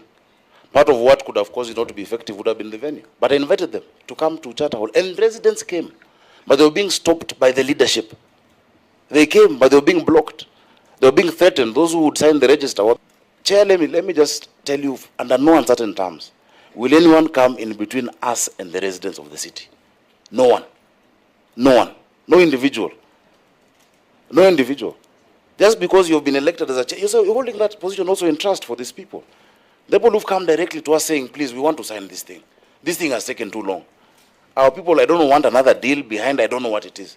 But no individual, you cannot create, I don't want to call it brokers, but you cannot create another layer between us and our tenants. The tenants pay rent directly. There's no tenancy agreement that recognizes an association. These associations were formed by the county to make things easier, not things more difficult. You know, so Chair, that one, under no uncertain terms will we do that. So let me go to specifics. New Pumani, and that's what I was explaining, and the senator came in. Some of it is TPS, tenant purchase scheme. The county government is your landlord. The courts have pronounced themselves, Bonagashago, that the county government can make a determination based on its plan where it sees this thing going. You know, that in the next 20 years, possibly, we need to bring down even those houses and build a hospital. If that is a decision we make through our cabinet, through our whatever processes in the county government, it will be made. People should not be entitled to these houses. Even if I was living in that, if I'm living in a house today that is not mine, it has a landlord, I will listen to what he's saying, so long as I have my rights under the tenancy agreement, whether it is months in lieu of notice, whether it is, now at least since it's public, there's public participation, but I don't think my landlord will give me public participation or any issue. But let us understand that. I know people are emotive about these houses. You've stayed there for long. Your relatives have been there for long, but please understand what the law is. There is no obligation by the county or by the law. There is no obligation for you to remain staying there or for those houses to remain as they are. They cannot. And it will be a squandered opportunity for us where we are seeing a place where we can increase housing, we can redevelop the place, not to do it. So, Chair, that is our position as a county government. That has been the position during NMS. That has been the position even before when urban renewal was started by the city council, the first county government of Governor Kidero, the second county government of Governor Sonko, where the first ones now, in addition to the two estates that already started, Jivanji and Park, and we will do it, Chair. Number two, I like the question that Senator Wambua, was it Chute, asked about the associations. Some estates have many formations. There's Woodley residents, there's Woodley welfare. Bwana Kashago has been there for a long time. You know, he's 28 years is not a short time, and he has a lot of this history. But always know that for as many as centers you'll get dissenters. If as leaders or those of us in executive position would wait for 100% concurrence to execute anything, we would never move, Chair. We would never. The issue of waiver, the rent waiver that was issued at that time in 2019 was actually deemed to be an illegal waiver. There's a city waivers, there's a waivers procedures law. The governor cannot issue a waiver. Even the ones you see where we have our photos on TV and rent, whatnot, it says, it's actually the CC Finance who is allowed to issue a waiver. And the waiver is for a period and for a reason. So, and that one was really targeted at market stalls, you know, the stalls like Kenyatta Market, that the ones which are beyond the TPS stalls. That's what it was targeted at. But what I know, there was an issue with that waiver that was then issued by the governor and the gazettement. Something being gazetted doesn't make it legal. A gazette notice is just a publication. You can gazette something that is illegal. But a gazette notice is a form of informing the public. Yes, gazettement does not give things the force of law. I have been in this house for 10 years. I know what I'm talking about. A sessional paper does not confer ownership. A gazette notice cannot confer ownership. There are only a number of ways through which you get ownership of land in this country. It cannot be an MOU. An MOU does not give you land. It doesn't. There are specific ways. Look at the land laws. Look at the laws of this country that give you land. The title deed of Jericho, Lumumba and Maringo, we have the title deed of 290 acres. What I said we were processing is a reservation for the specific housing projects in the specific areas. So that your JV vehicle, your joint venture vehicle between us and the developer, then holds that particular reservation, or for lack of a better word, let's even say a specific title. NLC has moved into the reservation space because now we're the lessor and the lessee. We can't lease land to ourselves. You know, you cannot be the lessor and the lessee. So that is why, and it'd be good for you to speak to NLC. Also, please know, NLC does not own any land. It does not own land. NLC manages land on behalf of the county government and the national government. But they, within themselves, do not own land. They cannot give anyone an allotment of county land if the county has not approved so. That is in Article 62 of our Constitution. That is in Chapter 5. That is in our Land Act. Even the Physical Land Use Planning Act. Please know that. So even when you go, even when people, the leases expire, and I'll give you an example, national government leases that have expired in Nairobi, national government institutions, and they go for renewal, the NLC has to write to the county government to see if the county government accepts or rejects or has another plan for that land. So I think let us be very clear about that, and that is why the courts have pronounced themselves repeatedly. Now on Woodley, because I'm starting backwards, coming forward. There was a meeting on the 26th of February 2024, but you have told me you were under the weather, pole sana. But I took members of Woodley through the project. I showed them the diagrams, the architecture. I explained to them what this program is about. We sat with them, 20 of them signed on out of the 43. And those who signed on were then given compensation because the rest took us to court. When they took us to court, you have taken us to court, meaning you have not accepted what we are offering you. So we could not engage. The case was dismissed with costs, by the way. In fact, that was unprecedented. I've never seen a case where the public have gone to court and it's dismissed with costs. They were supposed to pay the county. Well, we started engaging again, and because I gave instructions that it is not fair, even if they've gone to court. Going to court is your right as a Kenyan. The same way coming to the Senate is your right as a Kenyan. I said, yes, they've gone to court, but still, since the case has been dismissed and they've lost it, if those who are willing to come, please come, let them come, and we give them the exact same offer of the 900,000 shillings, which is unheard of in our history. I don't know if you have any example of a tenant giving you 900,000 to go pay rent elsewhere and come back and you get a house for free and your allotment letter. They went to the Court of Appeal. So for those 20 residents, we were waiting for them. We will not engage them on the compensation and the allotment if they're still in court, because that then jeopardizes our position. It jeopardizes our position as of now. But we are willing, if they come out of that process, it's their right. You know, it's their right. On lot 2 and lot 3, I think. Is that the 22 that were mentioned? The ones who didn't, yeah, the 22 that. The 22 that I mentioned. That I mentioned. Okay. If any of them wishes to get out of it individually, they'll come and we'll process their payment, and we'll give them the allotment letter. The chief officer has given me an example of the allotment letter. I hope you can give the clerk so that it can be distributed. The second thing about Woodley, the issue of rents. I don't think we should belabor this. Rent reconciliation, Chair, is a daily process. I would invite you to just come one day visit City Hall Annex, our customer service center. There is an entire desk just on rent reconciliations.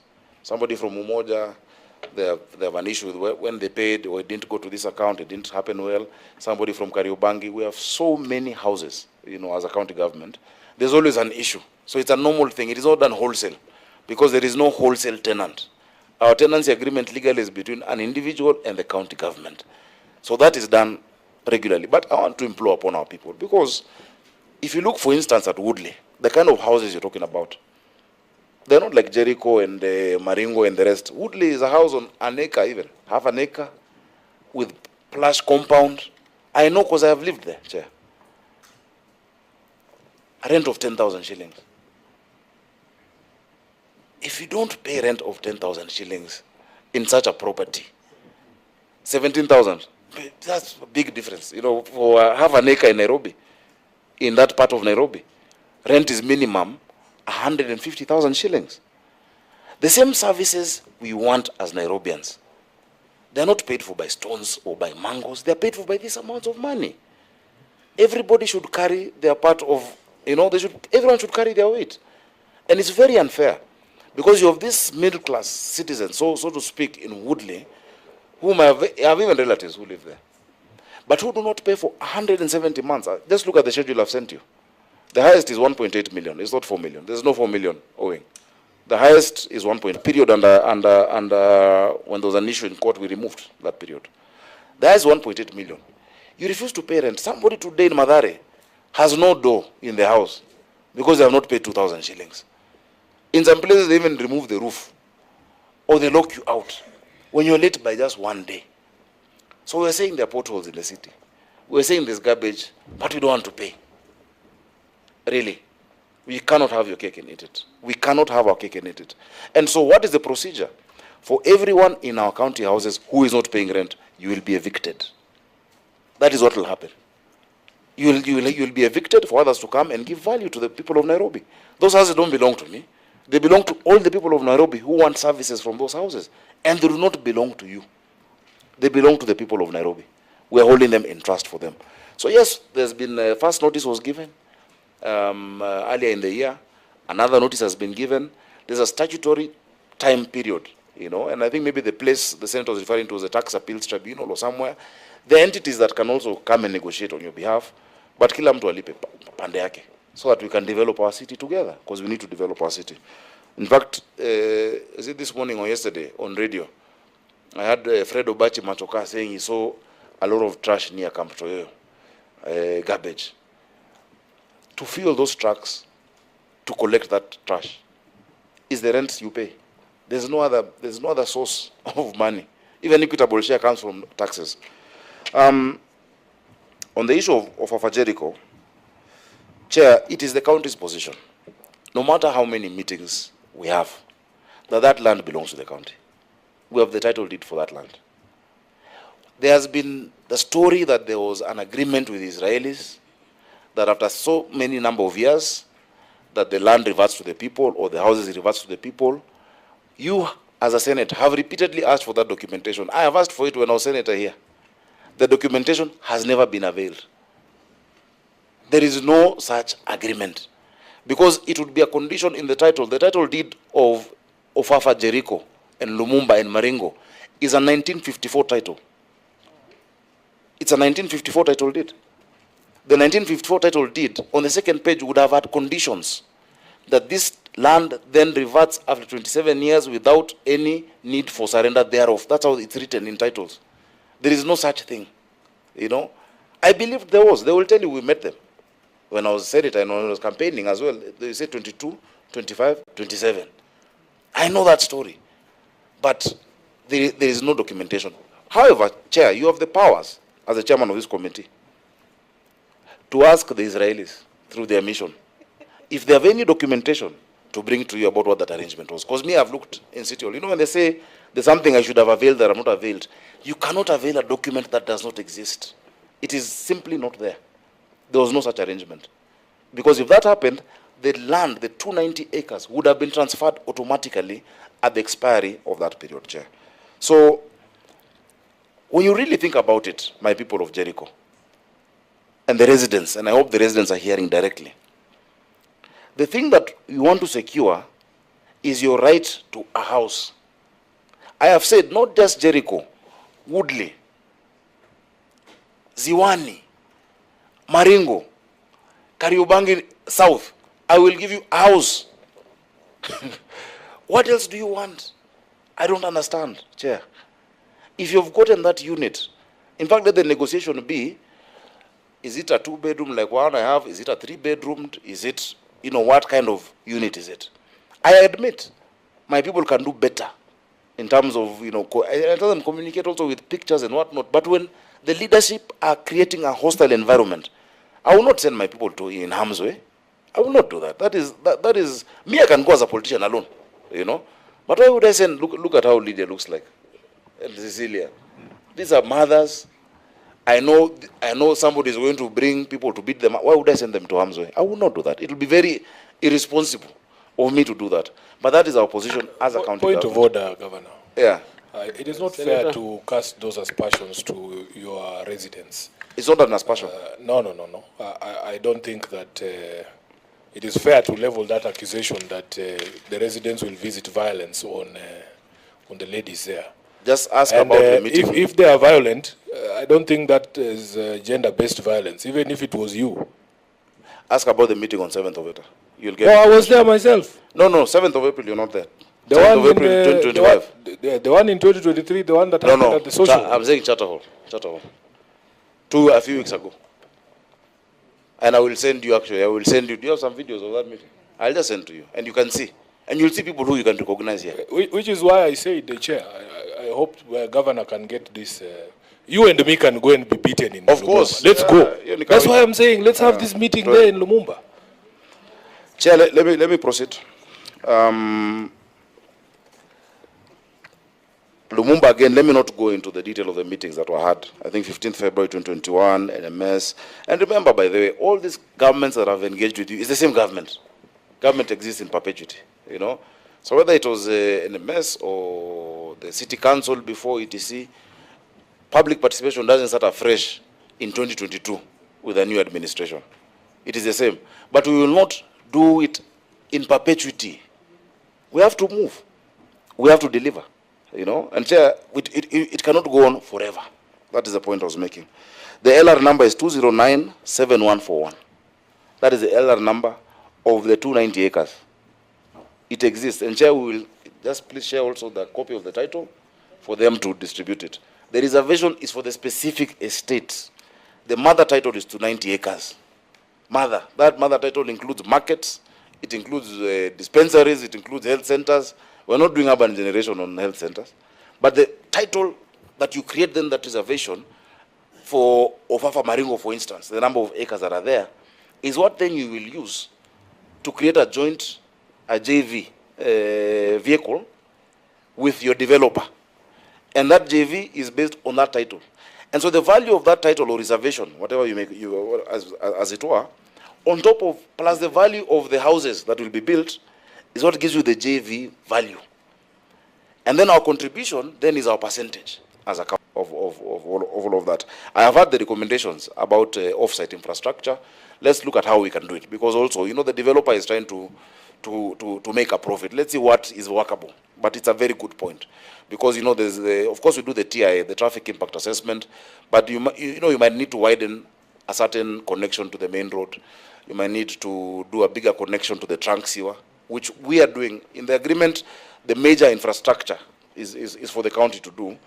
But many of these developers are willing. I told you I met with the Kenya Property Developers Association, together with the Chinese Developers Association. I told them, look, the roads that I am now recarpeting in Hurlingham, in Chania Road, Kindaruma, all of that, have been spoiled by your trucks bringing premix concrete and chuma.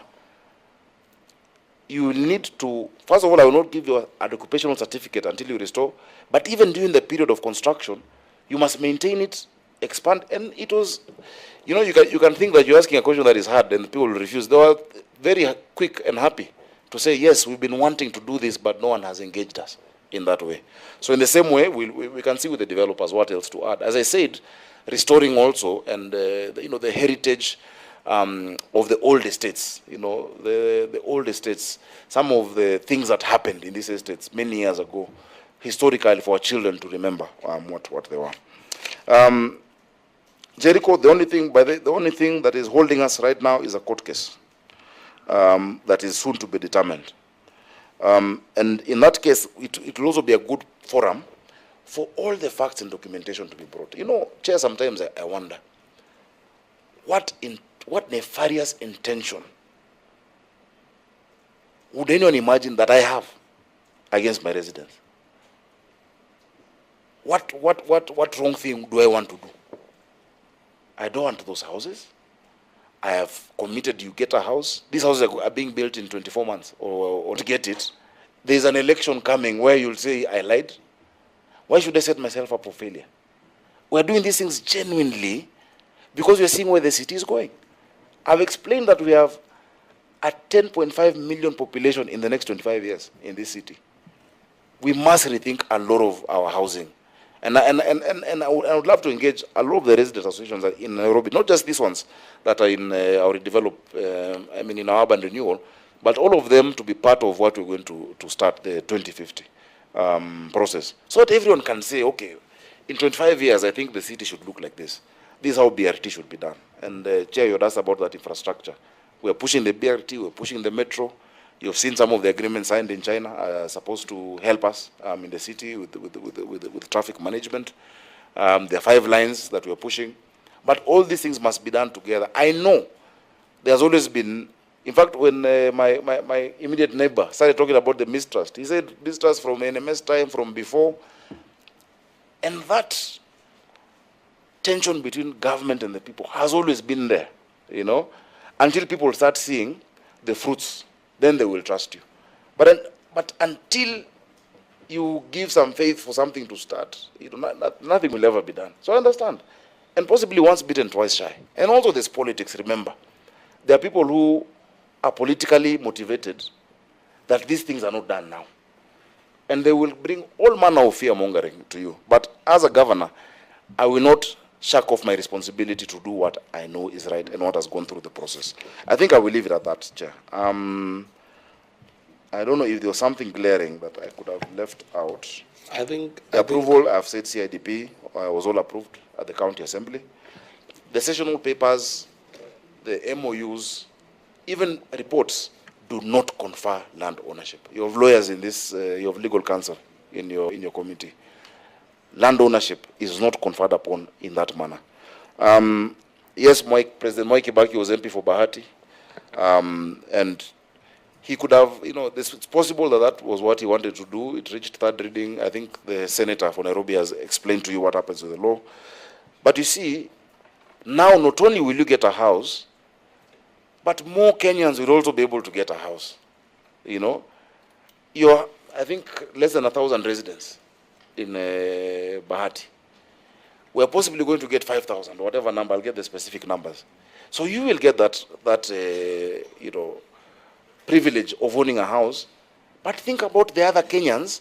There's somebody right now who is sharing a room with his wife and his children. The wife has to go shower outside in a line and the other men waiting, living in indignity, who is going also to get a chance to get a house. So that's what I'm saying. Yes, you might be 42 residents of that lot 1 of Woodley. You have a right. But so do the other 1,900. They are also Nairobians. So let us not be exclusive, you know, that this is ours, even these other people have parents, and they're Kenyans as you. So, Chairman, let me leave it at that. We're ready to continue engaging, but engagement will not stop us from doing our work as a county government. Thank you, Governor. That was quite comprehensive. Senators, I'll give you perhaps a minute each if there is any responses that the Governor gave that perhaps you want clarification on, or otherwise just a comment. Before perhaps I give just an observation and then... And Chair, even as I come in, just for context, because I gave you just one example. The first phase we are doing is 3,392 units. Count all those families. This phase 2 that we're discussing, 22,238 families. 22,000. You know the indignity of the squalor we have in housing. That's phase 2. Phase 3, 37,200 families are going to get dignified.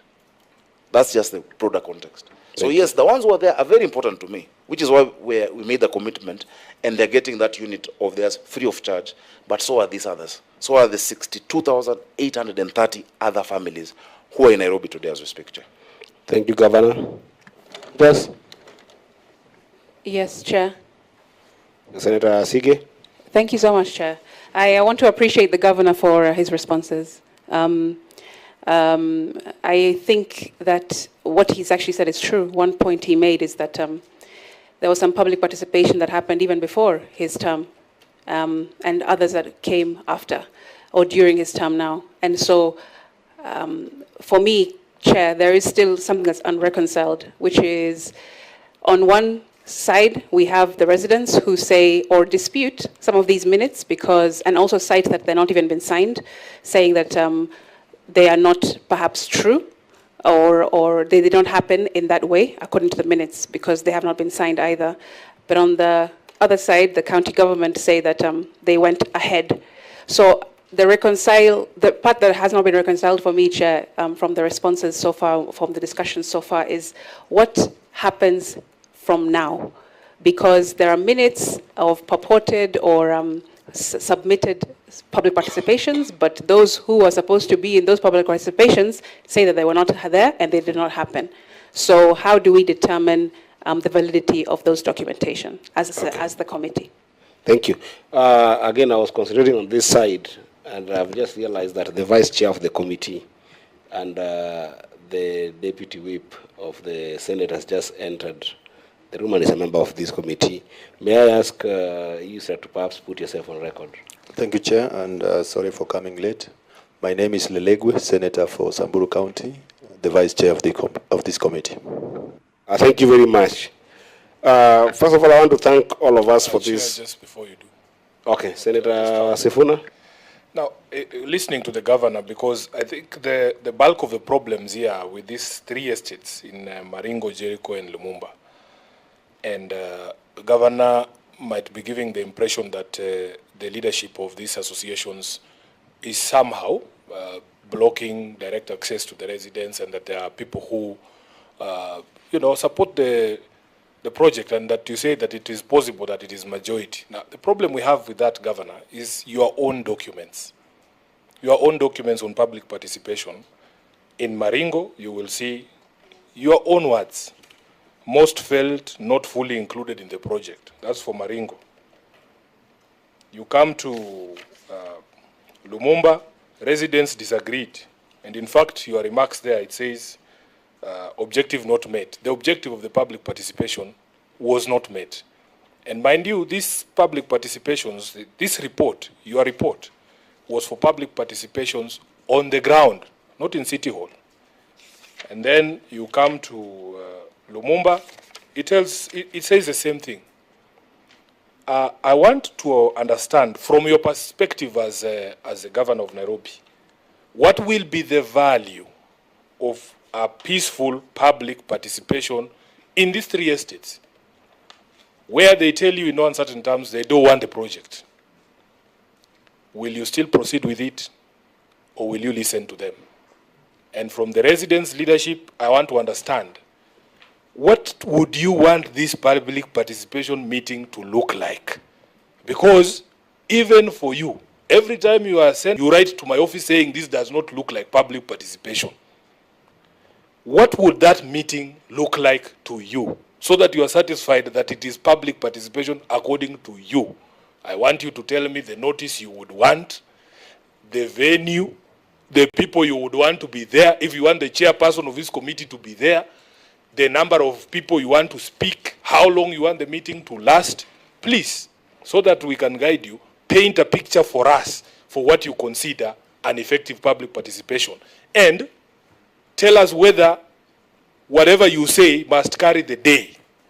If at the end of that meeting, there's people saying we want the project to proceed, will that be sufficient for you to allow this project to proceed? I thank you, Honorable Chair. Chair, allow me just to say one thing. Can you speak on behalf of everyone because of time on the question that has been asked by Senator Sifuna? But yes. Go ahead. Yeah, Chair, my name's Jenna Chengolo, Vice Chair, Lumumba Residents Association. I just want to make one thing clear, according to what Governor has just said. Ametuweka kama sisi watu wa Lumumba ama Jericho, we are violent. We are not violent. We started with an NMS. Tulikuwa na Madam Marion. She came to the ground to meet us. Pamoja na nani? Kemboi. You can ask Kemboi. Hakuna hata siku moja mtu wa Lumumba aliwafukuza ama waligombanishwa. So if governor can come here and start saying Jericho I think you're losing a critical moment to answer a question about how we can guide this process forward. Don't attack the governor, and he will not also respond to the things you're saying. Okay, what I want to paint a picture for us as a committee, how would this meeting look like? Okay, since we are the representatives of the residents, we are here to say we need that public participation, but not at City Hall. We can do it at Camp Toyoyo, where all the residents wanaweza kuja, ndio governor asikie vile wanaongea. Senator has been there several times, anajua vizuri. We are peaceful people, hatuna vita. So the residents walitutuma that public participation kabla any project ifanyike, wakuje kwa ground Camp Toyoyo, tutasema vizuri, all residents wakuje, hiyo mkutano ifanywe, ndio at least musikie what the residents, isikuwe ni sisi, residents waseme vile wanataka. Governor? Wait. Sometimes you forget your chair. Just because I'm lenient doesn't make you chair of this committee. But I just wanted just one leader who has got a bird's eye view position. But Chair, they have not said what would be different from the previous public. That question has not been answered. Because Senator Sifuna said, how would it be structured? I get that question. That's what I'm doing. I want one leader, because I cannot go to all of you because of time. I just want one leader who can be able to respond to Senator Sifuna's question. Just one. Do you want to choose one among yourself? Should I give it to Kimani? Mgonda? Yes. I give Mgonda? Mgonda, go ahead. But make it short, eh? Thank you, Chair. I would like to dispel this notion that Jericho is a violent, infested place. Point of order, Chair. No one has said Jericho is a violent infested place. I have said there was a meeting. Governor, Chair, allow me. Governor, because it's getting. But I also want you to. On the 7th of April, Governor, my meeting was disrupted at City Hall. I'm not talking about Jericho. Governor, I come to Jericho all the time. Governor, I want to request you that just speak through the chair. That's all I'm requesting you. If we start having people having mic here and there, it will be untidy. Just talk through the chair. Through the chair. So just a minute. Let me just finish his thought. I'm just clarifying because the premise of where he's starting is wrong. I get it, but if you start that way, you're going to each of you cutting each other talking. That they will do that to you as well. Chair, so just finish, because chair. I'm the asker of the question. Wait. I just want the chairman to understand. Just paint a picture for us. Please forget about what everything else has been said. We have been captured unanswered. Please. Chair, do you know the opportunity I've given you?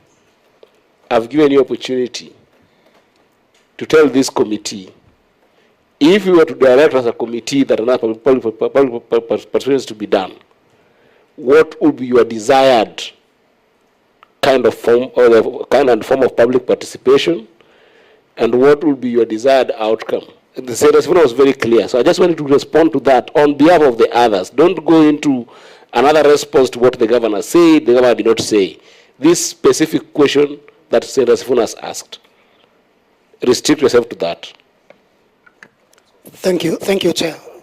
In the first place, we are an organized association. Both three associations are very organized. What we are asking, and this is our ask, come to the ground and engage us as your residents. We will create an opportunity where the less fortunate in society, the elderly, the young, and all people across the board will be able to attend that meeting.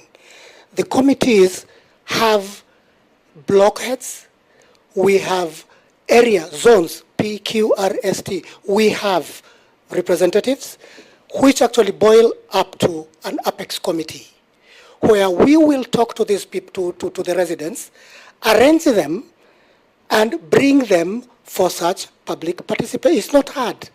And that is the reason we are there.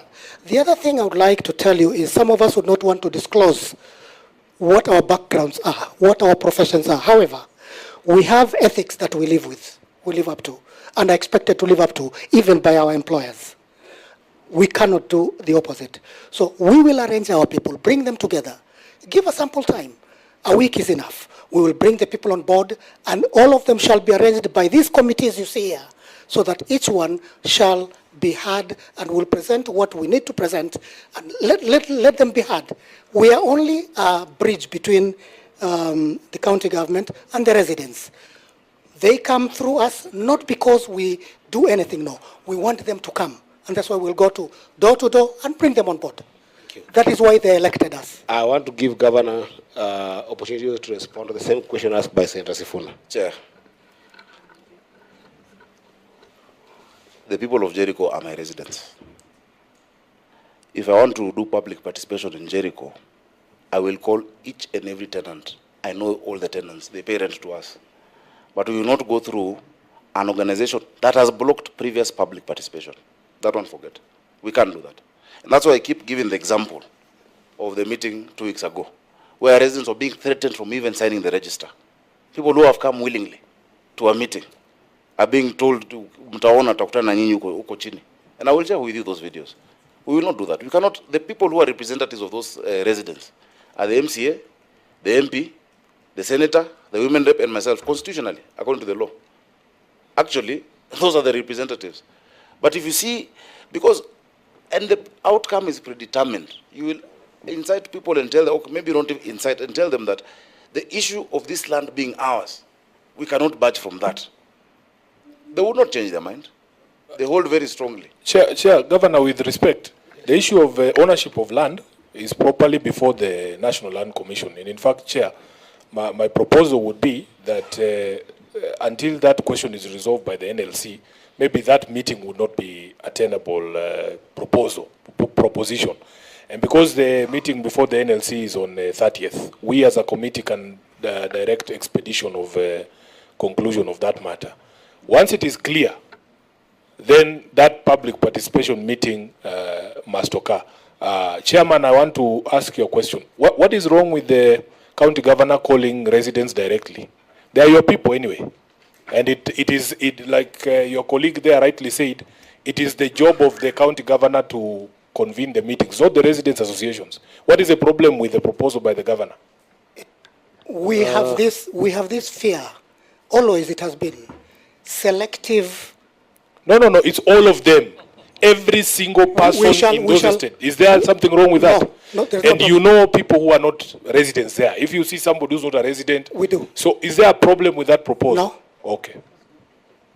I think with that comes the conclusion. Right? So I think I wanted just to make some observations here that I think Excuse that... Chair, a moment. Only. No. 30 seconds. 30 No. kindly. Please 30 seconds. understand that we cannot... 30 seconds, please. If I open it up again, please. It will be...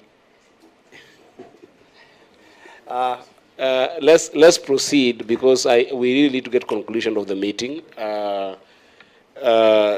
I wanted to observe, first of all, I want to thank you all for the participation that you have brought in. It is almost just a few minutes shy of 6 p.m. And we have really had, I would say robust, but also very heavy conversation. Because I can see how emotions are high on both sides. I wanted to just share some observations that we have had as a committee that could go as a matter of record. Even in that gratitude that we have heard from the governor, we have heard from the residents associations and representation. The first thing I must actually observe through the committee is that the county government of Nairobi is actually not well understood on its intentions, including the said development project and program, at least from the representation that we have in this room. There is no convergence in terms of just proper understanding between the county government of Nairobi and yourself in a number of variety of issues, and we're just making a valiant, all-encompassing observation in this, because that is what has led to a number of trust deficits that we're seeing punches coming here and there. But alongside that, I also think that that has also led to a very serious lack of goodwill, especially from the associations and the county government on both sides. I think I'm struggling with goodwill, and I think that members have also observed that there's a struggle with goodwill to resolve sometimes on some of these, outstanding issues. And it's interesting that some of those issues are also before the courts. So, for instance, when you talk about Woodley, there are issues that are standing, including the issues of reallocation, compensation. But again, we have established that they're in courts. And I think that's an issue of goodwill. How we resolve this issue of goodwill, I think it requires leadership. It requires, and I wanted to appeal on the side of the governor particularly, that this magnanimity will come with the county government, my third observation, improving on a communication strategy. I don't know how you're going to figure this out, but because of the lack of that goodwill, especially from the association, and I'm speaking about the association because I cannot say all the residents, the associations that are represented here, there is an observation that there is a lack of public engagement framework. And I know, Governor, you have insisted on the issue of representation through the elected leaders and how we can engage this. But I think that there just need to be a probably, a joint public engagement framework between you and the associations, because I think that what makes it very difficult is this issue that I'm observing, that is there's a possibility that a county officer can actually go to the ground and be meted by violence, whether it's insinuated or whether it's substantive as has been shared. That is completely unheard of about this kind of development projects. If the project is as good as has been shared by the governor, that should be unheard of. There should not be a situation whereby, for instance, there is an issue in Woodley, and then one of your officers needs to get to Woodley, even without security. They should be able to do it there harmoniously and peacefully, and be able to come back. And that for me is an observation around, that's the county government's communication strategy and public engagement framework. So we need to work on those three observations. And how would we work on them? We think as a committee that some of the resolutions that we think about, those three, one of the issues that has been canvassed here strongly, and I think that Senator Sifuna has also just talked about it, is the issue of perceived or true ownership of the land, especially in the first three estates. I think that the committee has recommended that, and this is a recommendation now, and I hope that the residents association will listen to this. The committee has recommended that you must attend the meeting that has been convened by the National Land Commission on 30th. I think so. And abide by that letter. Then upon the establishment of that ownership, the committee will be served with that letter. I think it affects the residents of Jericho, Lumumba, Ofafa, and Maringo estates. That doesn't affect Woodley. Then after that, we as a committee hold the very strong view that public participation is something we cannot compromise on. It's a requirement of the Constitution. And therefore, it must be taken in a way that, to the best level possible, satisfies both sides. You cannot come from public participation with one side more satisfied than the other. At least there has to be some equilibrium or some balance. It is not easy to strike a good balance in public participation because not everybody's view or expectation will be met. But because this is a development project that has got impact in many lives that are existing now and in future, should it go as has been shared here, then that animosity can only be solved where people first feel listened to, but most importantly, where people disagree, at least they understand why a decision has been taken. And that's why I talk about public engagement. They understand that I disagree with this, but I appreciate where you're coming from and where you're going to.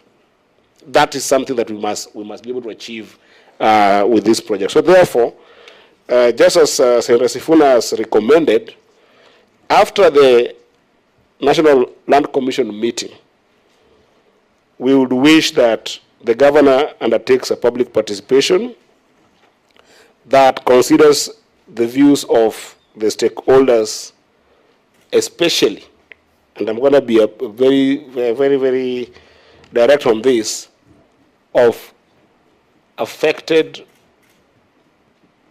people who are currently residing in those houses. So not just residents, but affected people.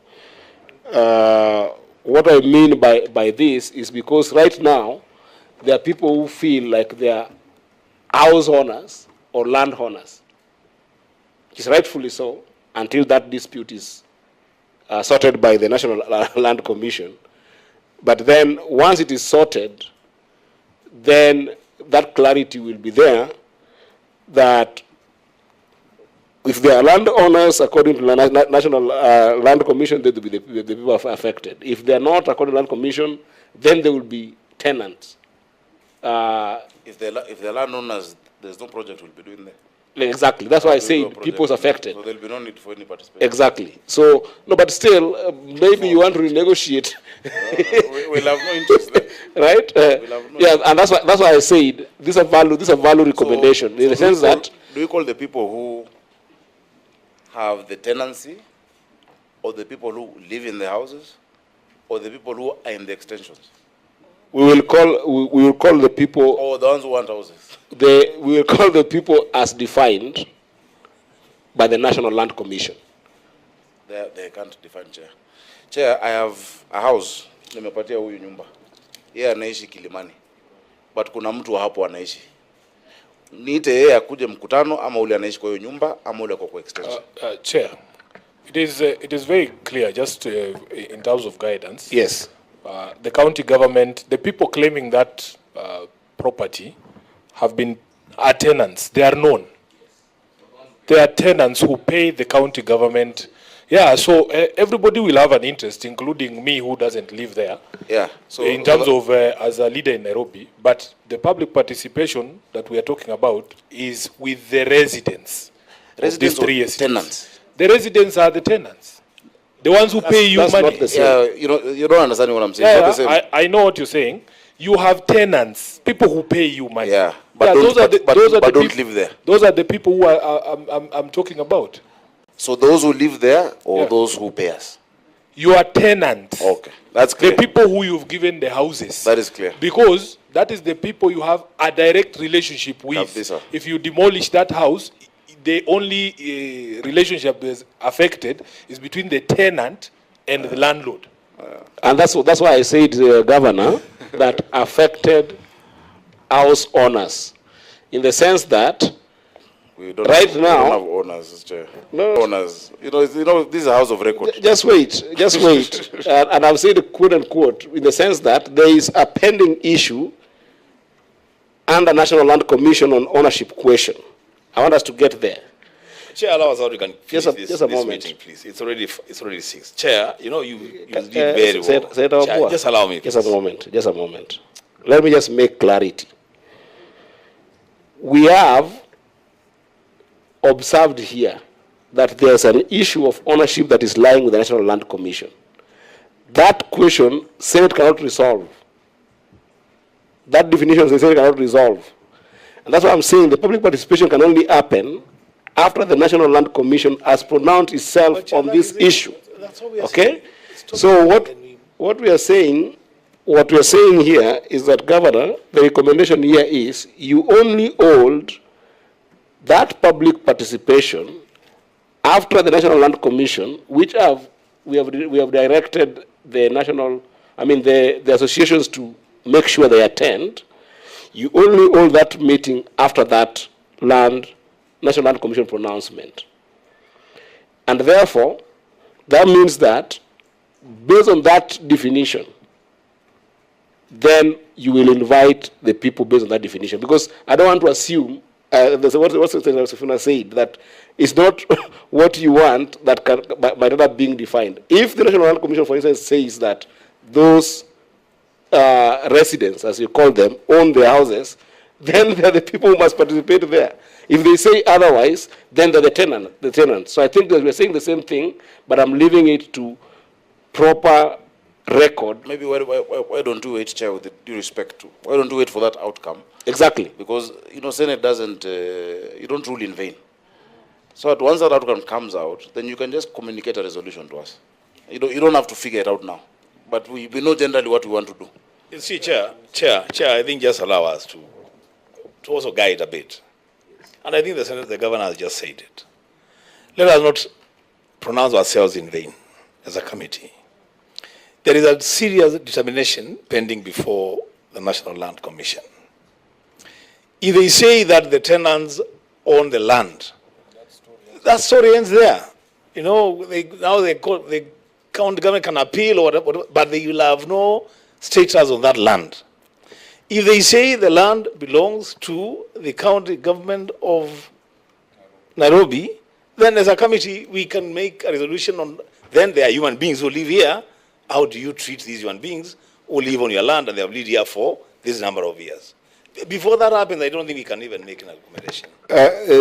Senator, what I'm trying to do here, we cannot convene the associations and the governor again to run a meeting to determine a public participation. That's why I'm leaving an open-ended guidance, right? We are giving a guidance. We are already determined that the meeting must continue at the National Land Commission. But we can't live here and they say that when the National Land Commission makes a determination, then we reconvene the governor and reconvene the associations to make a decision on the issue of public participation. Because the substantive issue that has come here is the issue of what I would call a satisfactory public participation.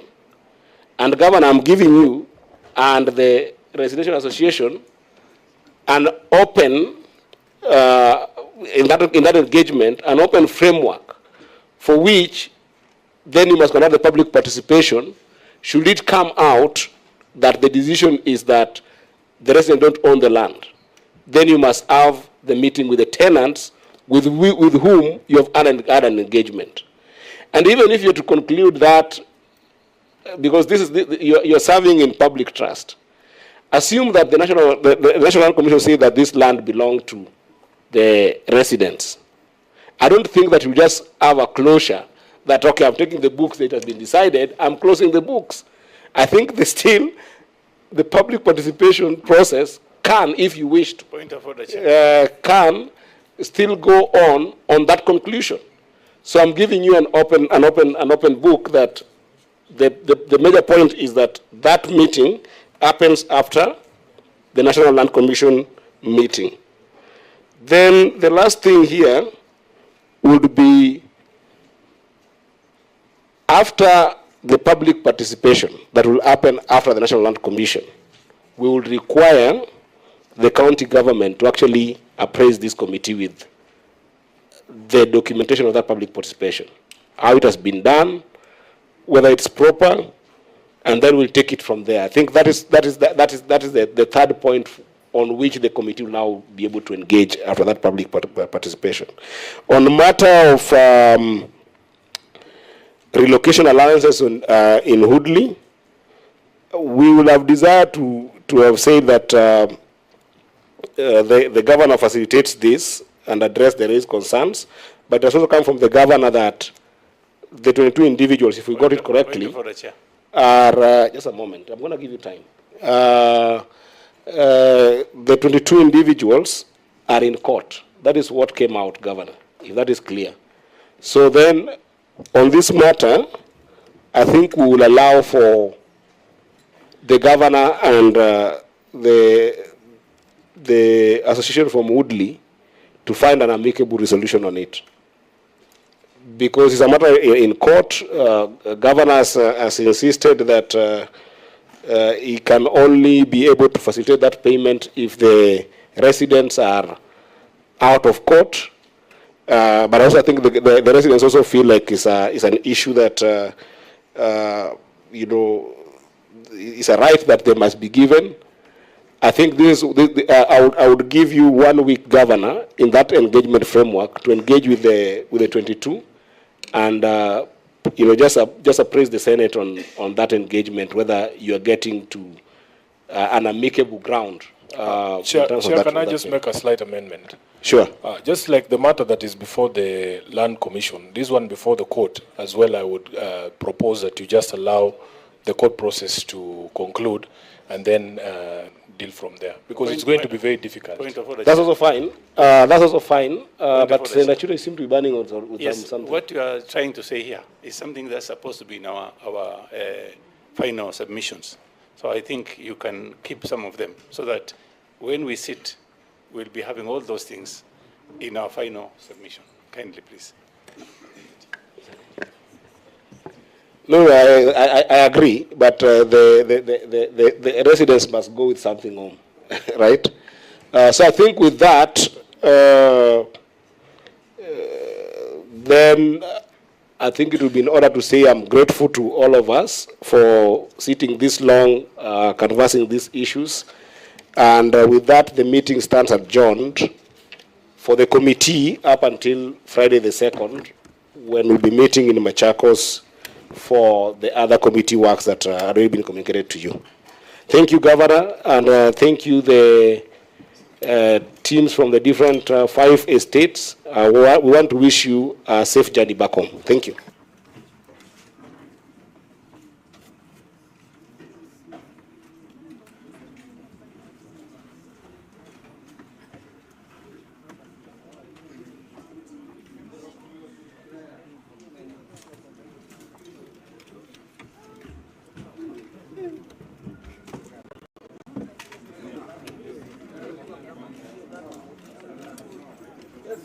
How are you? I'm very fine. Long time.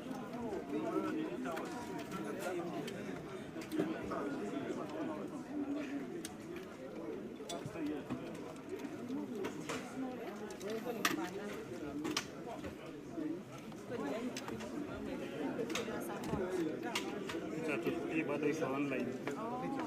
Akanipige simu ikatoka. Nyuma yako.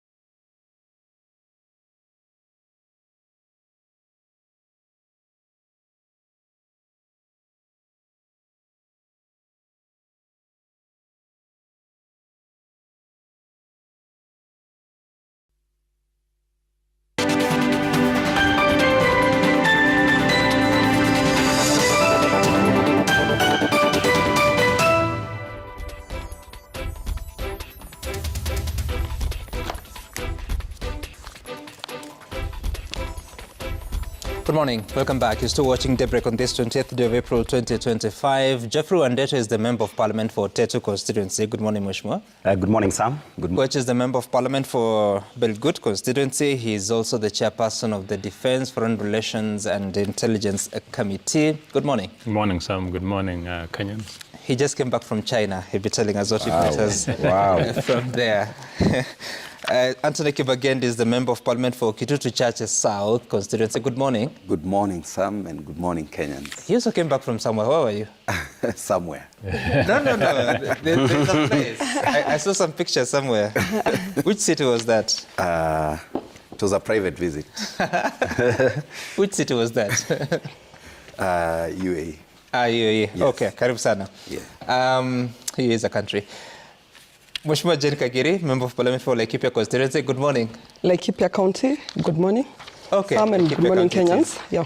Yeah. And I just came back from Laikipia, in case you want to ask. Okay. So, mileage imeingia. Itaingia. Okay, all right. Now, this morning, the papers, 5 billion shilling a day debt stress for Ruto is the main story in the Daily Nation, talking about Kenya will this year pay 1.8 trillion shillings, over half of the country's budget, to its creditors, highlighting the growing burden of debt that has spiraled to 11 trillion shillings. And of course, giving the numbers ahead, as I had indicated earlier, from Mwai Kibaki, who left the country at 1.9 trillion shillings of debt. Uhuru Kenyatta left the country at 8.6 trillion shillings. William Ruto, 2.5 years later, is at 11 trillion shillings. And of course, this remains a big challenge for the government to finance programs, but also to continue servicing debt, and also informs the future of management of public affairs and the state of the economy. The president was in China last week and later headed to Rome for the funeral of the late Pope Francis. We'll be talking about the deals made in China. UDS tax evasion is the main story on the Standard, talking about this is former SG Cleophas Malala, who claims that the party has now been remitting resources or funds deducted for housing levy and pay-as-you-earn taxes on employees. Last year, these tax issues sparked protests by Gen Z, to which the government responded with excessive brutality. Is the country being governed by two sets of rules, reminiscent of George Orwell's famous novel, where some animals are more equal than others? Is a question the Standard is asking this morning. But also this week is an important one, because the IEBC selection panel will be retreating, or has retreated, to go and analyze the interviews they conducted of 100 applicants for the commissioner jobs and 11 candidates for the position of chair. They were interviewed, and now it's time for the panel to come up with names. 11 names in total, 2 for chairperson, 9 for members of the commission, and there are certain qualities they'll be looking at. But first, I want us to talk about something that has been happening in the political space. Former President Uhuru Kenyatta spoke while in Uganda last week, and he was rallying the young people to take up their place in the political space, saying that they are the ones who can save the countries of East Africa. Watch.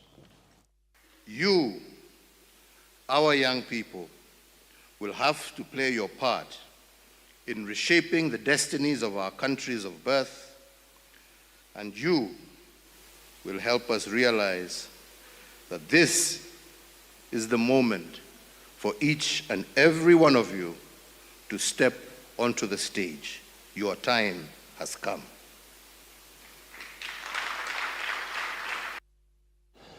Now, some political leaders have not been very happy, not